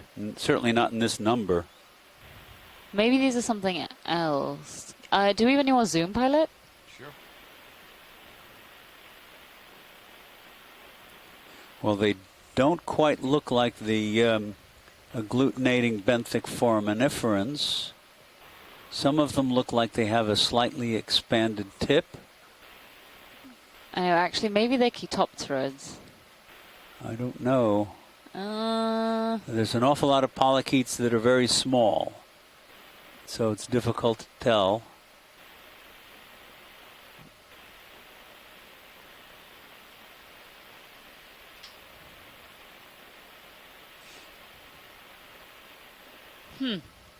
No, maybe these aren't Cibberglinum. This is Chris Ma. Hey, Chris. Thanks for calling in. Hey, I'm sorry I missed the last one, but Nymphaster is a really interesting animal, and I haven't, I don't think, ever seen one alive on any of these dives. So it's a great opportunity to sort of have an opportunity to talk about it. It's really curious because these animals, as I said earlier, they're really abundant, the sea stars. And what's really interesting about them is that they have this really unusual shape where the arms are really planar. The plates that form the edges actually merge right along the center of the arm. And they form these long, triangular, flattened points that go off on 5 sides. And it's been kind of a curiosity to taxonomists for years why they would do these. It's not a very common architecture. And fortunately, I was talking to some people who have a better grasp of biophysics than I do, and we also realized, looking at the bottom, that these are really soft sediments. These animals, I think, are essentially shaped to take advantage of like soft, muddy bottoms, the way that we might have a planar surface on a snowshoe. And you see this a lot in goniasterids and many sea stars. The body shape is actually kind of an adaptation to just being flat and taking advantage of these really kind of unconsolidated and very kind of soft and uncertain surfaces. So, and I've seen these scavenge, but also feed on sort of small encrusting things. I'm not entirely sure if they're buried frequently or if they always live on the surface, but some of the trawl surveys that I've seen suggest that these are extremely common and are, by some reckoning, are one of the most common sea stars in the Gulf of Mexico. And so again, it's been sort of a surprise that it's only on this last day of the dive that we've actually been seeing them. So one supposes they're buried or cryptic, or they're simply not as sort of commonly encountered in this venue as they are, when they're collected with a trawl net. So it's really curious, and even though a lot of these soft bottoms are featureless, I kind of wonder what's living below the subsurface, including large megascopic sea stars. So perhaps a dusting might be in order if one sees outlines at some point. So, Chris, have they been seen at chemosynthetic habitats before? Because every time we've seen them today, they've been relatively close to an area of seepage. Really? Yeah. That's odd. I would sort of be inclined to think that it's the sediment, because if anything, one supposes sea stars would tend to avoid seep environments because of the toxicity in the water. with the exception of one or two species. Sclerosterius and Asteriad is often seen in proximity to seep bivalves. But goniasteras are usually avoidant of habitats like that, or at least have never been collected with any data to suggest that they're close to one. I mean, it could just be that It might just be the organic enrichment, the fact that right? they're so abundant. And I'm sorry? They could just be attracted to the organic enrichment. Because, I mean, these haven't been super conventional seeps. It's mostly just been tube worms and bacterial mats and zoacid, eel pouts. So perhaps, they're just attracted to the organic enrichment. Yeah, that actually does sound consistent. So it's definitely interesting to count how many of them there are if they're turning up with any regularity. I think you guys also saw something. I saw a pentagonast or a ceramaster or something earlier. Yeah, they look like one of those very conventional cookie cutter stars. Yeah, that's what I thought, ceramaster or something similar. Yeah, well, it's usually either ceramaster or peltaster, but those are interesting. But yeah, anyway, I just thought I would chime in because nymphaster is one of those animals that occurs. It's a characteristic sea star of the Gulf of Mexico, and yet, like I said, it's really a surprise that it's been this long that they haven't even been seen. And I haven't been fastidiously scrutinizing every image, but for the most part, I've seen a lot of the sea stars, and so the fact that we're seeing them only on this first day is an interesting testament to the patchy distribution of the deep sea. So, anyway, if you happen to see anything unusual else today, I'd be happy to. I hope you'll grab a shot of it and move on. Of course, continuing your ecological transit. Chris? I'll transit later on, but thank you, and good luck with the remainder of the expedition. Thanks very much, Chris, and thank you very much for chiming in. We always appreciate it. Did you, by any chance, get the opportunity to see the pinnacle, the craggy pinnacle, about 2 meters tall that we saw a couple of days ago? I think it was 3 days ago or so now. It was festooned with at least what I'm guessing was 20 Novadinia antilensis. Oh, that one. Yeah, they did look like Novadinia. It's hard to tell if they're antilensis from a distance. I'm not even sure if antilensis can be clearly reconciled with some of the other species. I think there's Americana or something that's supposed to be in the other direction. But yeah, antilensis is sort of the typical one. Beautiful shots. I think I remember seeing at least one of the dives where you saw them covering some of those limestone rocks, and I always am a big sucker for Brisingid aggregation. Right. And I'm glad that Okeanos has been able to capture them because they're beautiful, and I hate being the only one who ever gets to see them. Understood. Which is what used to be the case prior to telepresence. So in the if we put that in our sort of dive summary, should not include the species name? You could put approximate to antilensis, depending on, if you recognize the number of arms.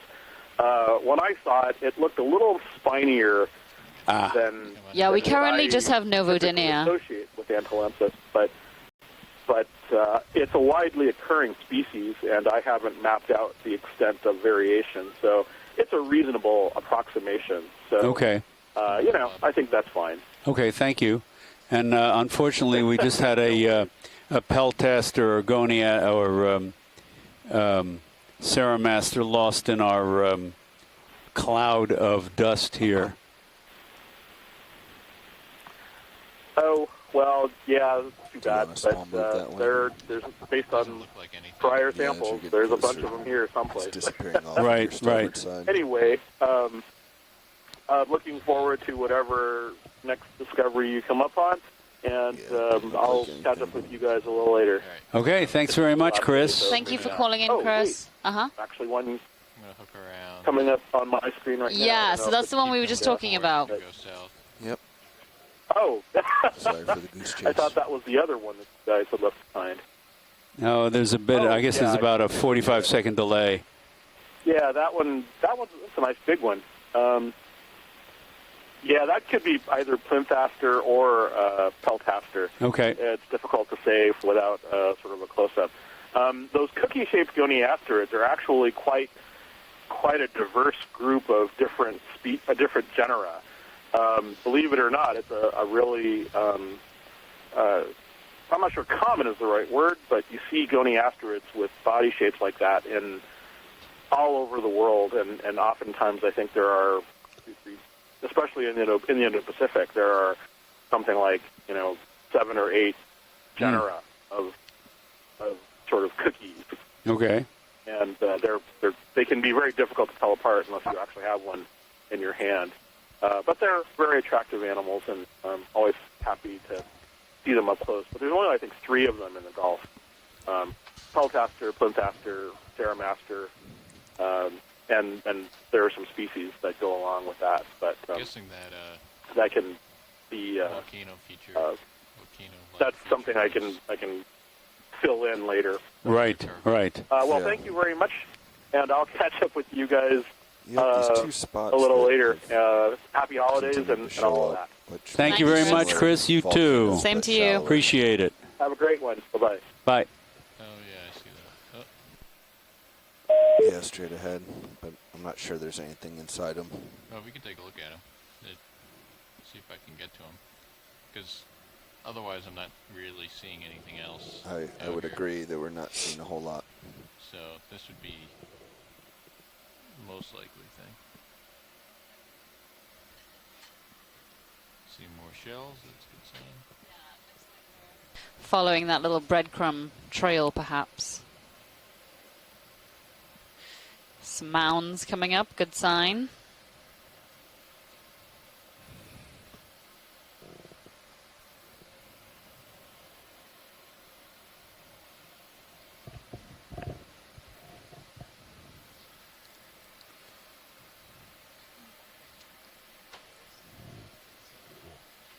Some more bacterial mats as well.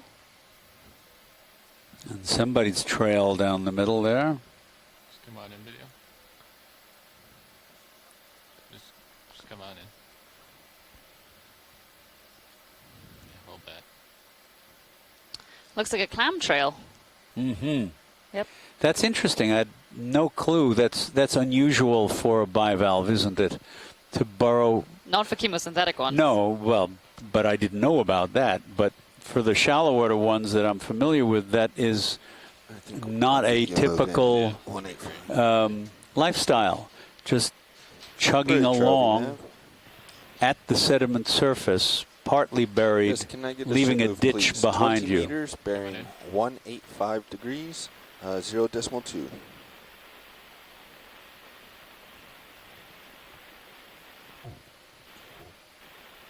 And more of those tiny tubes.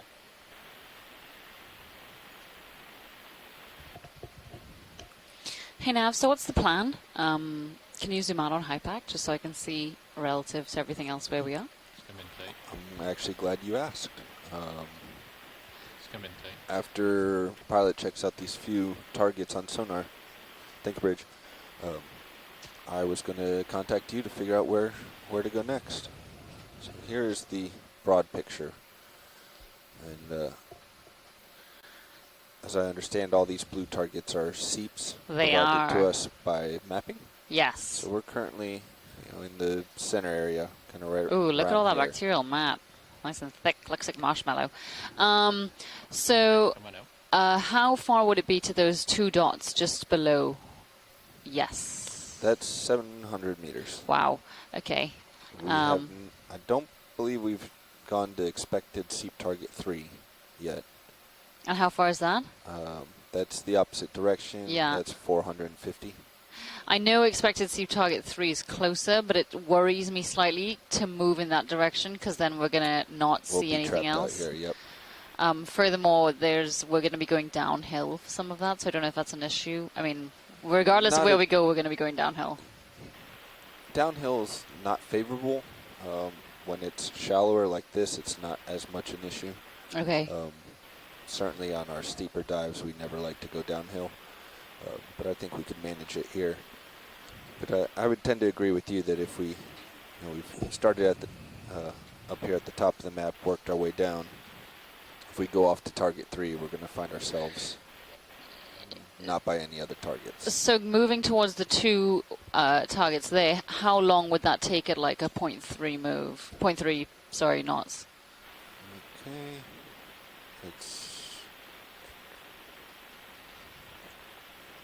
I know it's flat, so we've been moving a little quicker than usual.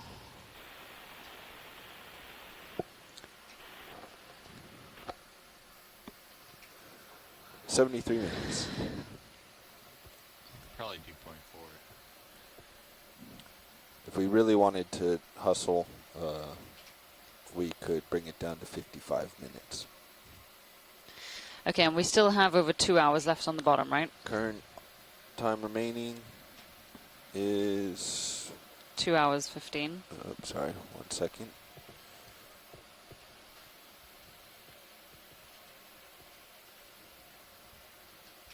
All right. 149 minutes. So 2 hours 29. Okay.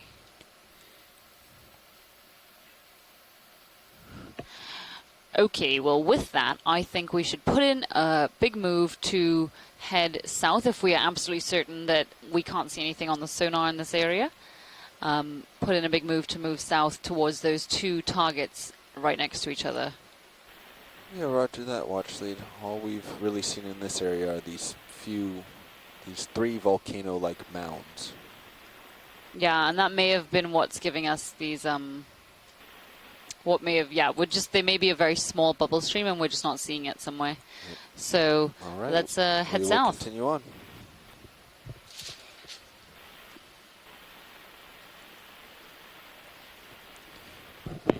Eva.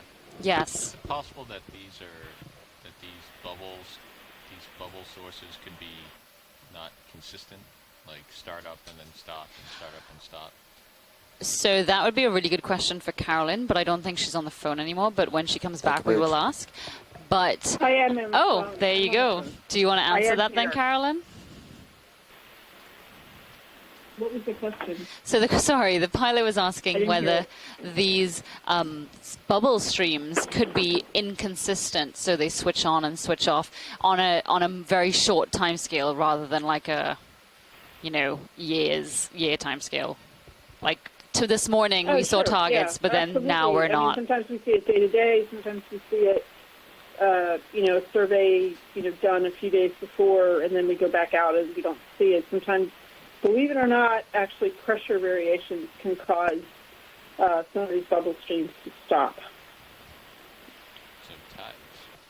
That may not be what's going on, by the way, but that is possible for sure.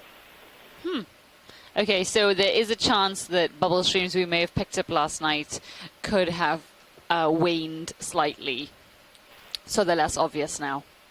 Sure, that's possible, and I guess you're looking at the two different sonars, right? You're trying to exactly reconcile those. Yeah. Is that why you're? Yeah. Pilots, Okay. when you're ready, we're going to head 185 at decimal 3. They're often different frequencies, but they're seeing sort of different parts of the water column, right? So sometimes you're not seeing, if you will, a larger view that you might get with a ship-based sonar. You're not seeing that with the ROV sonar. So a lot of different things are Bridge RV nav. To try to reconcile those. Do you remember also we're at a depth? Yes, can I get a move, please, of 30 meters bearing 185 at 0 decimal 3? So we do know that sometimes the conduits clog with hydrate, and then for some reason they open up again. Maybe the flow below is more vigorous, and they open up again, and they emit gas for a while. So a lot of different things are possible. Great, thank you, Carolyn. Pilot, did that answer your question? Yes, that was excellent. Great. The other thing to note, Diva, is there's a fair amount of current down here. Ah, okay. So, and it's still moving from the east? Or was it towards the east? It's moving from the east. Port to starboard, so... Think bridge. From the east Yeah. west. Okay. Okay. Well, if that's the case, yeah, I think we should put in a move to shoot down to those 2 targets, please. Watch lead, the move is in. While we were discussing that last a little bit, we already had a move in. Since then, it's put the pilot a little further south, and he's come up with a new target on sonar, which you can see back there. So we're going to go check that out. We have a short move in right now to get us a little closer. Yes, if it please. turns out to be nothing, we're going to continue on with longer moves and faster moves to get south. That sounds great. Thank you, Bobby. You got it.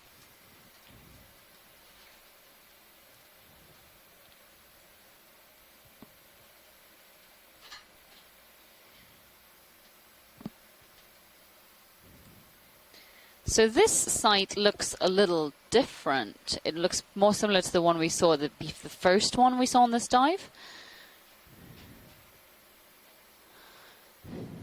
There do appear to be some bivalve shells, as well as potentially some of those Canoe miroglypta gastropods. Those are those tiny animals, tiny little cream dots you're seeing littered all over the bacterial mats and reduced sediment.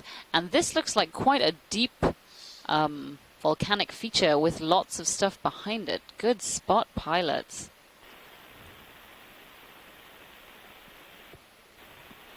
And Diva, just geologically, to be clear, obviously for your listeners, this is not like the kind of volcano that's putting out lava or anything. We're talking more about a feature that might be connected to fluids, gas, etc.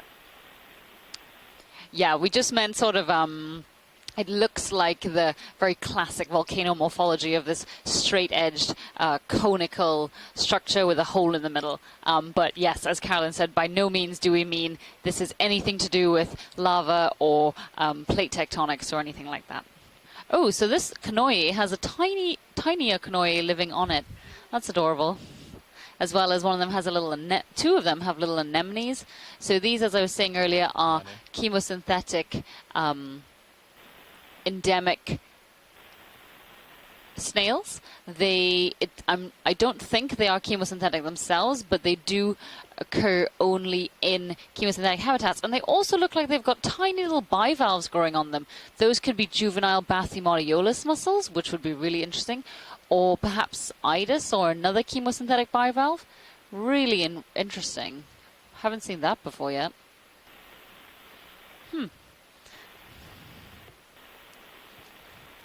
Thank you, pilot. Yeah, come on out, partial.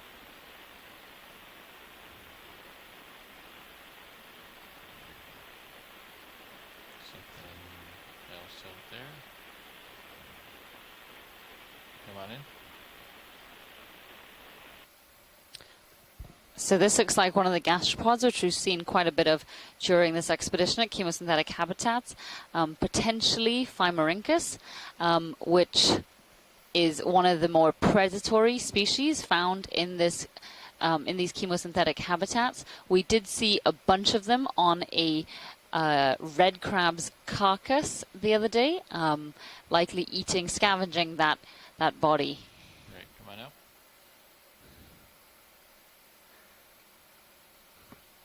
Come on out. And there we've got some live vesicomyid shells, as well as some of more of these dark-colored eel pouts. Now, if we could just, take a look within this feature first. That. Come out.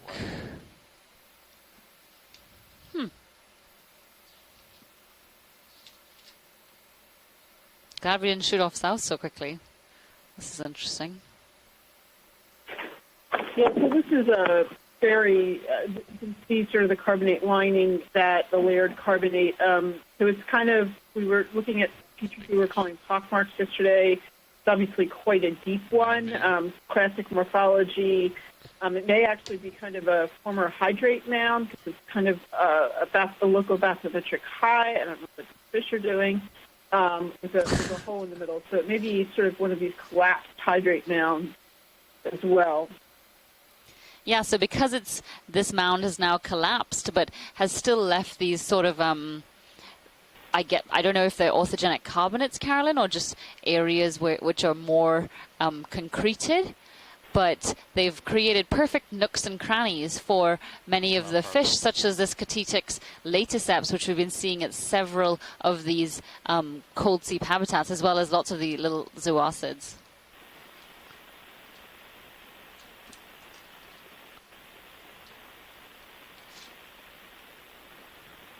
Curiouser and curiouser.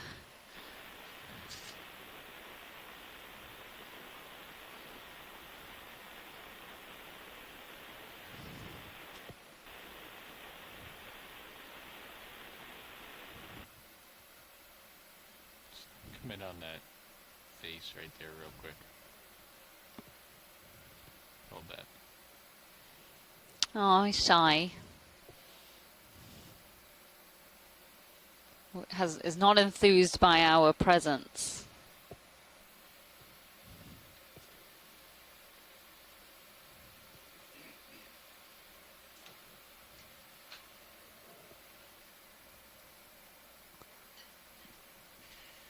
Okay, come on up. Wonderful imagery. Thank you, video and pilot. Welcome. Thank you, Bridge. And that was so really great. if we could just, explore this area behind where it looks like there's quite a lot of life, that would be really useful to us. Okay, I'm off heading to keep you in view there. So, Move just finished.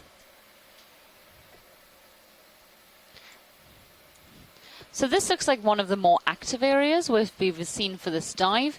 The community is a little bit more diverse. I guess this is more similar to the first site we visited during this dive. We could see these Canoe muroglypta, tiny snails, as well as some live and dead vesicomyid clams. There are juvenile Bathymodeolus living on the Canoe, which is not something we've seen for this expedition so far. Many of these zoacid eelpouts. This several Chaseon quinquidens, some of which have, again, brood pouches full of eggs. We also just saw that very large Catetics laticeps, these fish, very large fish, which seem to be hanging out in depressions and nooks and crannies of these cold seeps throughout this expedition. Bubbles. Bubbles! Woo!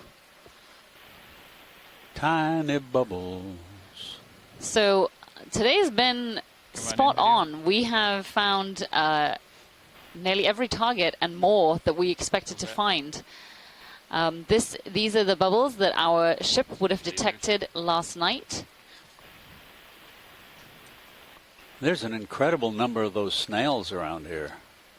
Yeah, and these bubbles are likely methane gas.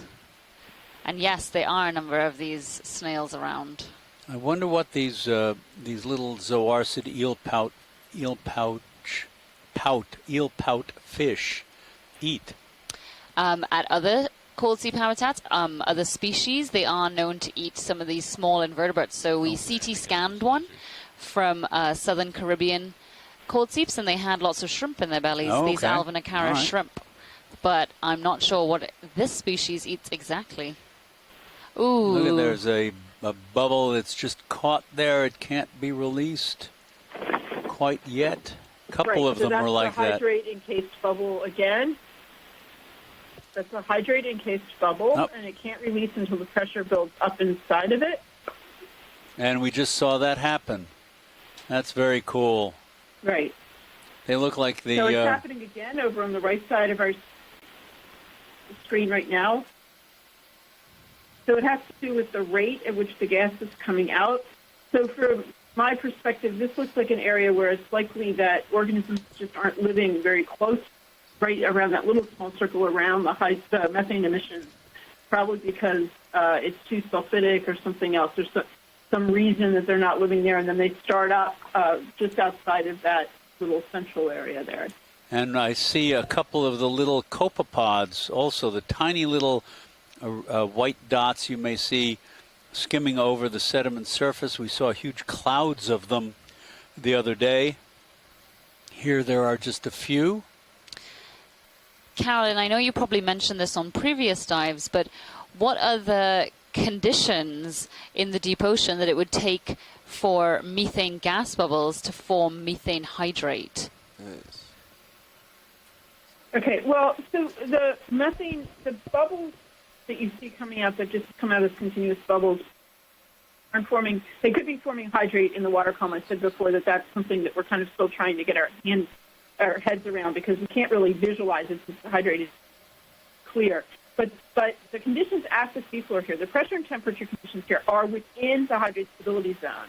So the reason is when you have slow emission, basically the hydrate has time to form before the bubble can get all of the way out of the seafloor, and that's why you're seeing it. It's actually, the anomalous thing here is the bubbles that are coming out of the seafloor. But if the emissions happen fast enough, you can emit as gas bubbles, as we're seeing here. You can see in the water column some of these bubbles are wobbling a bit. Something about the dynamics here, that's normally what happen with a gas bubble, but again, some of these could be hydrate encased when they're once they hit the seawater. Great, thank you, Carolyn. Yeah, it's just an interesting something to think about, you know, why in some places we're seeing these hydrates and in others not so much. And of course, hydrates are targeted by the oil and gas industry in some places, aren't they? Well, not so much, but in terms of the energy use of hydrates, you know, in the R&D path to getting to the point of using them as an energy resource, no one in the world has ever done a long-term production test, which is really what has to happen.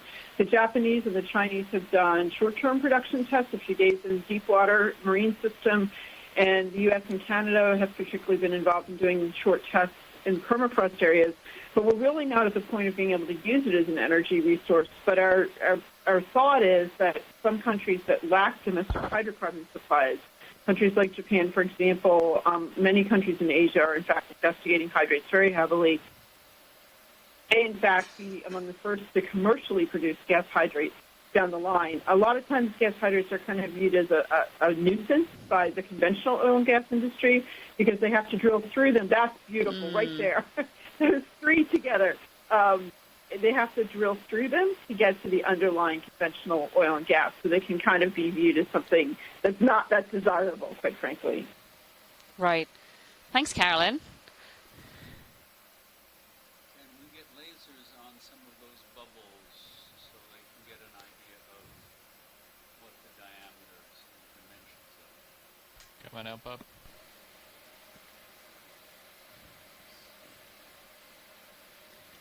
And there are your lasers.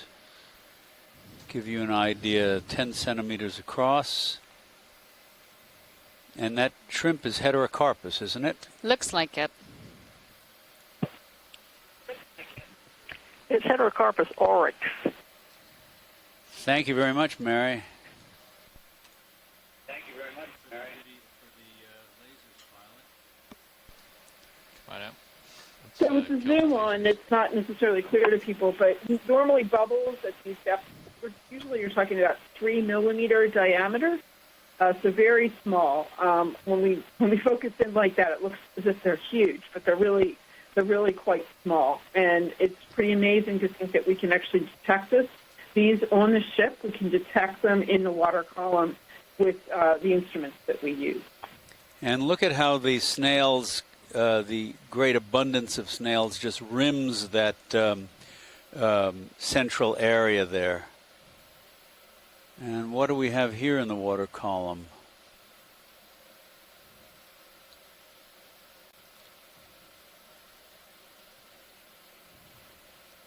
Come on in video.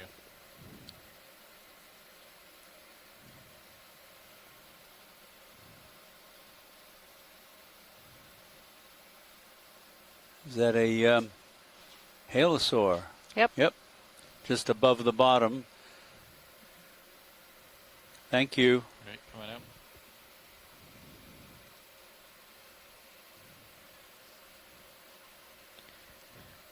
So this area has a lot more of these carbonate outcrops. They are very small and craggy here. But it's interesting how much more there is compared to many of the sites we've visited today. Can we do a couple quick zooms here, pilot, please? Sure, what would you like to see? Let's just zoom dead ahead first to see if there's anything within this bottom of this low depression. Come on in, video. Oh, a little too far, coming out.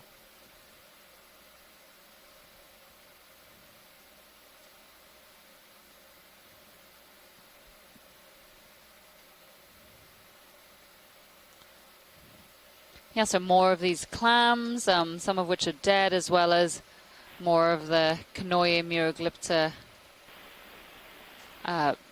snails. Like, we can also see a couple squat lobsters sheltering in the nooks and crannies, but not a lot else at this site. Oh, well, the eel pouts, of course, but not a lot else at this site.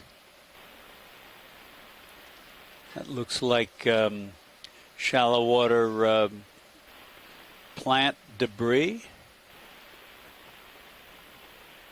And those, is that a live mussel? A couple of live mussels there? Here we've also got some methane hydrate as well. Oh, yes, look at that. Good eye. And yeah, those do look like mussels. I'm not sure if they're alive. A lot to see here. Come on out, partial. And there's an ice worm right in the center of that oval-shaped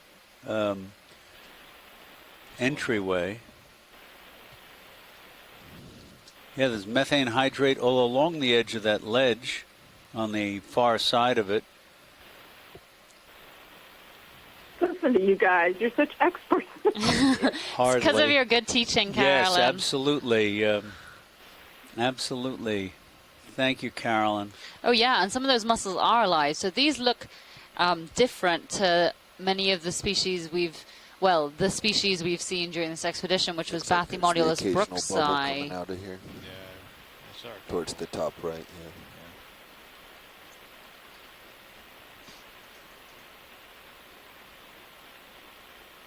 Fab, and you can see how close the mussels are to areas where the methane is coming out of the seafloor directly. But here, the difference is that there is some hard substrate as well.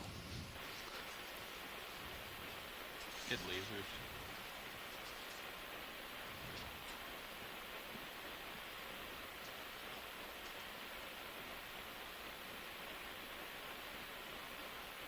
Here's a bubble. Let's come in tight real quick. Beautiful. Yeah, you can definitely see a couple iceworms there. Some small and then one quite large one tucked up under that little ledge there.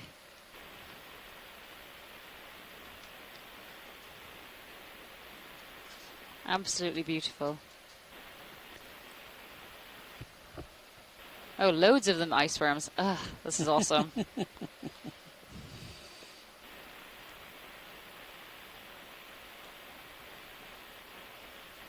Yeah, so they actually are in all of these little burrows they make within. It's like an ice worm condominium. Yeah, high rise. Do they eat the hydrate? No, so that's what was thought to happen initially, because they're found only on the hydrate. They were thought to be they were chemosynthetic and using that methane chemical, but it turns out they actually eat bacteria found living on the hydrate. And there under just left of center, right in almost the center now, you can see those frozen hydrate bubbles under that ledge. They look yeah, that's a great shot. That's really amazing. I mean, their description is wonderful. So they were probably looking at two different kinds of hydrate here. You see the more solid hydrate above, and then it would be rather porous hydrate, where the hydrate is formed around gas bubbles below. But here we have the coexistence of these two kinds. The massive hydrate, for example, might have formed perhaps just below the seafloor. Conceivably, it could be the bubbles condensing over time into a more massive hydrate, but I think it's more likely it probably formed below the seafloor. Whereas the bubble ones, I think their mechanism is pretty clear and obvious to most people. They formed around bubbles as they were emitted. Very cool. Very interesting.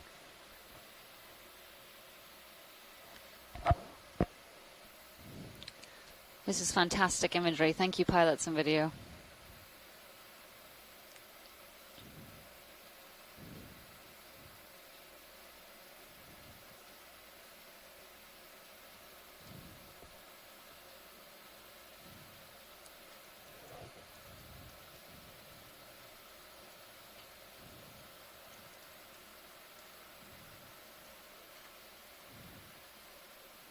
Oh, also some of the chitons there. Yep, there's a little chiton, that's right.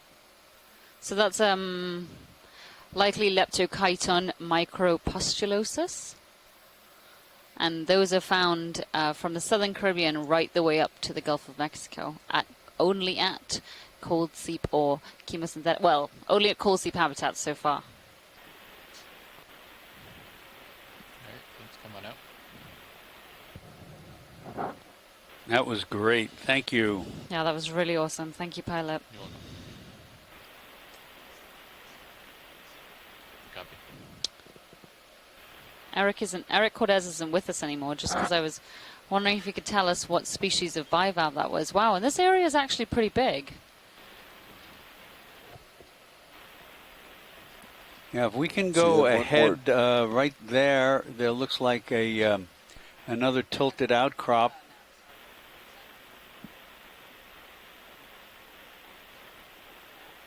Yeah. Not in the current picture. I was just going to let pilot know. What's that? When you're done with this, you have one more kind of standalone hard target that's been... Couldn't quite tell how much relief there was here, but again, we have this almost circular just off to your start. area of anoxic sediment with bacterial mats, whiter, and then the greatest concentration of the snails around the perimeter.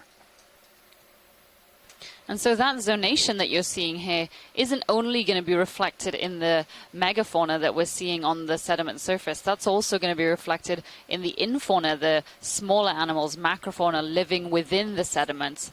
It's likely that the areas that are the black anoxic sediment are maybe more toxic than some animals are willing to tolerate. And so as a result, they try to get as close to the habitat as possible, but as safe as is possible. So they will linger on the outskirts as close as they can to the productivity without getting, without the negative implications, I guess. All right. Is there anything else you'd like me to zoom in at this site? No, this is awesome. Right. Thank you, pilot. We have another target up here. I'm going to Yay! see what it is. Probably some... It's very small. I think it's just going to be a flyover. But since we're stopped and you have the time. Yeah, definitely. So now something that Carolyn was mentioning to me is that to the east of here, we're basically just skirting the border of one of the Boehm seismic anomalies, which was confirmed chemosynthetic organisms. So I'm not sure if when we're progressing south, we want to make that a little bit more to the east. It's up to you. Can you zoom out again on HYPAC, please?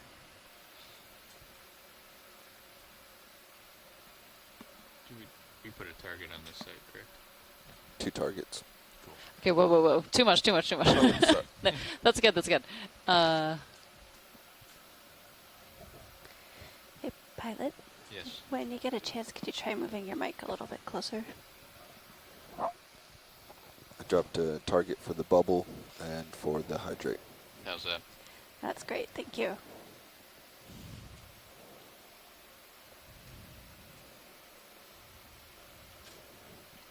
I think it's a rock. Oh, I think it's a big rock. Maybe the biggest rock we've seen all dive.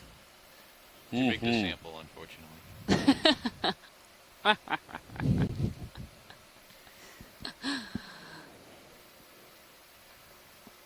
Oh, it's got a big fish living underneath it and a big crab. But no corals.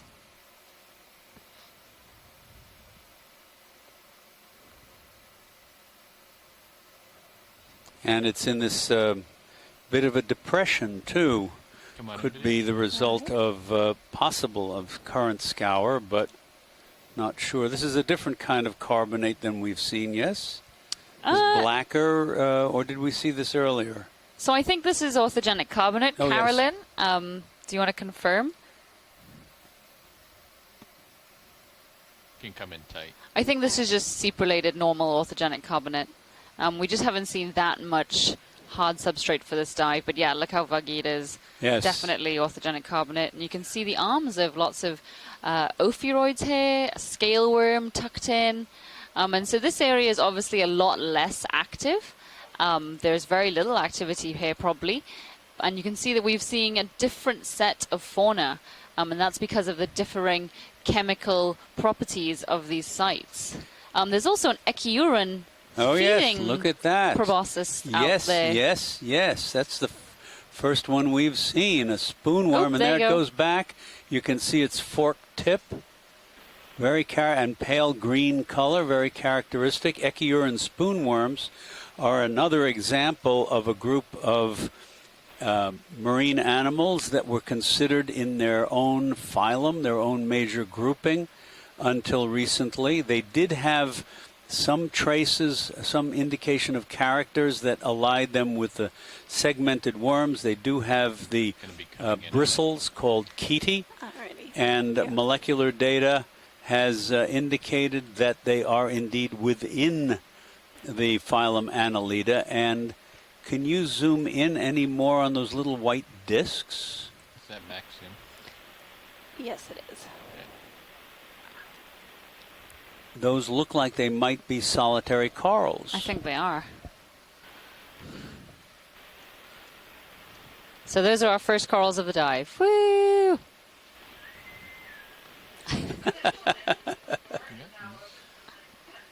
Couple polyps there. Oh, we can also see some, little polyps. Yep. Stoloniferan polyps. Yep, that's right. Those pale stoloniferan polyps with long tentacles. Is that And lower left, there appears to be some kind of tentaculate polychaete worm. What were you going to say, Pilot? I was going to say it looked like a... As the echiuran pulls all the way back into its hideaway. in the center. I'm not sure what that is. Yeah, there's some kind of polychaete, tube-dwelling polychaete with long half-dozen tentacles. Either terabellid or amphoretid, probably. Maybe, yes, those are good suggestions. There's another one.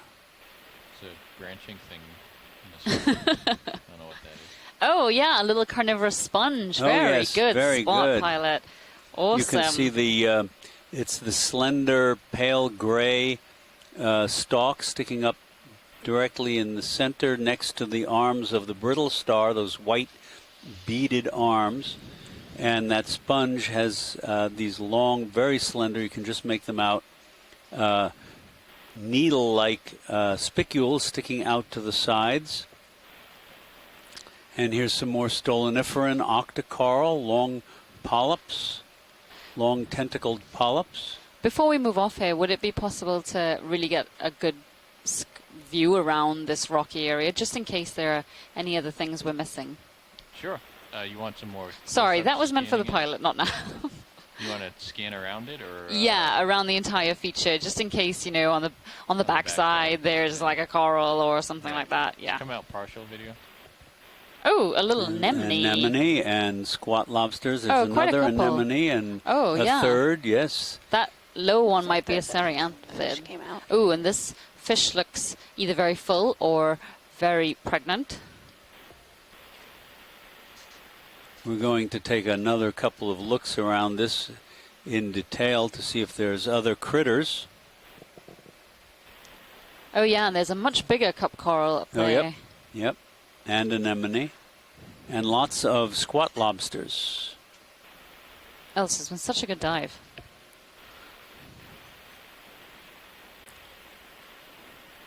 Red crab.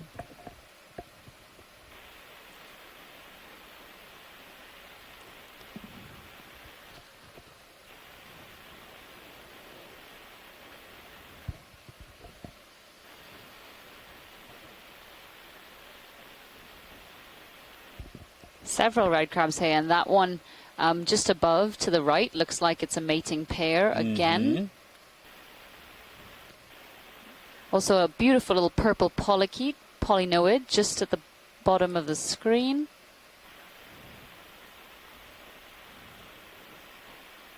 But you can see, yes, a completely different set of fauna living on this outcrop compared to what we've been seeing throughout this dive. The catetics and the red crabs are probably the only consistency. We can zoom in on the face of this rock here above the two crabs. Come on in video. Yeah, anywhere in there is fine. Take a look and see. Yep, lots of the polyps, the stoloniferan octocarl. That's an encrusting octocarl. It appears to be. Anyway, I can't quite. Can you look at that, Diva? I can't see the pin, the side branches in the wind here, in the breeze. Okay. You'll have to wait a bit, I guess. Come on out. Okay.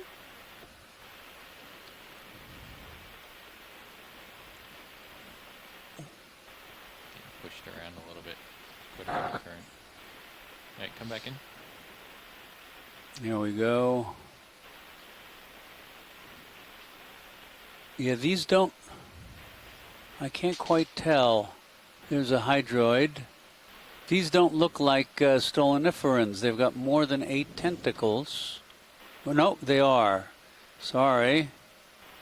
I can see the very fine side branches. What do you think? There's a mixture of animals. So the ones at the lower end of the screen are stoloniferans, but the one just at the top of the screen definitely has more than 8 tentacles. Okay, that's the thing I looked at earlier. Yeah, that's a little anemone. Okay.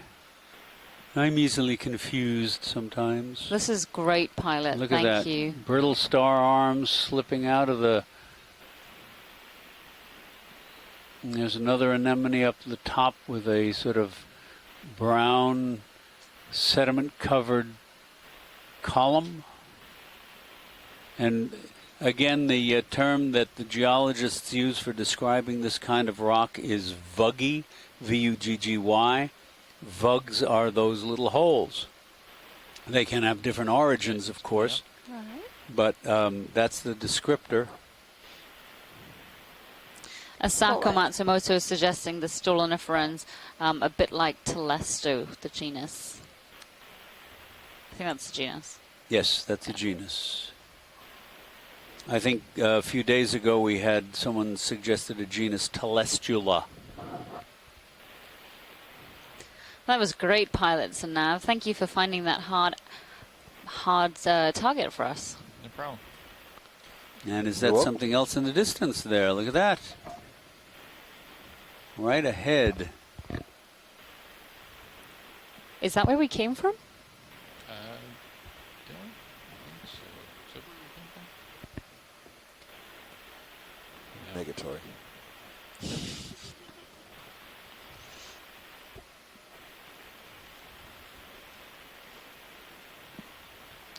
Is it all right to zoom past the skid? Yes. Thanks.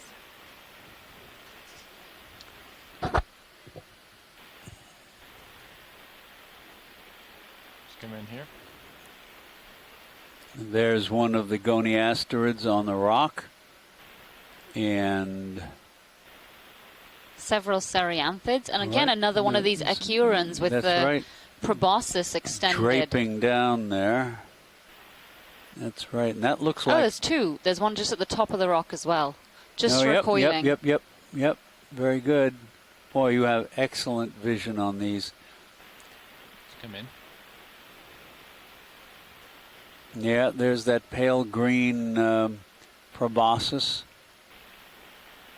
We have one on the east coast of Florida in a few hundred meters of water, a couple hundred, 300-400 meters of water. The proboscis gets to be close to 1 meter in length. So I'm wondering what those little, we've got the stoloniferan coral, the slender polyps, and then we've got a couple of different kinds of anemones. That looks like that's a cereanthid. That's a tube-building burrowing anemone. That looks like a monoplacophoran. Yes, it does. Just to the left of the cereanthid, there's a little conical structure. It's very pale yellow, above center now. I saw one of those the other day, and I just assumed it, not being that familiar with the chemosynthetic communities, I assumed it was a limpet. It could be. They're very difficult to tell apart. I didn't know there were any in the Gulf of Mexico. That's neat. I mean, it may not be, but it does look like that. Monoplacophorans are a separate class of mollusks along with the gastropods, snails, cowries, whelks, conchs, and so on, and sea slugs. The bivalves, the clams, oysters, mussels, scallops, etc. The cephalopods, octopus, squid, and cuttlefish. The chitons, the polyplacophorans, because their shell is divided into a series of units called valves. Polyplacophore means many shell bearer. And then this may be a monoplacophoran, which means single shell bearer. It's like a limpet, but its anatomy is quite different. It has a whole series of gills along its side.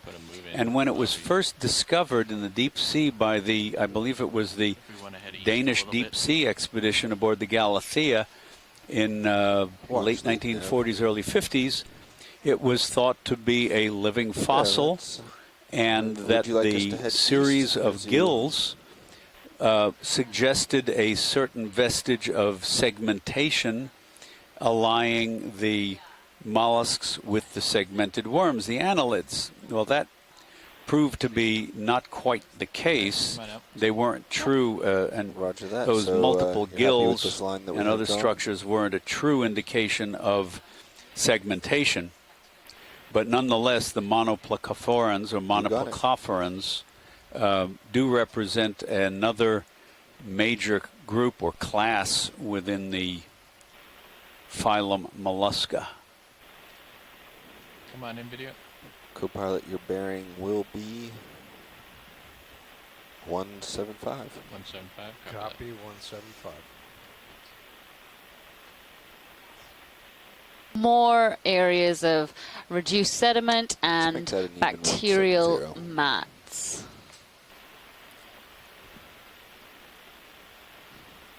With a couple of these tiny orthogenic carbonate outcrops and some more of these zoacid fish hanging about lazily.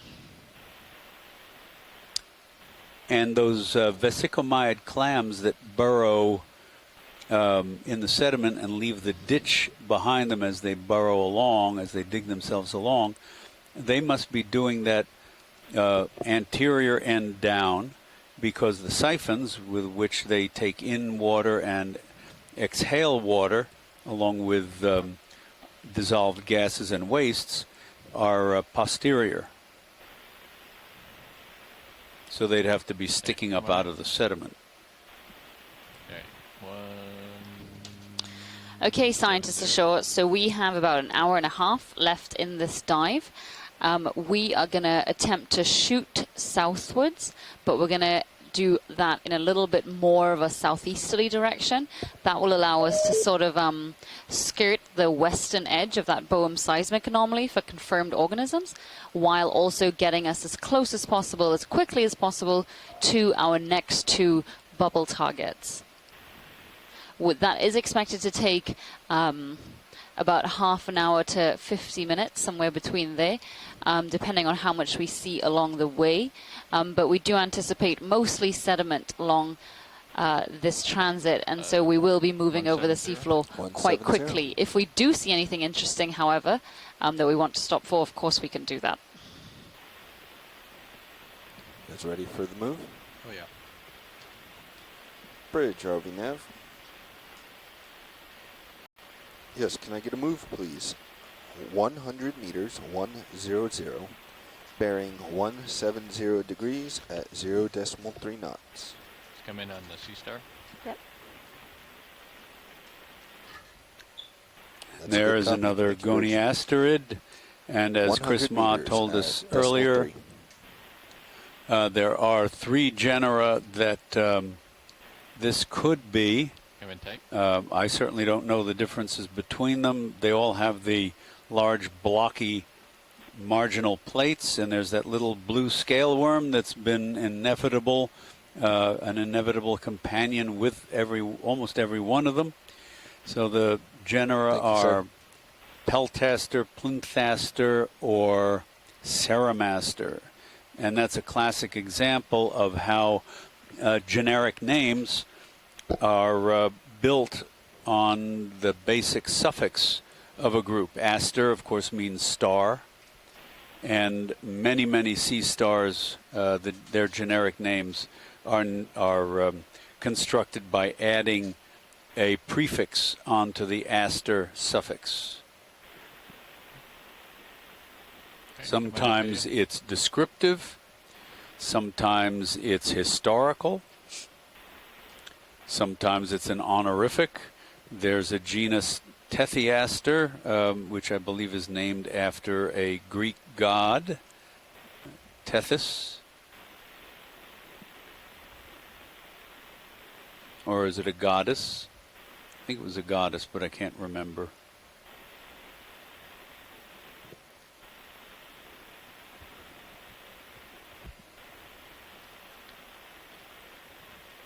And now as we move away from that site, I anticipate we will see fewer and fewer dead bivalves.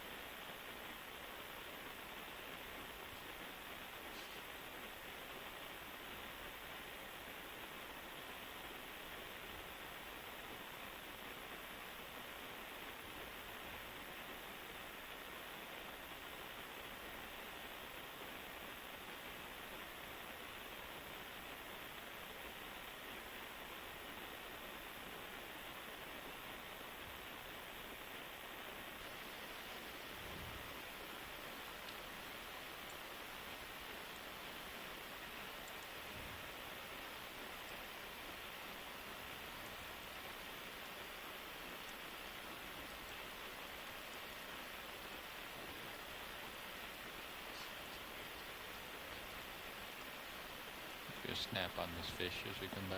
Sure.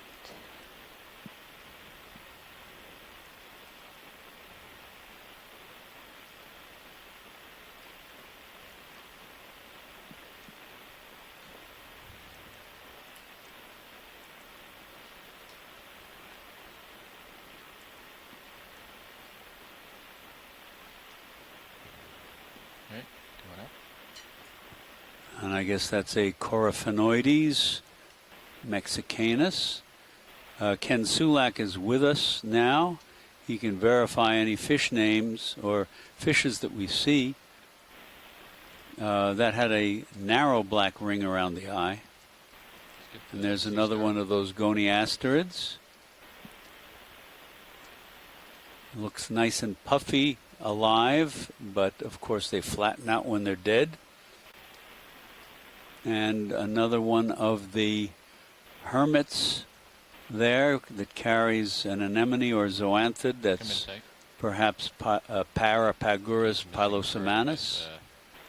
You can see the interlocking plates that cover the upper surface of this sea star. The upper surface of sea stars and sea urchins and brittle stars is called the aboral surface because it's opposite the mouth. We don't use the terms dorsal and ventral generally, or haven't in a long time, because, among other things, if you look at a crinoid, which is also an echinoderm in the same major group as these sea stars and urchins and brittle stars, the mouth and anus are on the upper surface, and basically they are like a sea star that's been flipped upside down. So if you called the upper surface of the sea star dorsal, and you'd also call the upper surface of a crinoid dorsal, you couldn't put the two together. You couldn't relate the different parts to each other, and it would make no biological sense. So instead of dorsal and ventral in general among echinoderms, we use oral for the surface bearing the mouth and aboral for the surface opposite the mouth. Let's get this guy real quick. Yep.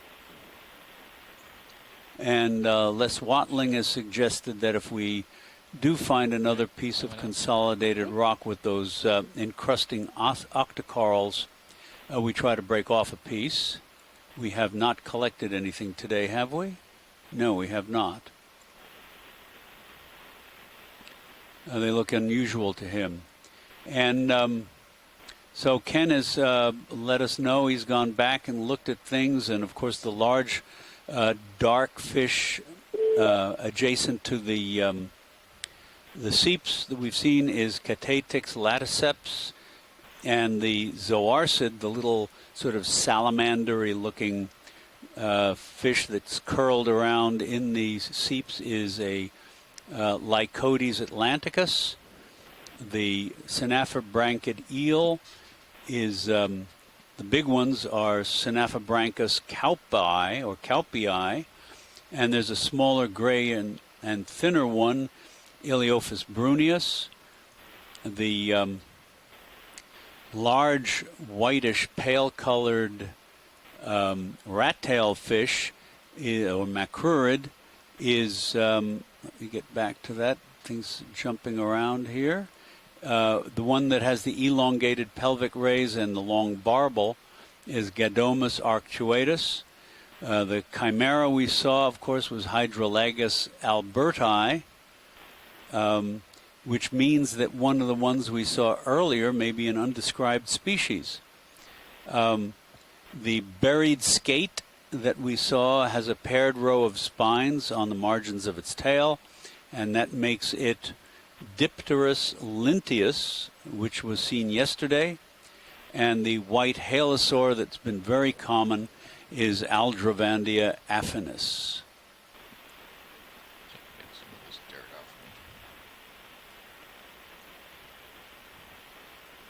Thanks very much, Ken. Ken and I were classmates at the University of Miami's Rosenstiel School of Marine and Atmospheric Science back during the Pleistocene era. We had a great time. We shipped out together on a number of deep-sea dredging and trawling cruises. And, of course, he's been studying the deep-sea fish of this part of the world and probably other parts as well ever since.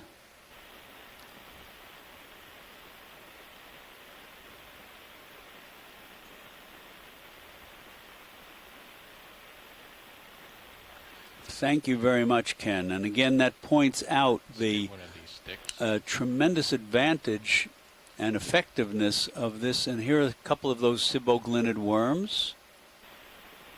And you can see the pink living worm inside the transparent tube.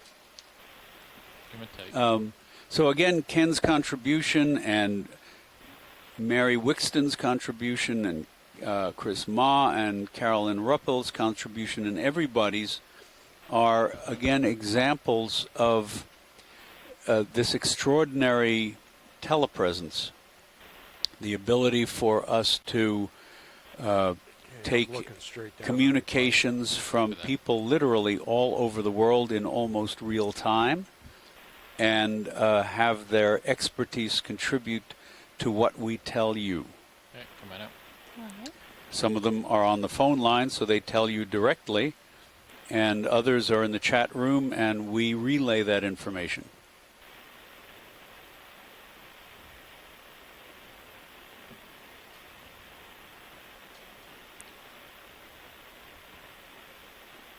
And there's our Aldrovandia, halosaur, and Glyphocrangon shrimp.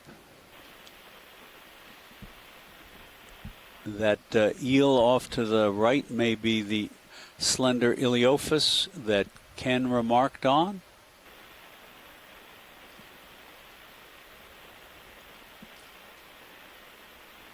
And so now this is, of course, the last dive, and I have to say, this has been an extraordinary learning experience for me. Yes, I've been involved in deep sea work for virtually, well, for my entire professional career, as well as shallow water work.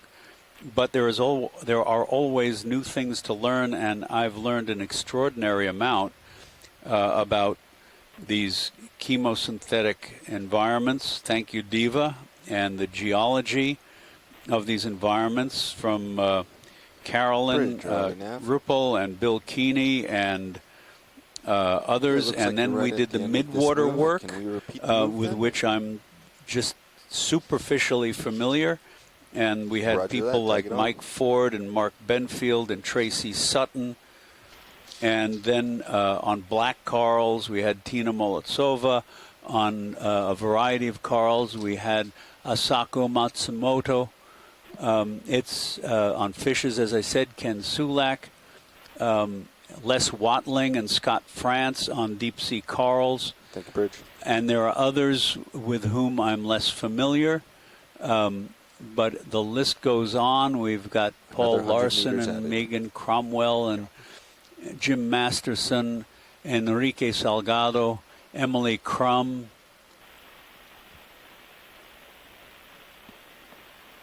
It's been a very long and satisfying cruise, and I've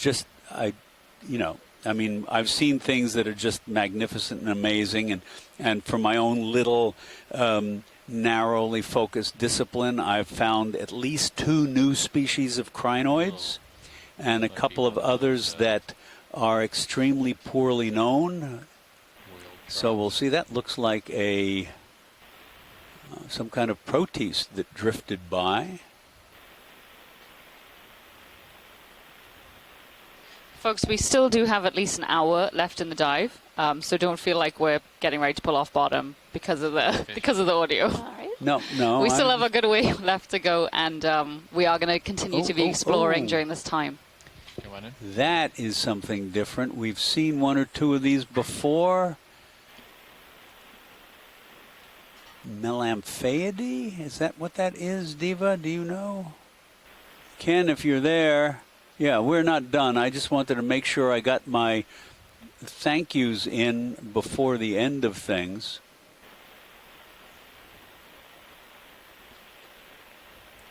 Oh, it's being shy. There we go. Come on, turn around.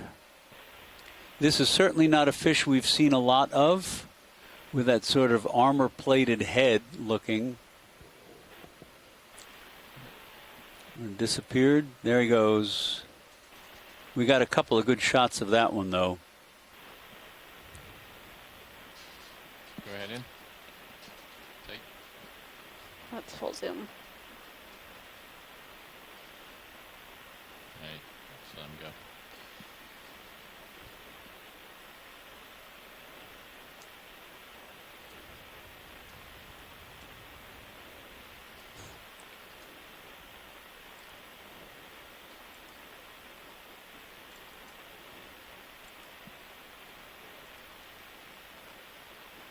Come back in. There's no one to cooperate.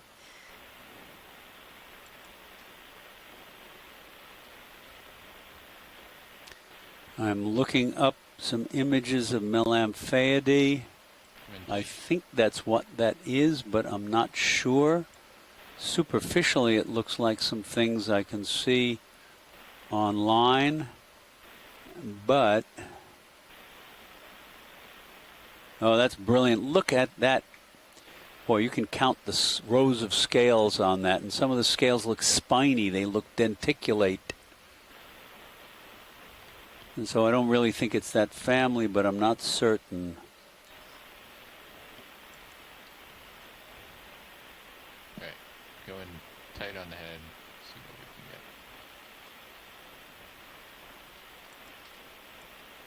It's just not gonna let you. That's brilliant video. Come on up. Thank you.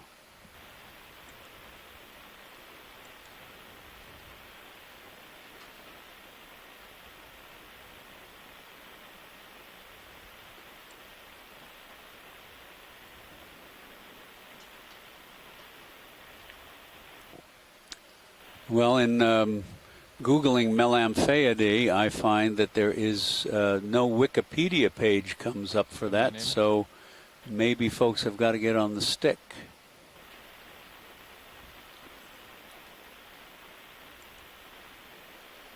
There's a nice Aldravandia.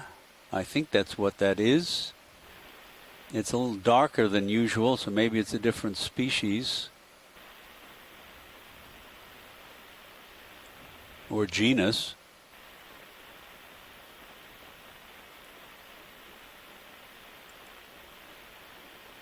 But it's got that shoebill look to it and the straight body with the undulation restricted to the end of the tail there.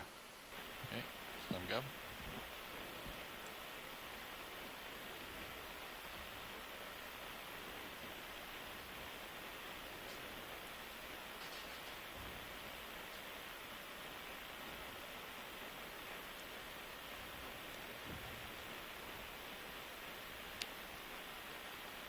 Deep sea red crab, goniasterid asteroid.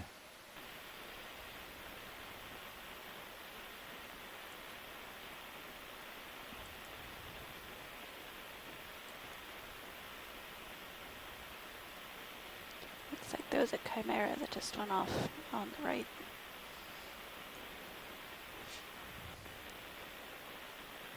Right there. And again, a small Synaphobranchid. And here's another chimera. This looks again like Alberti, I guess, with a parasitic isopod on its dorsal fin, or two of them, one on either side. Must maintain symmetry. Or is this the other species that we saw the other day? Yes? Okay. Huge, huge eyes. And you can see the pores in its nose that are sensory organs, and the very, very distinct lateral line which branches around on the head. And away it goes. Nope, something attacked it. And a big Synaphobranchid eel. So if we could get the lasers on briefly just to see, it looked like a big fish initially, but apparently is not that big. Yeah, it's maybe the lasers are 10 centimeters, so that is probably just over a foot long. It looks a lot bigger out there in the emptiness. So the consensus apparently, Alexia tells me, is Hydrolagus mirabilis. So we've seen 3 different chimeras today, not today, but on this cruise. We saw the long-nosed chimera, I guess that's Harriota, and then 2 species of Hydrolagus, Alberti and mirabilis. Just sense of the current.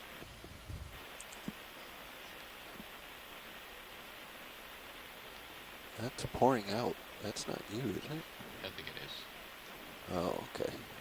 It's like it was, yeah. Those little parasites on the fin of that chimera look like amphipod crustaceans, but I've been told they are isopods, although I'm not certain. Can you turn back? I don't know that there are many in the way, if any, real parasitic amphipods, while there are plenty of parasitic isopods.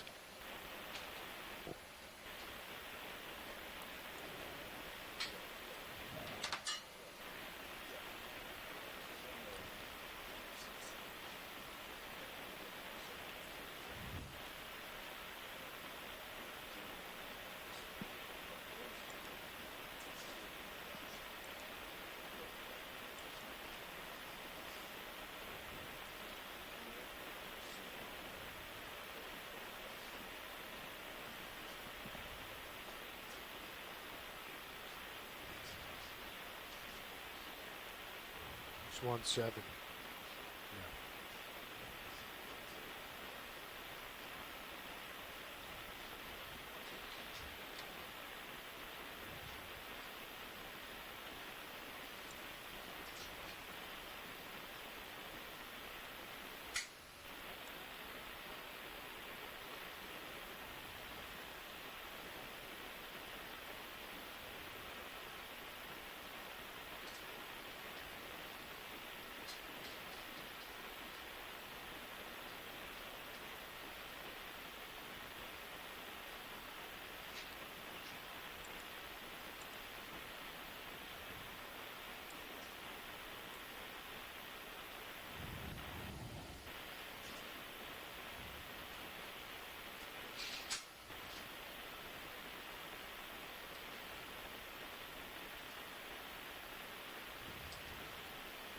All right, Pat, so it looks like ship's in motion. You're finishing up a 100-meter move, so there's still a little bit left, and you're also going to get continuous swing from Sirius. Just a heads up. Moving 170. 170.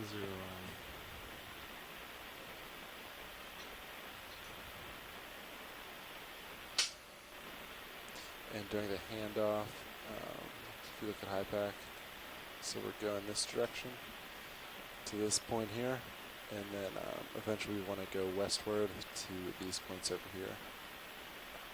And that is our current goal. We're moving at 0.3 knots too, so we're moving quick.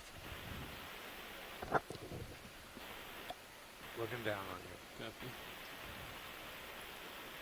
Copy. Looks like we're coming up to the,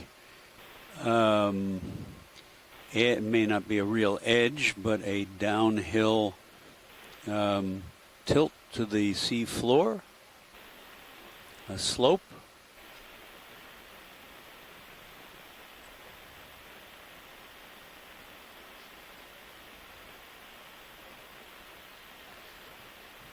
And we are moving slightly, we have been moving slightly down slope. Our depth now is 1,054 meters.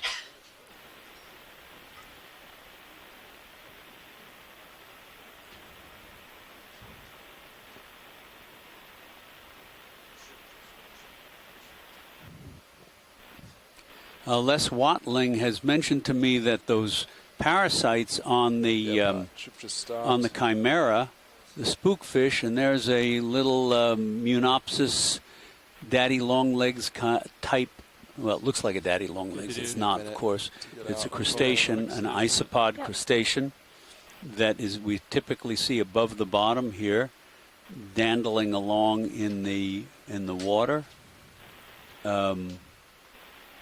With those very, very long legs, which provide some slowing down of its sinking rate, increasing the surface to volume ratio. So Les Watling has mentioned that the parasites we saw on the fins of the Chimera look like amphipods, with which I agree. And he said there's a group called stegocephalids, which can land on things like fish fins and so on, and can chew the skin or scrape it. Any chance to get some quick zooms there? I know we're moving. Okay. Yeah, Thanks, Les. Something you want to see here? So that may be a better... Just some quick zooms of the bacterial mat area, please. Absolutely. That may be a better explanation for what we've seen, because a lot of them look like more like amphipods than isopods, but for me, it was certainly difficult to tell. Thank you.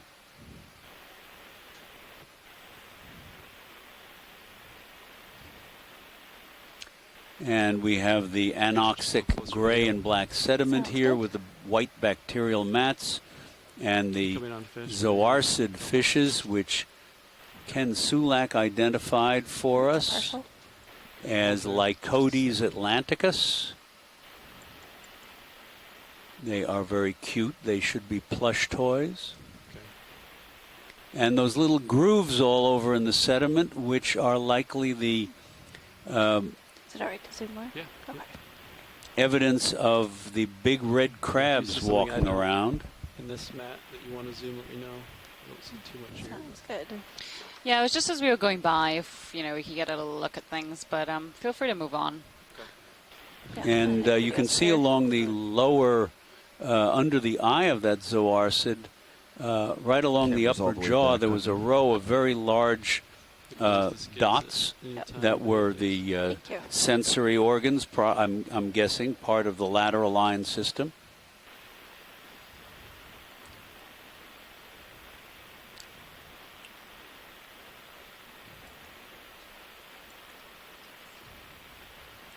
And that looks like our nymphaster sea star that Chris Ma filled us in about. Larger fish left. We may have seen it already. You can snap it. Snap zoom. All right.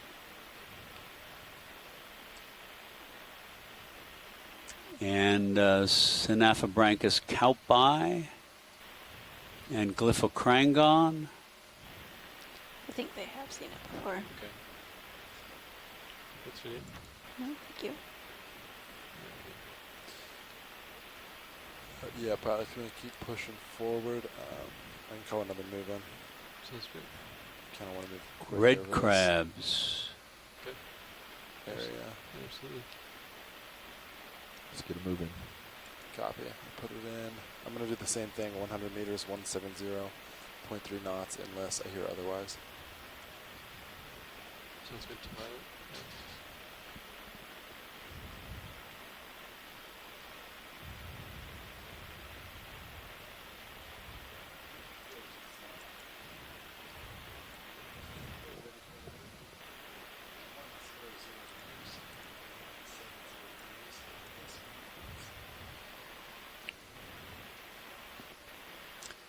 That's a little different from what we've seen, unless this is, let's see if we can get a Monomatopus. yes, Monomatopus, one of the viviparous bithytids, cusceals. We have seen that before, and it's got another little parasite clinging to it. They do look like amphipods, though, don't they? Isopods are generally more flattened top to bottom, and amphipods tend to be compressed side to side. That definitely looks more amphipod-like. Thank you, Les.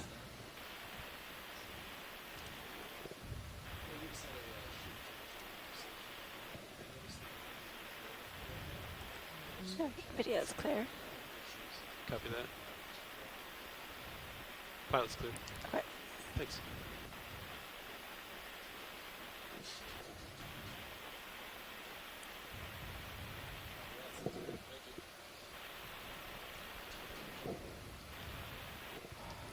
Going to hop over to the crab. The infaunal mounds here, which we believe are these little mounds pushed up by the waste material and extruded sediment of organisms in the deep sea floor here, are on the scattered side. And here's another pair, a mated pair of Chason quinquidens. Wow, he's actually carrying her along.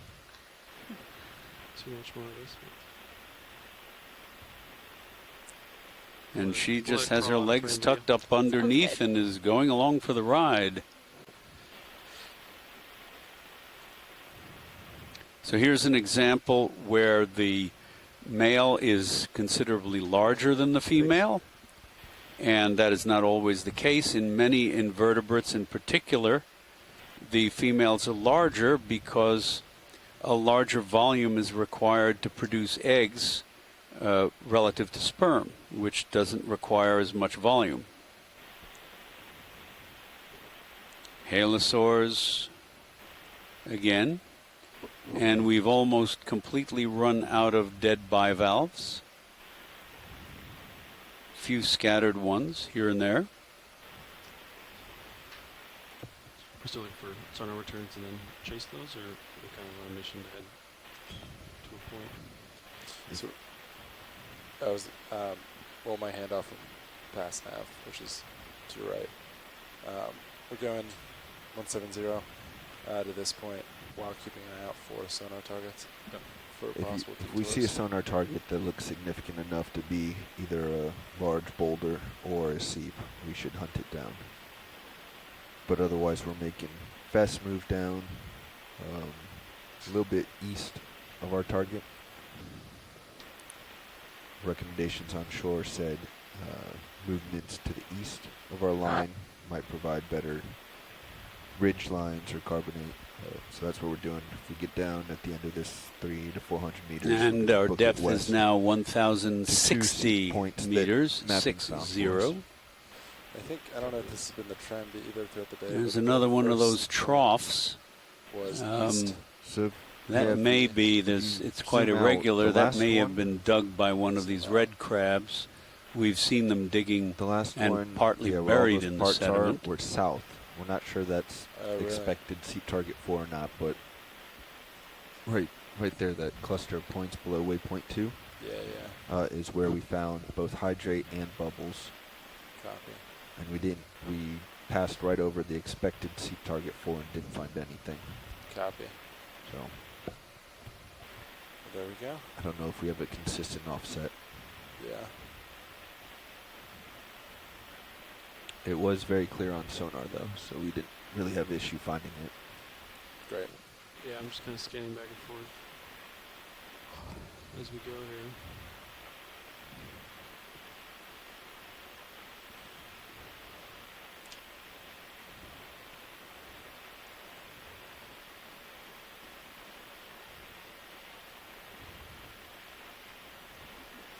So I was looking out 50 meters, don't see anything. It's looking eastbound. Yeah, correct. 50-50.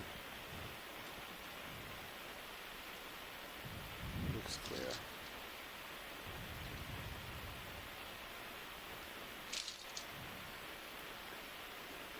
And we've obviously gone quite a distance from likely seeps. Very few in the way of, very little in the way of dead bivalves.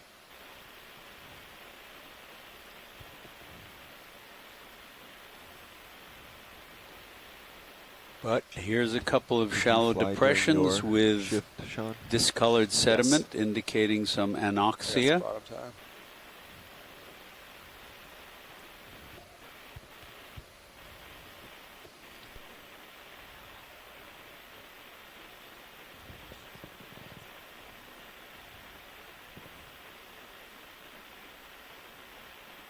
Sorry, watch it. Did you ask for updated bottom time?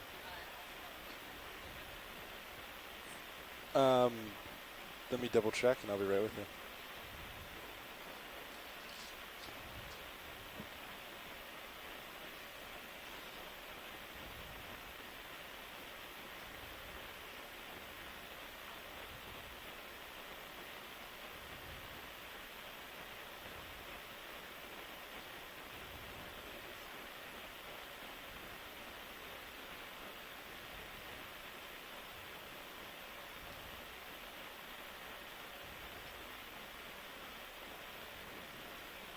This crab's just walking around, pretty active.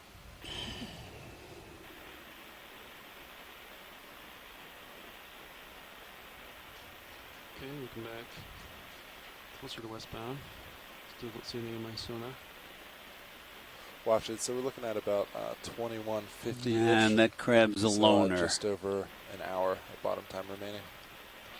Welcome.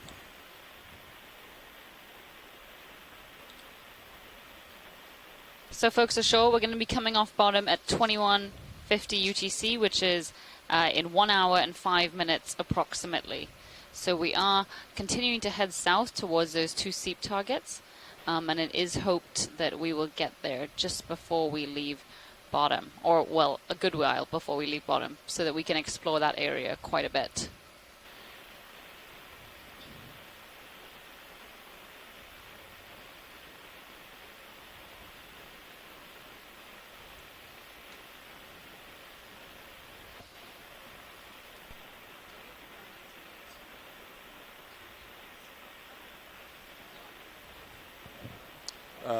Yeah, so are you looking at high back right now? All right, so let's see. Ships here. So we are moving at 170. That was my handoff from the previous nav. And then once we get to that point, we want to go west to these dots.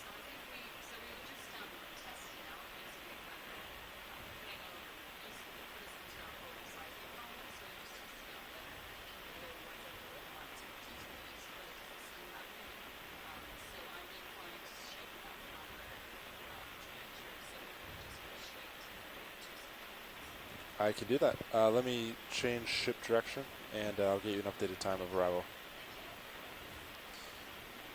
Pilots, did you just copy conversation? Yeah. All right, so what I'm going to do, stop the ship.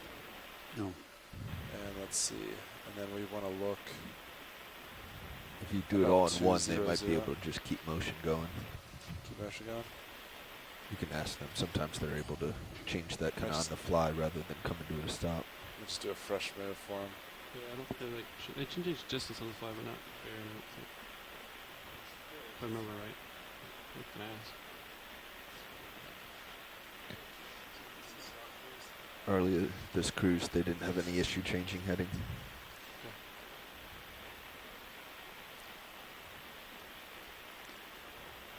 It just means that. So we are going to come to a stop here briefly to reorient, and we'll be heading more directly towards our next sites, which are the I'm adjusting to 00. Bureau of Ocean Energy. What is it? BOEM? What does that stand for? Bureau of Ocean Energy Management sites that have suggested there may be cold seeps there. No, so we had actually been heading a little bit east rather than just due south, because we wanted to try and get within that BOEM seismic anomaly that was confirmed organisms. But we are going to head for more directly south now to hit those two bubble targets, which we detected last night during our multi-beam surveys. So hopefully they've proven really good targets today. All of the ones that we've identified last night by our mapping team stays up all night and not only maps the seafloor but also looks for these potential bubble streams. They have identified a number of them, and so far they have all been spot on today. So we are going to continue south to try and get to 2 more targets just before we leave bottom.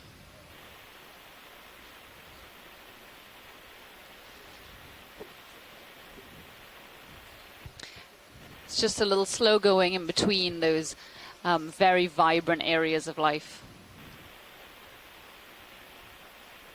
Okay, but you can step on polychaete in the color column. Yep. There's a little scale worm swimming up into the water. Good eye, pilot. We actually have not seen a great deal of midwater organisms. Actually, there's as I contradict myself, there's a looked like a larvacean drifting off past the upper right corner. We saw a big ctenophore earlier in the dive.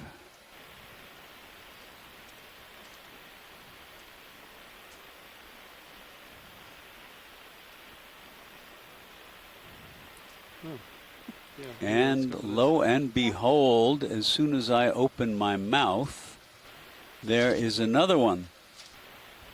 And you can really see, I don't know if we've seen anything like this one before.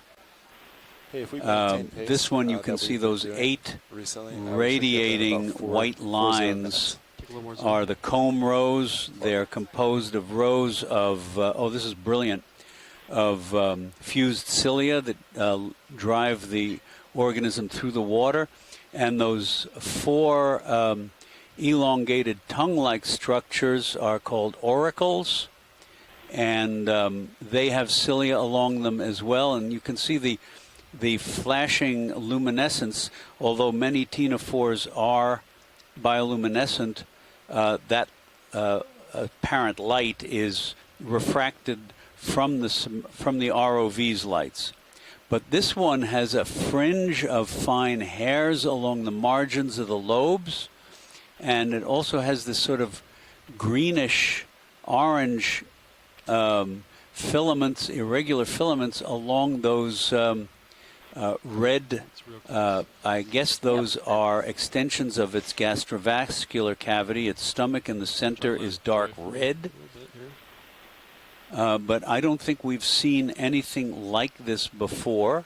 We'll have to send this out to our midwater group, see if it registers as a potentially new species. But it is certainly a low-bait ctenophore. Instead of having long adhesive tentacles, it's got those two enormous lobes. Our depth here is 1,064 meters, and that was just pretty extraordinary. I don't think I've seen anything like that on this expedition, although we did see earlier, on earlier dives, we saw a pale yellow ctenophore, and I was told, or we were told, that varied from transparent to yellowish, and maybe some other colors, I can't remember. So maybe that's the same thing, but that one definitely had these huge lobes and 4 tongue-like auricles. Very neat. Did very well. And here we have, right in this field of view, we have a macrurid rattail, we have a red deep-sea red crab, we have a halosaur, the white one in the foreground. We passed a synaphobranchid eel just below them, and there are a couple of other fish, both looking like halosaurs in the distance. And coming into view here, looks like, what is this? That's another Munopsis, the swimming isopod crustacean, with its incredibly long appendages.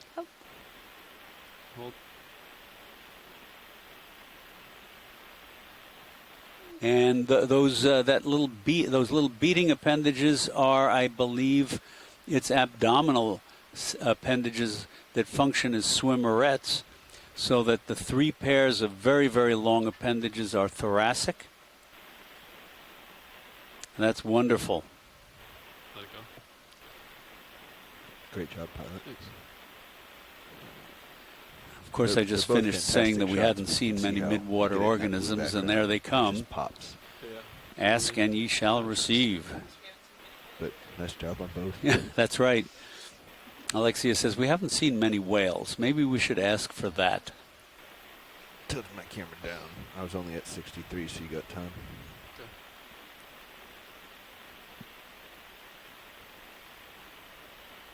Okay.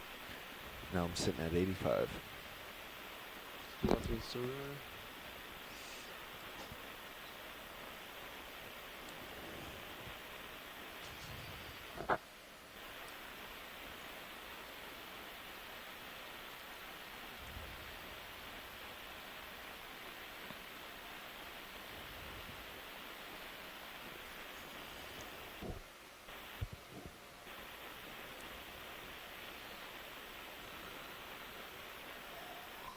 Camera's back to, I'll bring it to 60. Camera's at 60. Okay, it's eastbound, still nothing there. Turn the track here.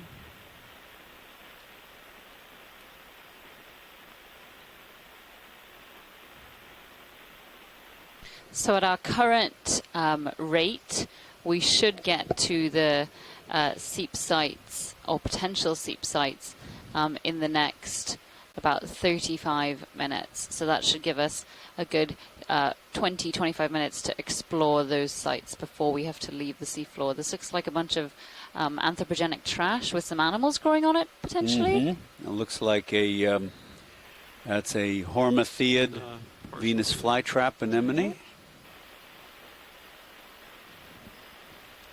Looks like a piece of rubber tubing or something like that.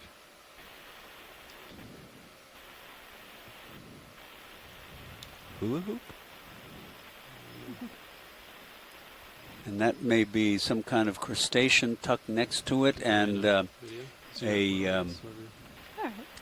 pair of smaller anemones. The larger one on the right certainly looks like the same as the big one. I'm not sure about the middle one. There's another one in the back. Yeah, I guess they're all the same. 90.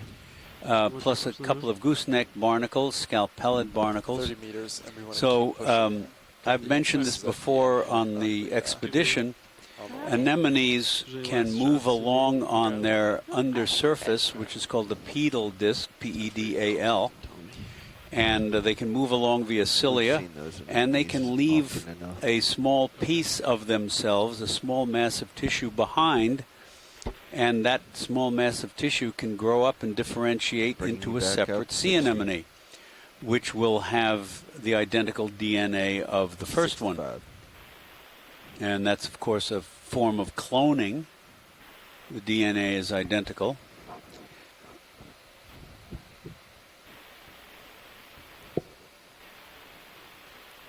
And any old port in a storm, any hard substrate will often do.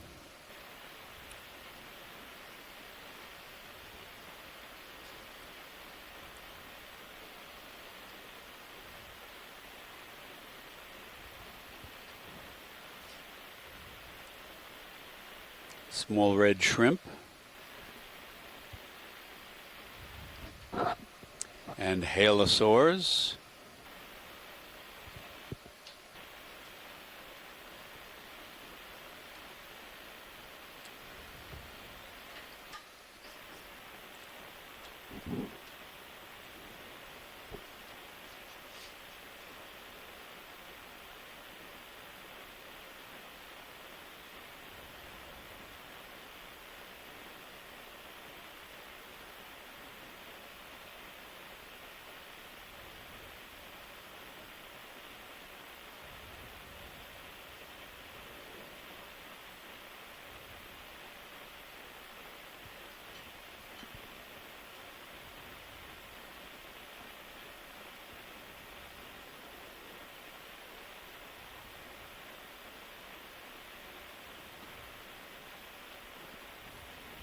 Sonar still clear.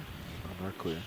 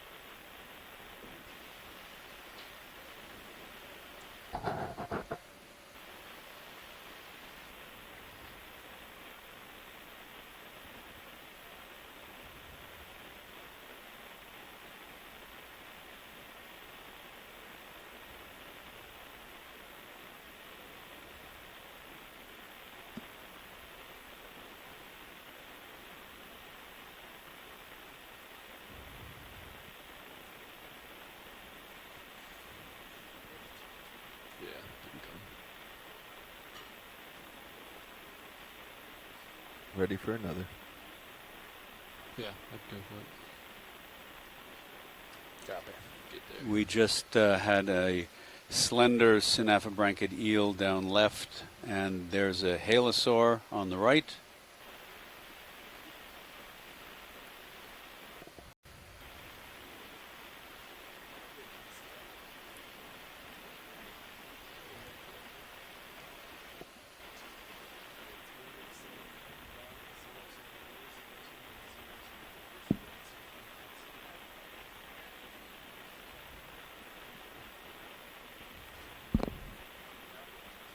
Meter dash. Here we go.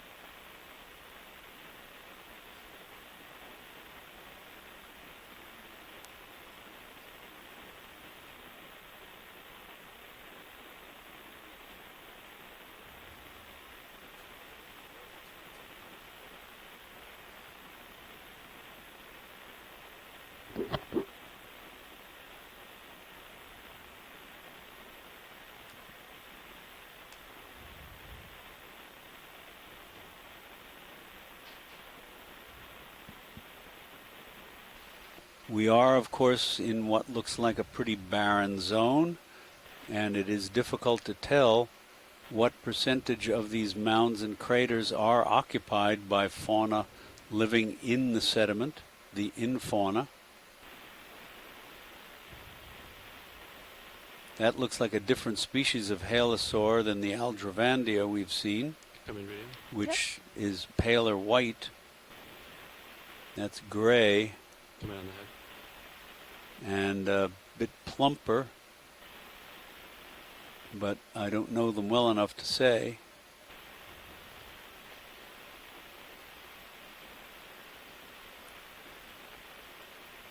Zoom out just a fraction there.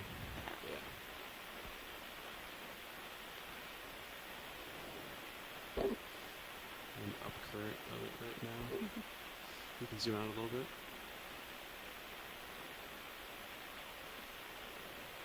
I think we got some imagery of that one earlier. Okay, zoom out then. Okay.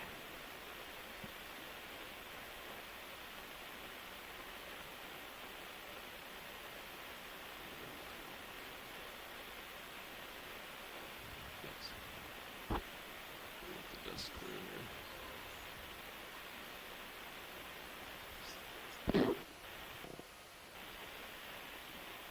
Rat tail.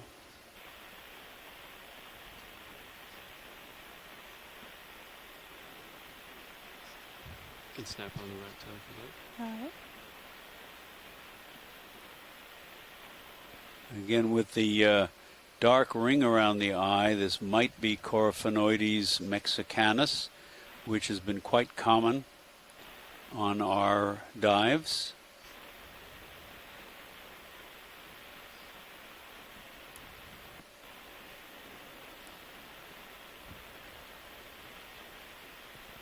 Okay, we'll let go when you're clear video. All right.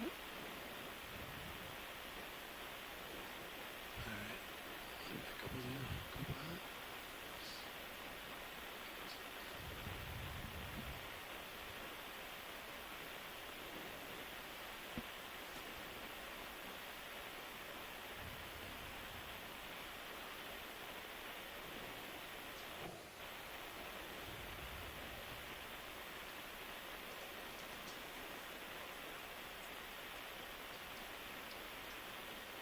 Yet another one of these mating pairs of the Chasian quinquedens red crabs, and I'm guessing this is a third. This third crab is a potential male waiting to try and swipe away that female. Yeah, certainly large enough. And you can see the hair in like a little depression almost, so that could be a little birthing area.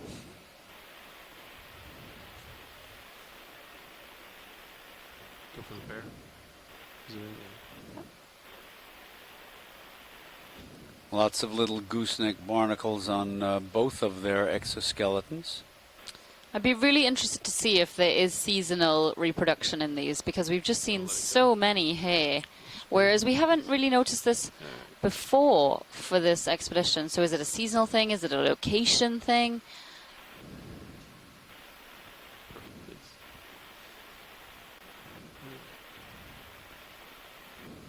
Still so much we don't know about the deep ocean.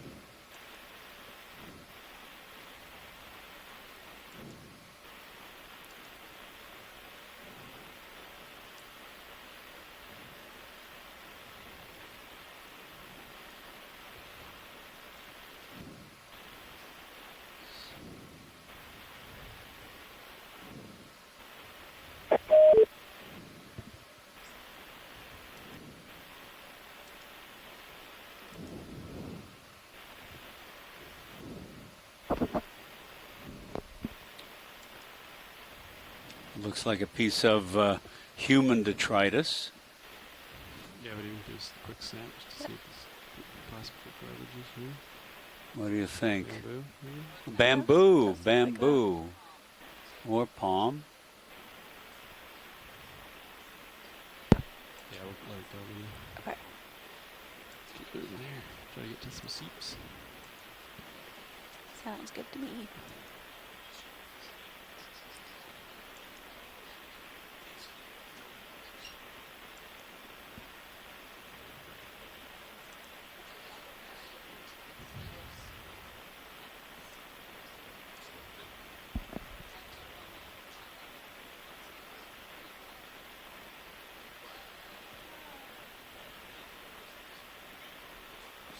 Just seeing this. Let's snap in on this small orange subject. Oh, is it? Oh, it's straight. Never mind. Thought it was sticking straight up. It's not. There's the tail sticking up.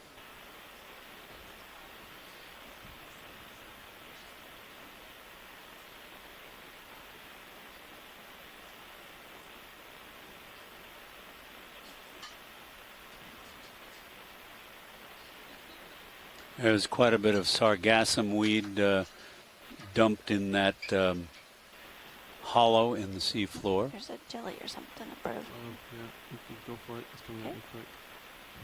Yeah. Take it. And there is a larvacean, or appendicularian, in the family, likely in the family Oikopluridae. So for those of you who have not been following our midwater work, larvaceans are relatives of sea squirts, but they're planktonic.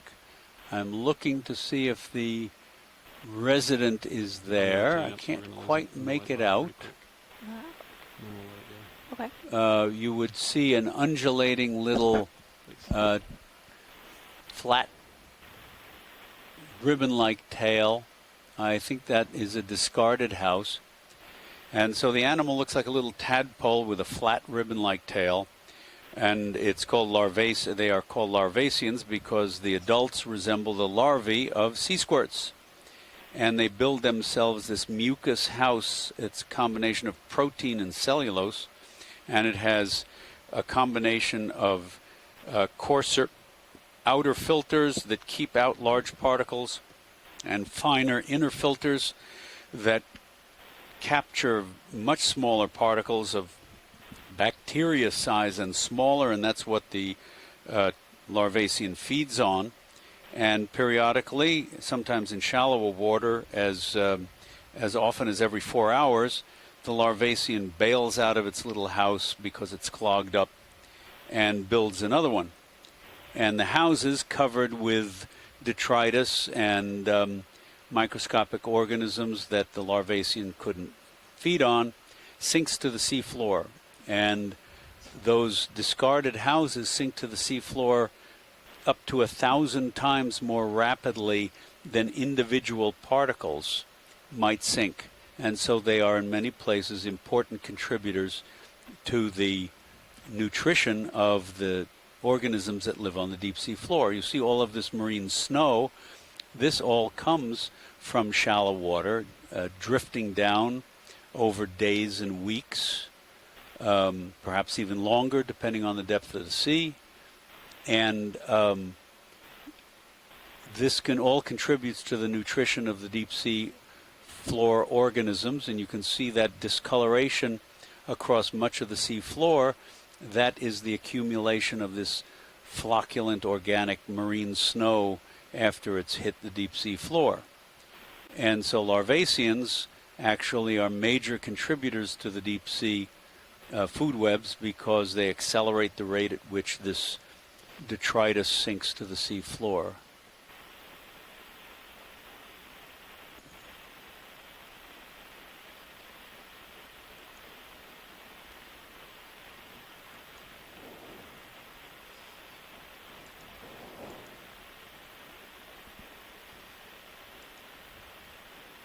Yeah, we can try to grab this fish. And there's, this is a different, this is a different chimera. This looks like Hariata, but I can't quite tell. That nose looks different, perhaps a bit broader than any one of the ones that we've seen before.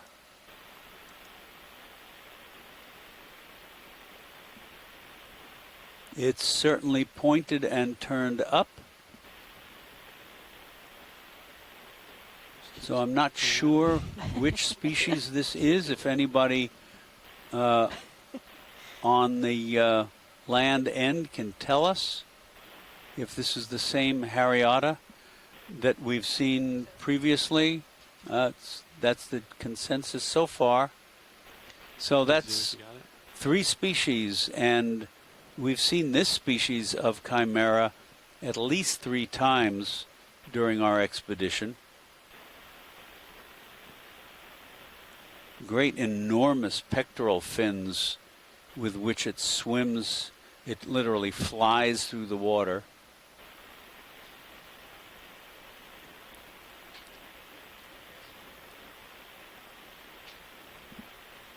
That's just amazing. I love those. All right, Pat, that move just finished up.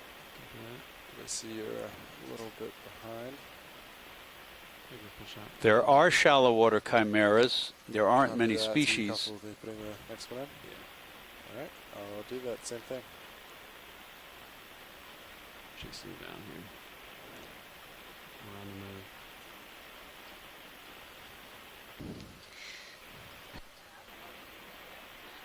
the move. Almost.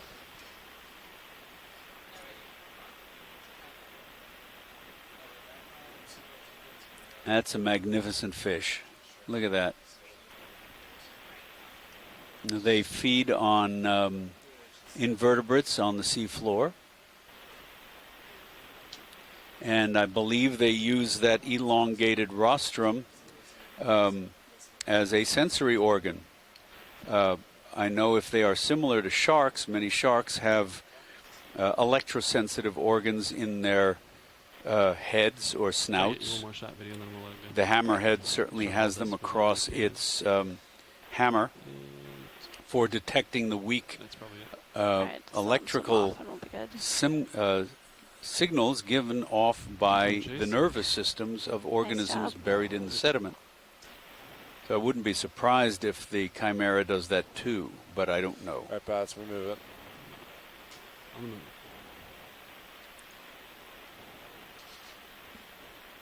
Okay, so folks, to show you've been very patient. We are about 100 meters away from the 2 targets which we are approaching, those bubble plumes which we detected last night. So far they've been working brilliantly for us, so we are hoping that during the last coming back up to 65. About 35 minutes left in this dive, we will be able to see one last chemosynthetic habitat. We will be coming off bottom at 1550, sorry, local, which is Central Standard Time.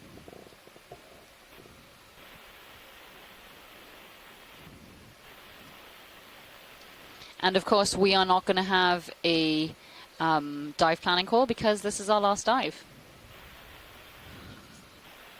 We're just going to do a quick summary of our dive today, chat about any observations we may have made, and then just thank everyone.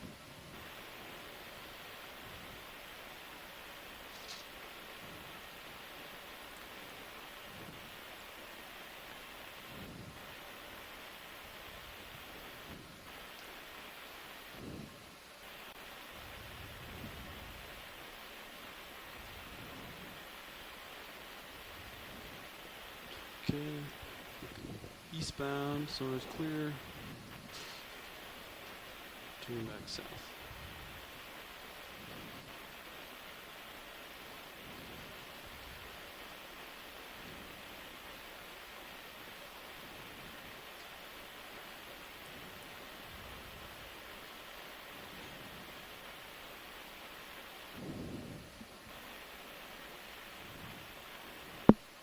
Isn't that what Mini Zeus was looking at? Straight out.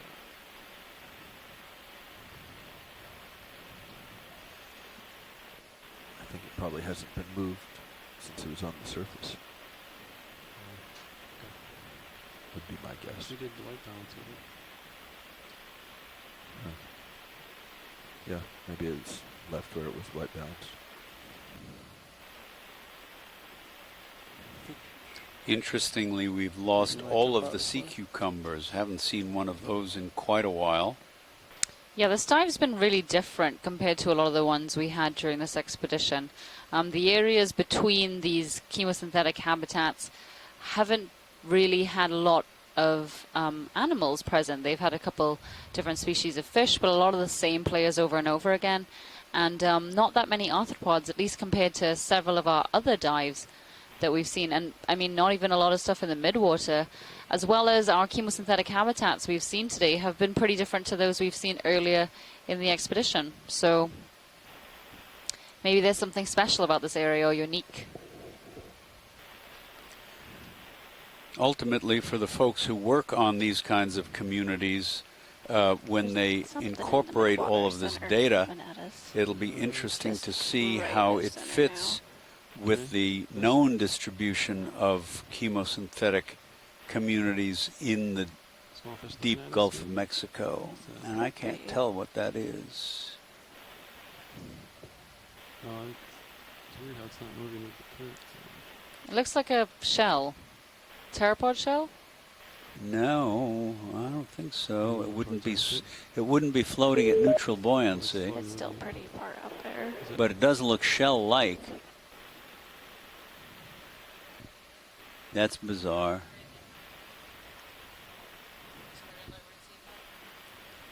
I guess it could be a discarded Larvacean house, but it's so thin and shell-like.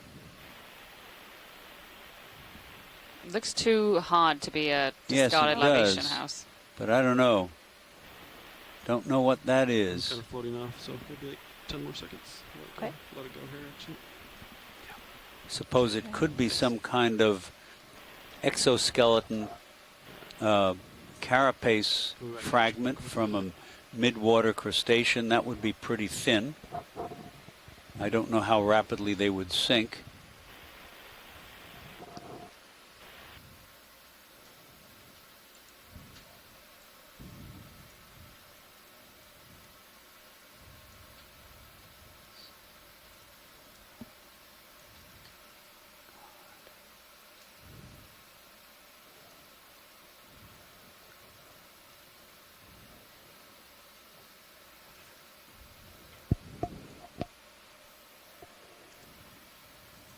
That looks like a golden crab that we've just passed over, which is a close relative to the red crabs.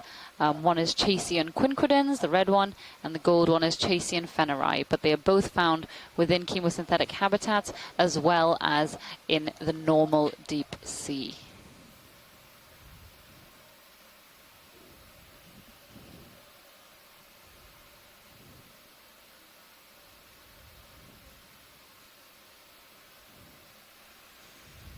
Might as well snap on crab. And here, perhaps that slender eel to the left is Iliophis.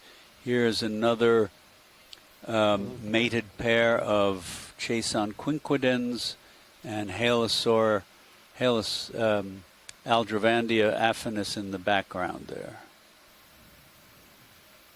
It's a very dynamic shot here. And yes, you can see the definitive little dig marks in the sediment that are the trail markings of this crab in this soft sediment.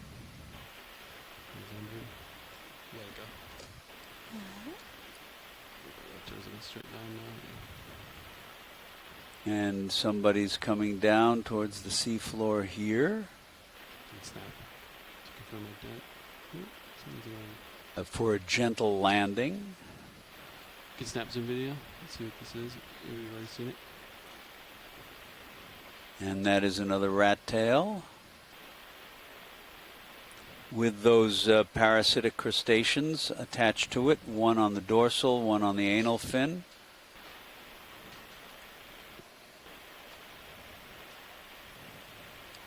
Mark Benfield suggests that the and that's not Aldrovandia affinis in the back. It's another halosaur. But Mark Benfield suggests that the fish that I very tentatively called a melamphaid is an allied family. The genus is Stephanoberix. It's called a prickle fish. Obviously, its scales look like it had all kinds of denticles on them. And it's in the family Stephanobericidea. Which I gather is an ally of the melamphaeids, not too far away.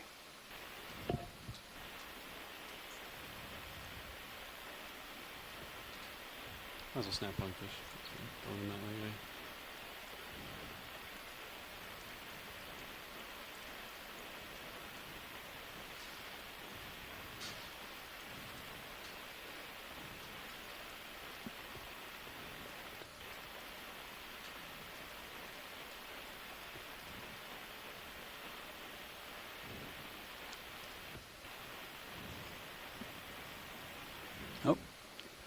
There's an unusual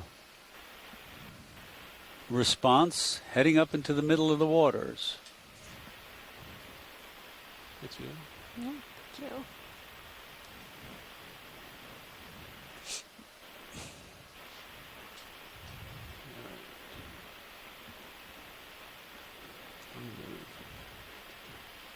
There's a couple of dark spots in depressions. Hint, hint, nudge, nudge. Maybe, maybe. Sure, I guess. I mean, we are approaching this area that we hope is going to be chemosynthetically active, and so this is around the time where we'd start to look for these little hints and signs on the seafloor of impending activity. Go for the white spot here. And that fish looks like the viviparous cusk eel monomitopus.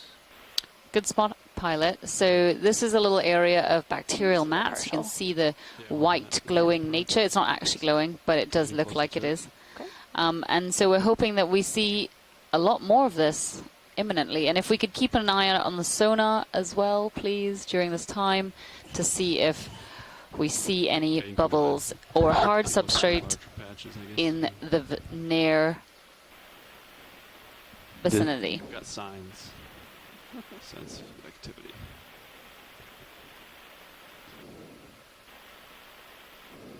Somebody hanging in the water out there. I wonder if that could be our chimera that just swam away from us.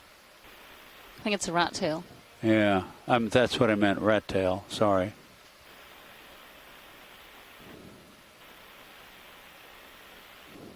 Yeah, that's what it looks like. Thank you. Yeah, I'll let it go. All right. Better finish that one. It's bubbly.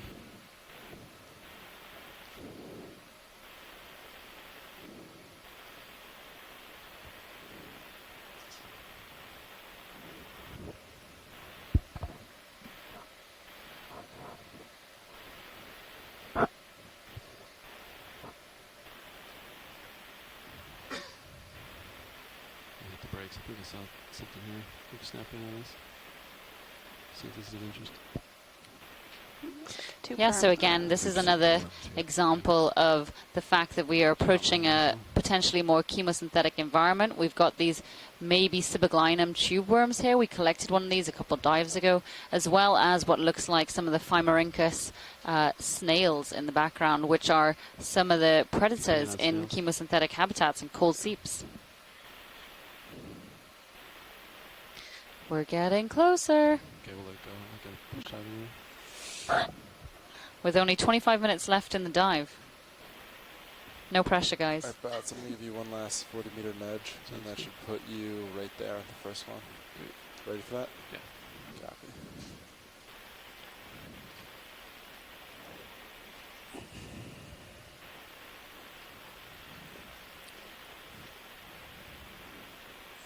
And the sea cucumber.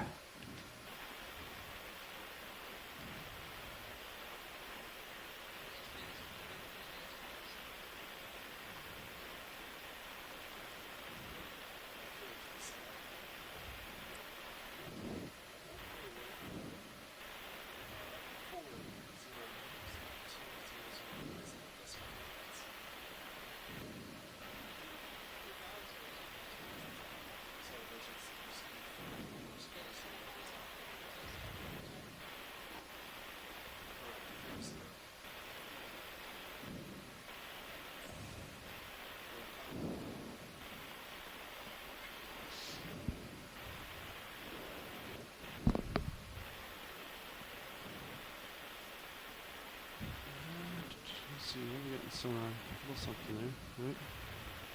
Maybe.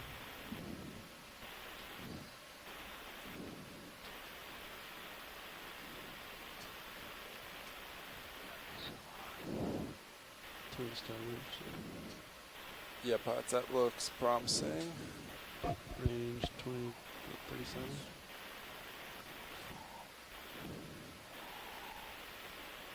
I didn't for this section first. Yeah. Yeah, I want to just look farther right to see if there's anything else. But, I agree. I think it's the direction we're going, right? Correct.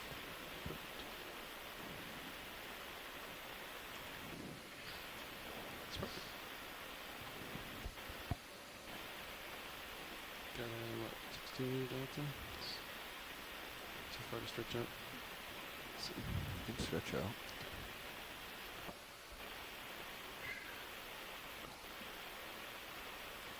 Do you want more or less of a delta?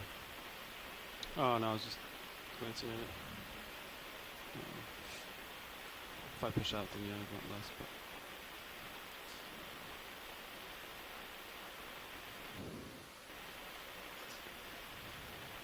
Off to starboard. Yeah, I think it's right here. I'm looking at it. Yeah, you can come in, acquire this. Okay. Just out of my reach, I think. I think I see Oh, some yes, corals. indeed. Hard substrate. Oh, no, maybe a tube worm. Tall tube worm.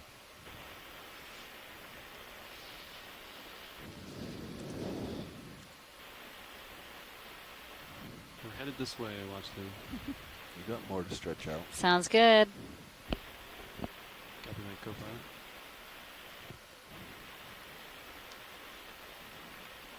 You can zoom out as I approach if you'd like. Yep. So that big bacterial section to the left looks promising for flow. You can lose skid if you'd like. That's right. Should be like a kind of pirouette and then land in front of the white section maybe.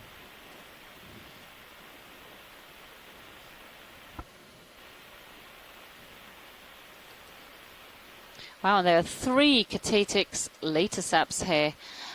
These guys just seem to enjoy hanging out under these overhangs or within the depressions just on the edges of these cold seeps, as well as a Chasian quinquidens, the red crab, one of the urchins, which we haven't, that's our first urchin for the dive today. Indeed. I think that's Glyphocrangon alexandri, perhaps. We'll get closer to the urchin.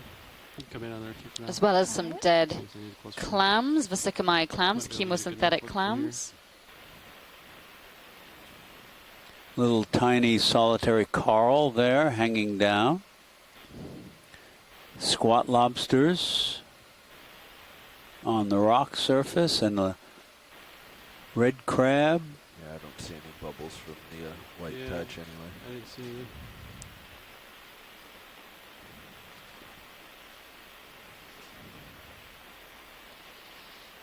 You zoom out a little bit as I approach.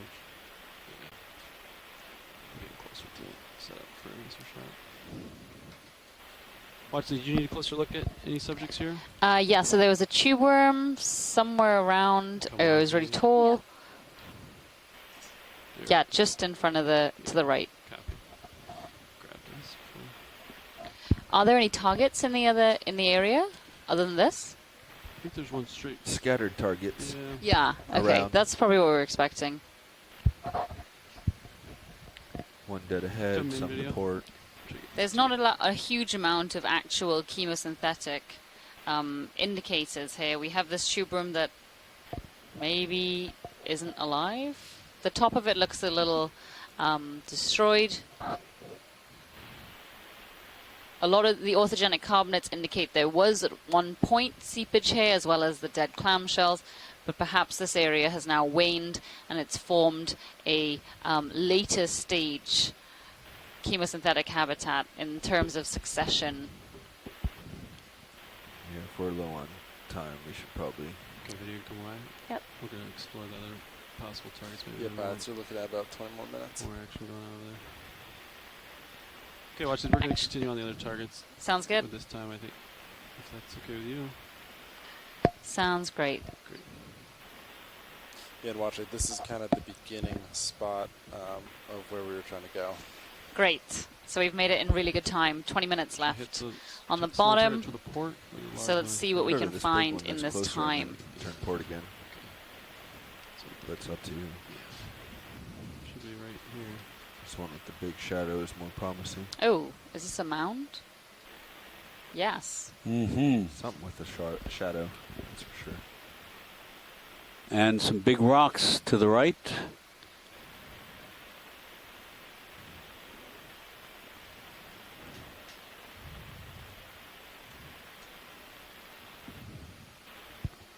So Carolyn Ruppel was saying earlier that a lot of these mounds that we're finding these chemosynthetic habitats in could be methane hydrate mounds, so areas where methane hydrate has built up just below the surface of the sediment and buoyed the entire seafloor. Which explains why we have these slabs of carbonate rock tilted, fragmented and tilted up. They may have originally formed more or less of a pavement. There's another Glyphocrangon, echinoid.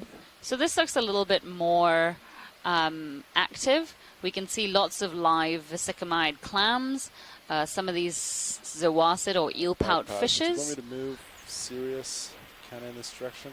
Just a short Some move, bacterial Yeah, mats, slow one's fine. but no bubbles So here. like just 10 meters to... But You can yes, do this 30 is meters at yet point another one. seep that we didn't know existed Which until direction? right now. Everything, like you said, it's kind of scattered. It's never Kinda been same explored, direction never seems to seen be before. enough for him to explore. Copy. You So can do shorter if you want. We're just running out of time to make moves. copy. How about 20 meters at 200? Snap Sure. it on urchin. Copy. Yeah, Alright. the heading we had, 200, that works. Yeah. All right. I'll keep that Just get a in. quick shot of And you this. can see a lot of the And clams then- actually have chitons on them, Mm-hmm. Yeah, that's something as that's well really- as there's if a couple of it's short and it's gastropods slow, then I can scattered turn around I don't have to between maintain my these heading, and clams. He can just go wherever sonar takes him. Yeah, but we'll just hold it here to see if they see anything else small they would like to zoom in on. But All right.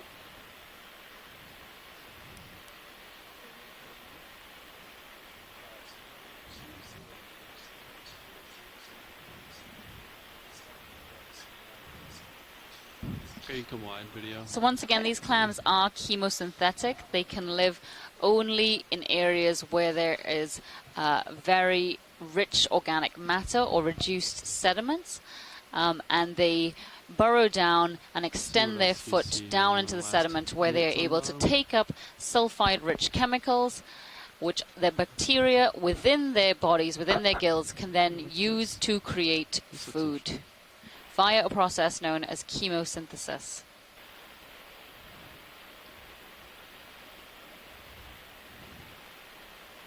And here, yeah, we've got quite a lot of bacterial mats here. Potentially someone living under that carbonate. There's a lot of sediment that looks like it was pushed out by some kind of burrowing organism, perhaps.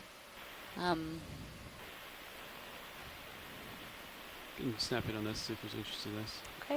Just gonna wave it. Some really thick bacterial mats here. I mean, it looks almost like cotton wool or cobwebs. Also some Chaetopterid worms. So that's the little tube to the left of the rock. They've got their two feeding palps extended. Not the chemosynthetic tube worms we've been seeing a lot of the time, but still a common inhabitant of these seep ecosystems, as well as some squat lobsters behind. Sorry, Chuck, go ahead. No, that's all right. Look at how long the filaments of that bacteria are. Is it all right to zoom more? Yeah. I'll go for filaments if you like. Looks like just Just talking about it. So.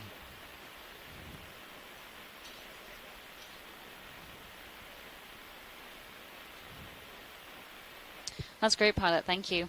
Yeah. Good video. I think All right. we'll get the shot you need here. And then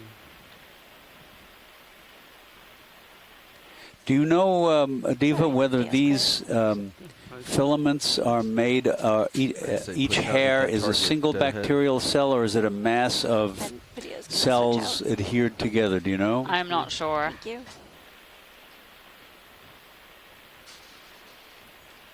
Alright. Got one more target up ahead here. How much time we have left on bottom, Sean?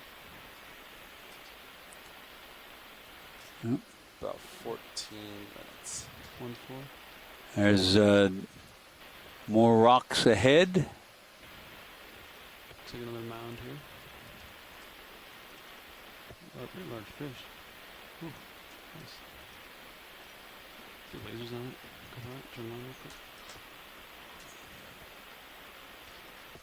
So Dougal tells us that those filaments are long. Those long filaments have cells joined end to end, constituting them. Thanks, Dougal. We only got 14 minutes left on bottom, so we'll try to find some Look at that mound. activity here. And another Approach mound. Glyphocrangon echinoid, sea urchin. If you go down shooting up or up shooting down, you see the bubbles. He also says those bacteria form a chitinous sheath around them.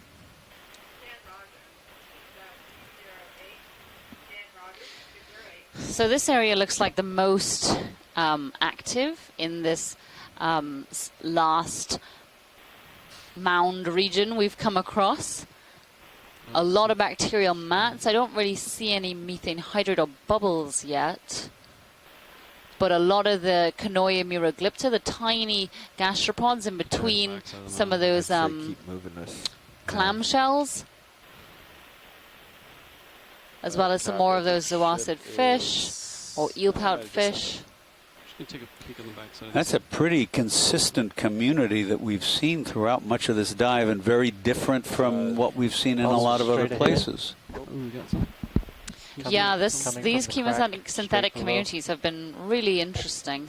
Not what we've been used to. Oh, bubbles! Right there. Woo! Find the source here.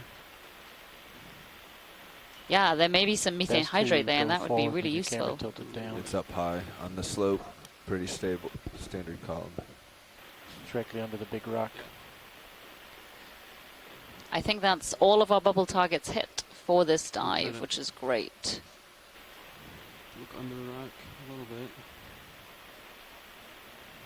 Yeah, can we have a quick zoom under that rock, please? Snap video. Oh yeah, so you can just see some methane hydrate forming there. And so if you're just joining us, methane hydrate is sometimes called methane ice, and it's a frozen form of methane and water that forms at relatively high pressures and low temperatures. I would think so. This gas hydrate is stable at the conditions we find at the seafloor in this part of the Gulf of Mexico, and it's been found in many places here, particularly under overhangs or as seafloor mounds. And you can see some of the bubbles are generating what may be the frozen methane hydrate, and also to our right there are several limpets. Chitons. Chitons. What did I say limpets for? Chitons. And zoanthid anemones, and some tiny little, are those little mussels? Yeah, so those look like juvenile Bathymodiolus. Wow. So yeah, chitons. We usually saw the chitons on the mussels earlier. Sort of up in the water column. As well as loads in that dead shell. Yeah, and there's a big on it. mussel. That puts the bubbles actually going into the lens.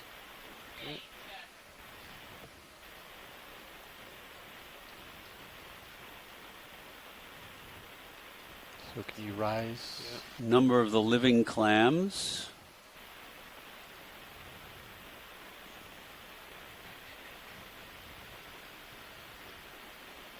Whoa, a lot of chitons here, all on the top of that little rock right there. Yes, I'm looking all the way down, Roland. Yeah, you still need to get some altitude. This is fantastic, and you can just see some of that oily stained methane hydrate just poking out of the sediment there amongst the black and gray areas. You can see a hint of orange. And that's likely because the gas hydrate has impurities in it, likely oil. And so that's something that we've seen a lot during this dive and is seen fairly commonly in the Gulf of Mexico. Bubbles are probably going straight up, and I can only look down at 40. So you can come out. I don't think you guys quite comprehend the shot. After. I have an idea. No. You could come wide, and I could move forward into the bubble. Oh, fantastic. Some great shots of the chitons there. So, see, that's the closest I can get. And in camera 2, you can see the an extent of this rocky outcrop, 2 meters. much broader than D2, which is About 6 feet across and 9 feet long. And you keep rising. And then push forward. Okay. Let's see what I can do for you. And then I guess rotate around left. See, now it's more dramatic.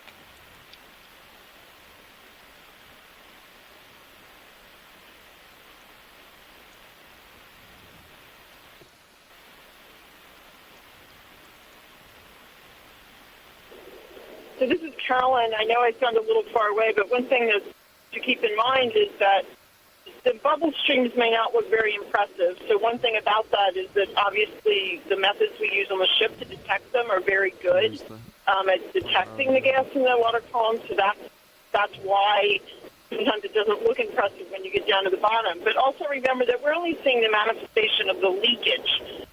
There's gas all underneath of here, which is why we keep coming across these hydrate mounds with sort of massive hydrates in them. And the methane just hasn't gotten out. It's been frozen in time, if you will, in this methane ice. And only a little bit of the methane is getting out. So don't be tricked by the fact that there are just a few bubbles leaking from the seafloor. It's a very active area. Okay. Thank you, Carolyn. Good. Tilt back down and Thank you, go through your Carolyn. ice. Yeah, so Pilot, would it be possible to get some, there's a couple mussels scattered around between the clams. It looks like there are 2 species of clams. Some are more circular than others, so just below where the lasers would be, you could see 2 different species of clams. I think you're talking about right here. Yeah, exactly. So there's, just off to the left, there are some more elongated ones. Actually, no, those are probably... no, I think those are... Partly buried. Is there a different subject close by that you'd rather have me zoom in? Okay, I'm not sure, and I don't want to say the wrong thing. But we can definitely see the ones on the right are vesicomyids, and the ones on the left are either a second species of vesicomyids or Bathymodiolus that the white coloring is throwing me off Maybe of. look at the one on the upper left. There's also a beautiful scale worm going just there. below the left umbo of that Bathymodiolus, as well as chitons and Canoia miroglypta on many of these bivalves. So Killbot, if you start... Can zoom out a little bit. Can you pan down just a little bit? 5-0. Yeah, we can. And then Yeah, as you're there. starting them, That's you it. get You can last see the 5 scale views, worm. we should be in good shape. Does Bathymodiolus have an umbo like that? Sorry, what's that, Sean? I'm not sure. I do think these are clams, 2 different Let's just species, stone lights at but just 5-0, so 5 minutes. But you can still do some more final views. Great. And then once he's done, then we'll skedaddle. Okay, video, you can come on. Let's see if there's anything else. So, Pilot, I think there's a couple... I did see a couple mussels, I thought. I'm not sure where they've gone now, though. Could we potentially take a look up at the other end of this feature just before we lift off, please? So further ahead of us. Yeah. Yeah, video, you can come in partial. Let's see if there's something up here they want. Yeah, so there are some mussels, those brown, brown bivalves just in the center of the field right now. So that means there are 3 species of bivalves living at this site. Away, but And it looks like you have a. I'm not in the chat right now. Above you too. Chimera, yeah.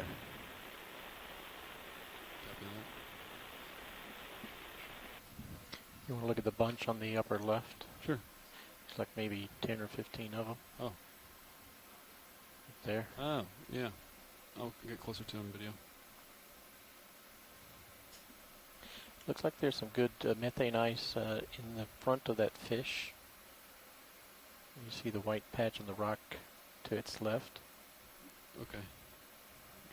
Go for mussels, and then I think that ice you're talking about might be in the background. Can we get a look at that flat rock under which the fish is hiding? Yeah, absolutely. Just gonna get a little Looks like there may be some things under that ledge there. Okay, you can come in. Is that just, that's the filamentous bacteria, okay. Yep. And the fish is, again, Catatix laticeps. and we've seen it almost uniformly with these seeps or nearby them, and if I recall correctly, Ken Sulak told me it is quite rare, and we've rare in terms of collections, and we see why, because you drag a trawl over the bottom and you are not going to grab anything in these big rocky areas. You're going to lose your trawl. Not sure if that's ice or So I think for this dive, we've seen at least 4 major areas of these chemosynthetic habitats.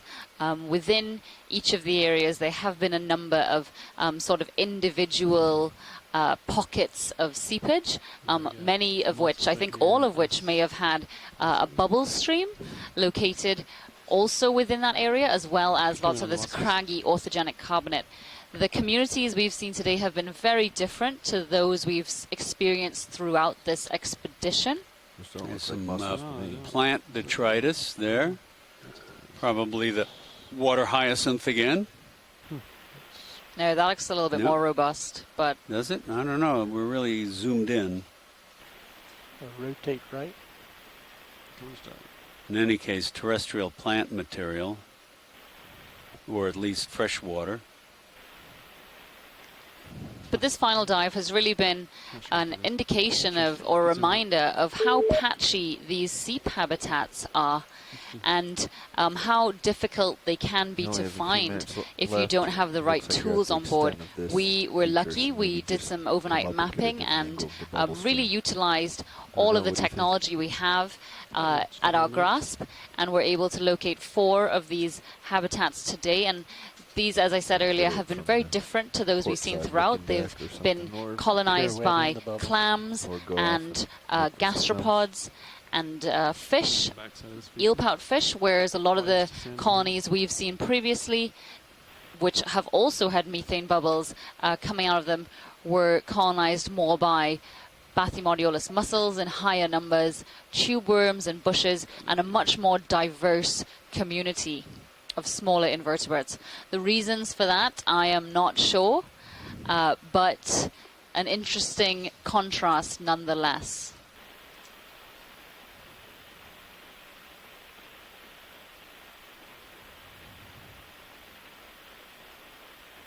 What a fantastic dive. Thank you, pilots.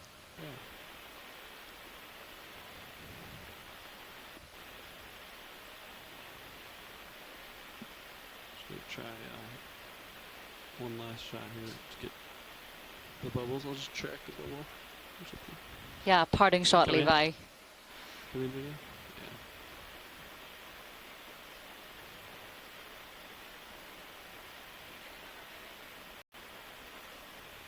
All right, co-pilot, please start stone lights.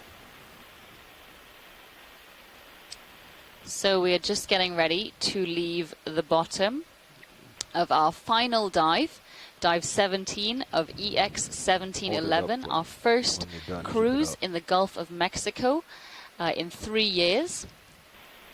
It has been a very varied one. We are not going to have our usual post-dive call today, as of course we don't have any more dives for the expedition, sadly. But we are going to do a nice little wrap-up, I think. If anybody is on the phone line, please do feel free to stick stay long and contribute.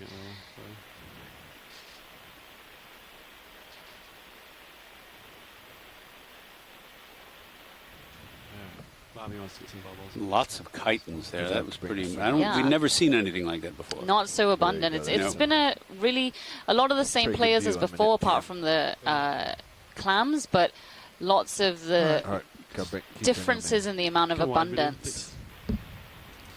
You can start setting up now. Okay, as Les Watling just said, it's time for us to follow those bubbles up onto the surface. This was a really fantastic cruise. In case many of the scientists on shore are not planning to stick along, this is a great time for us to thank you all for your contributions, for your company, for generally staying with us for the majority of most days while we explored the Gulf of Mexico sea floor. Absolutely, and it's been an extraordinary learning experience as well. I think Brian Kennedy, our expedition coordinator, said that there were 82 people who'd logged in and contributed throughout this expedition scientifically, and that is really fantastic. We do want to thank each of you, even though we cannot name you all individually. Additionally, we would like to thank some other folks ashore, the NOAA OER team, who has been working tirelessly to post all of our information online and keep that generally the operations running in the background. We'd also like to thank all of the stakeholders and organizations that we've been working with. They include National Marine Sanctuaries, the Deep Sea Coral Research and Technology Program, the Southeast Deep Coral Initiative, the Bureau of Ocean Energy Management, and the Gulf of Mexico Fishery Council. Thanks to them for being a part of this planning process. It started months ago, and from those many calls, we were able to refine it down to these fantastic dives, which we were able to do. Our exploration took us through many unexplored areas, including shipwrecks, coral gardens, sponge habitats, areas potentially up for management by various of our stakeholder partners, chemosynthetic communities, and we saw some really, really interesting geology. And midwater. Oh, of course, and exploring the midwater. Thank you, Chuck. Yeah, lots of incredible things many things which we haven't seen before, which is, the highlight of most of our dives usually. One of the neatest things about this, of course, I saw a lot of things that I'd not seen before, but the scientists ashore who called in, who also said that, oh my goodness, look at that, I've not seen that before, or oh my goodness, look at that, that may be new, or that's different, or whatever. That is so satisfying for me to be a part of that, where we can contribute. Even though we're exploring, we're not doing experimental science here, but to contribute that kind of information. And what on earth is this? Cool. Bubbles. Are those just critters? bubbles? Are those No, they're bubbles? just bubbles. Those are not bubbles. I don't Can we know. zoom on the bubbles? Those look like little Those critters. things are going up. They're also going down. Everything else is going down. Sorry, Bobby's pulling.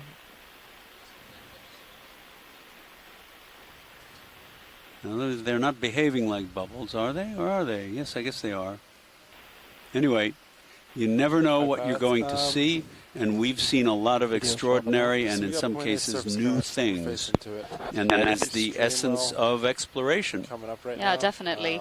And in addition to those scientists, the NOAA OER teams onshore, as well as the various stakeholders, of course, we need to thank a lot of the folks on the ship, all of the Global Foundation for Ocean Exploration engineers and videographers on board, our mapping team, the ship's crew, of course, our expedition coordinator, Brian Kennedy, who holds this entire thing together, and of course, the science party, Lauren, Alex, and Chuck. Thank you all for making this exploration much more enjoyable. Well, thank you, Diva. I mean, you just, you ran the show here as far as the on-the-spot organization, and it was really quite extraordinary and impressive to watch you work and to listen to you. And also, I want to thank everybody.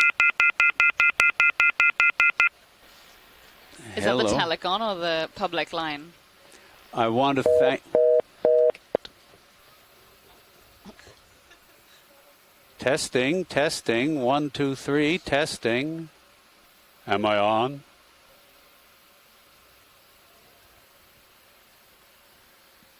Are we okay?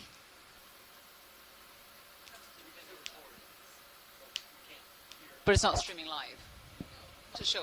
Oh, we are. Right, fine.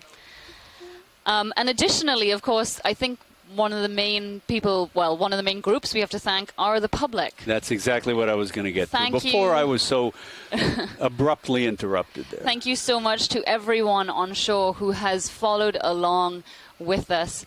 This has been a really wonderful return to the Gulf of Mexico and the Atlantic, and we are really grateful for everyone who tuned in and followed along exploring with us. And don't forget to spread the word to all who you know who might be interested, or spark new interest in people for our next expeditions. You never know what we're going to see.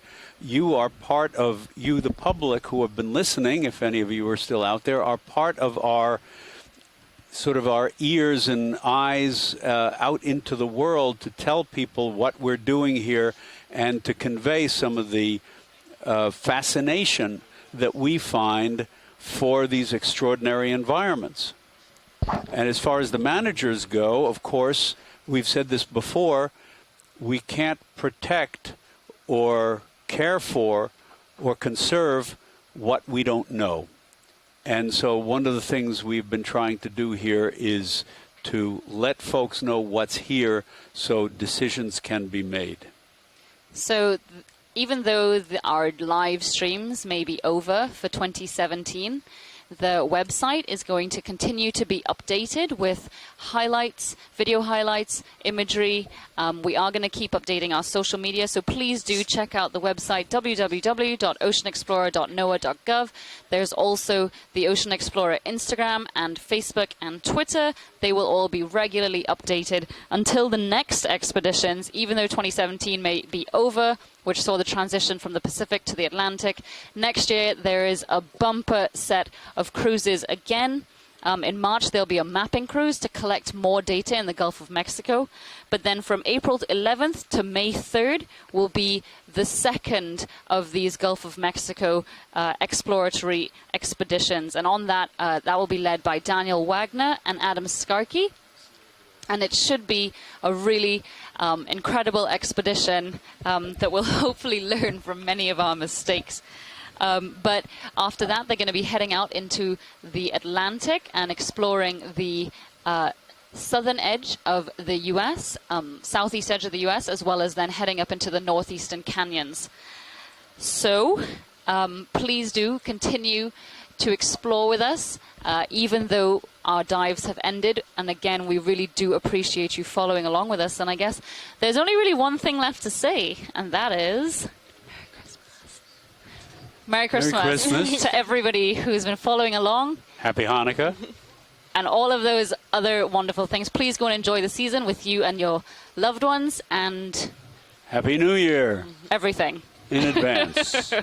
And one last thing, if I may jump in, thank you to the Dr. Nancy Foster Scholarship for this amazing opportunity. It's part of the NOAA's Office of National Marine Sanctuaries. I would not be here without them, and it's been an amazing opportunity, and I encourage everyone who is interested in marine research and anything really related to the ocean to look into that. That is fosterscholars.noaa.gov. It's really an amazing scholarship, and it's just much more than a scholarship, actually, so I really encourage everyone to look into that, and thank you so much for this amazing opportunity. Okay, with that, thanks again, everyone, and until April. Mm-hmm.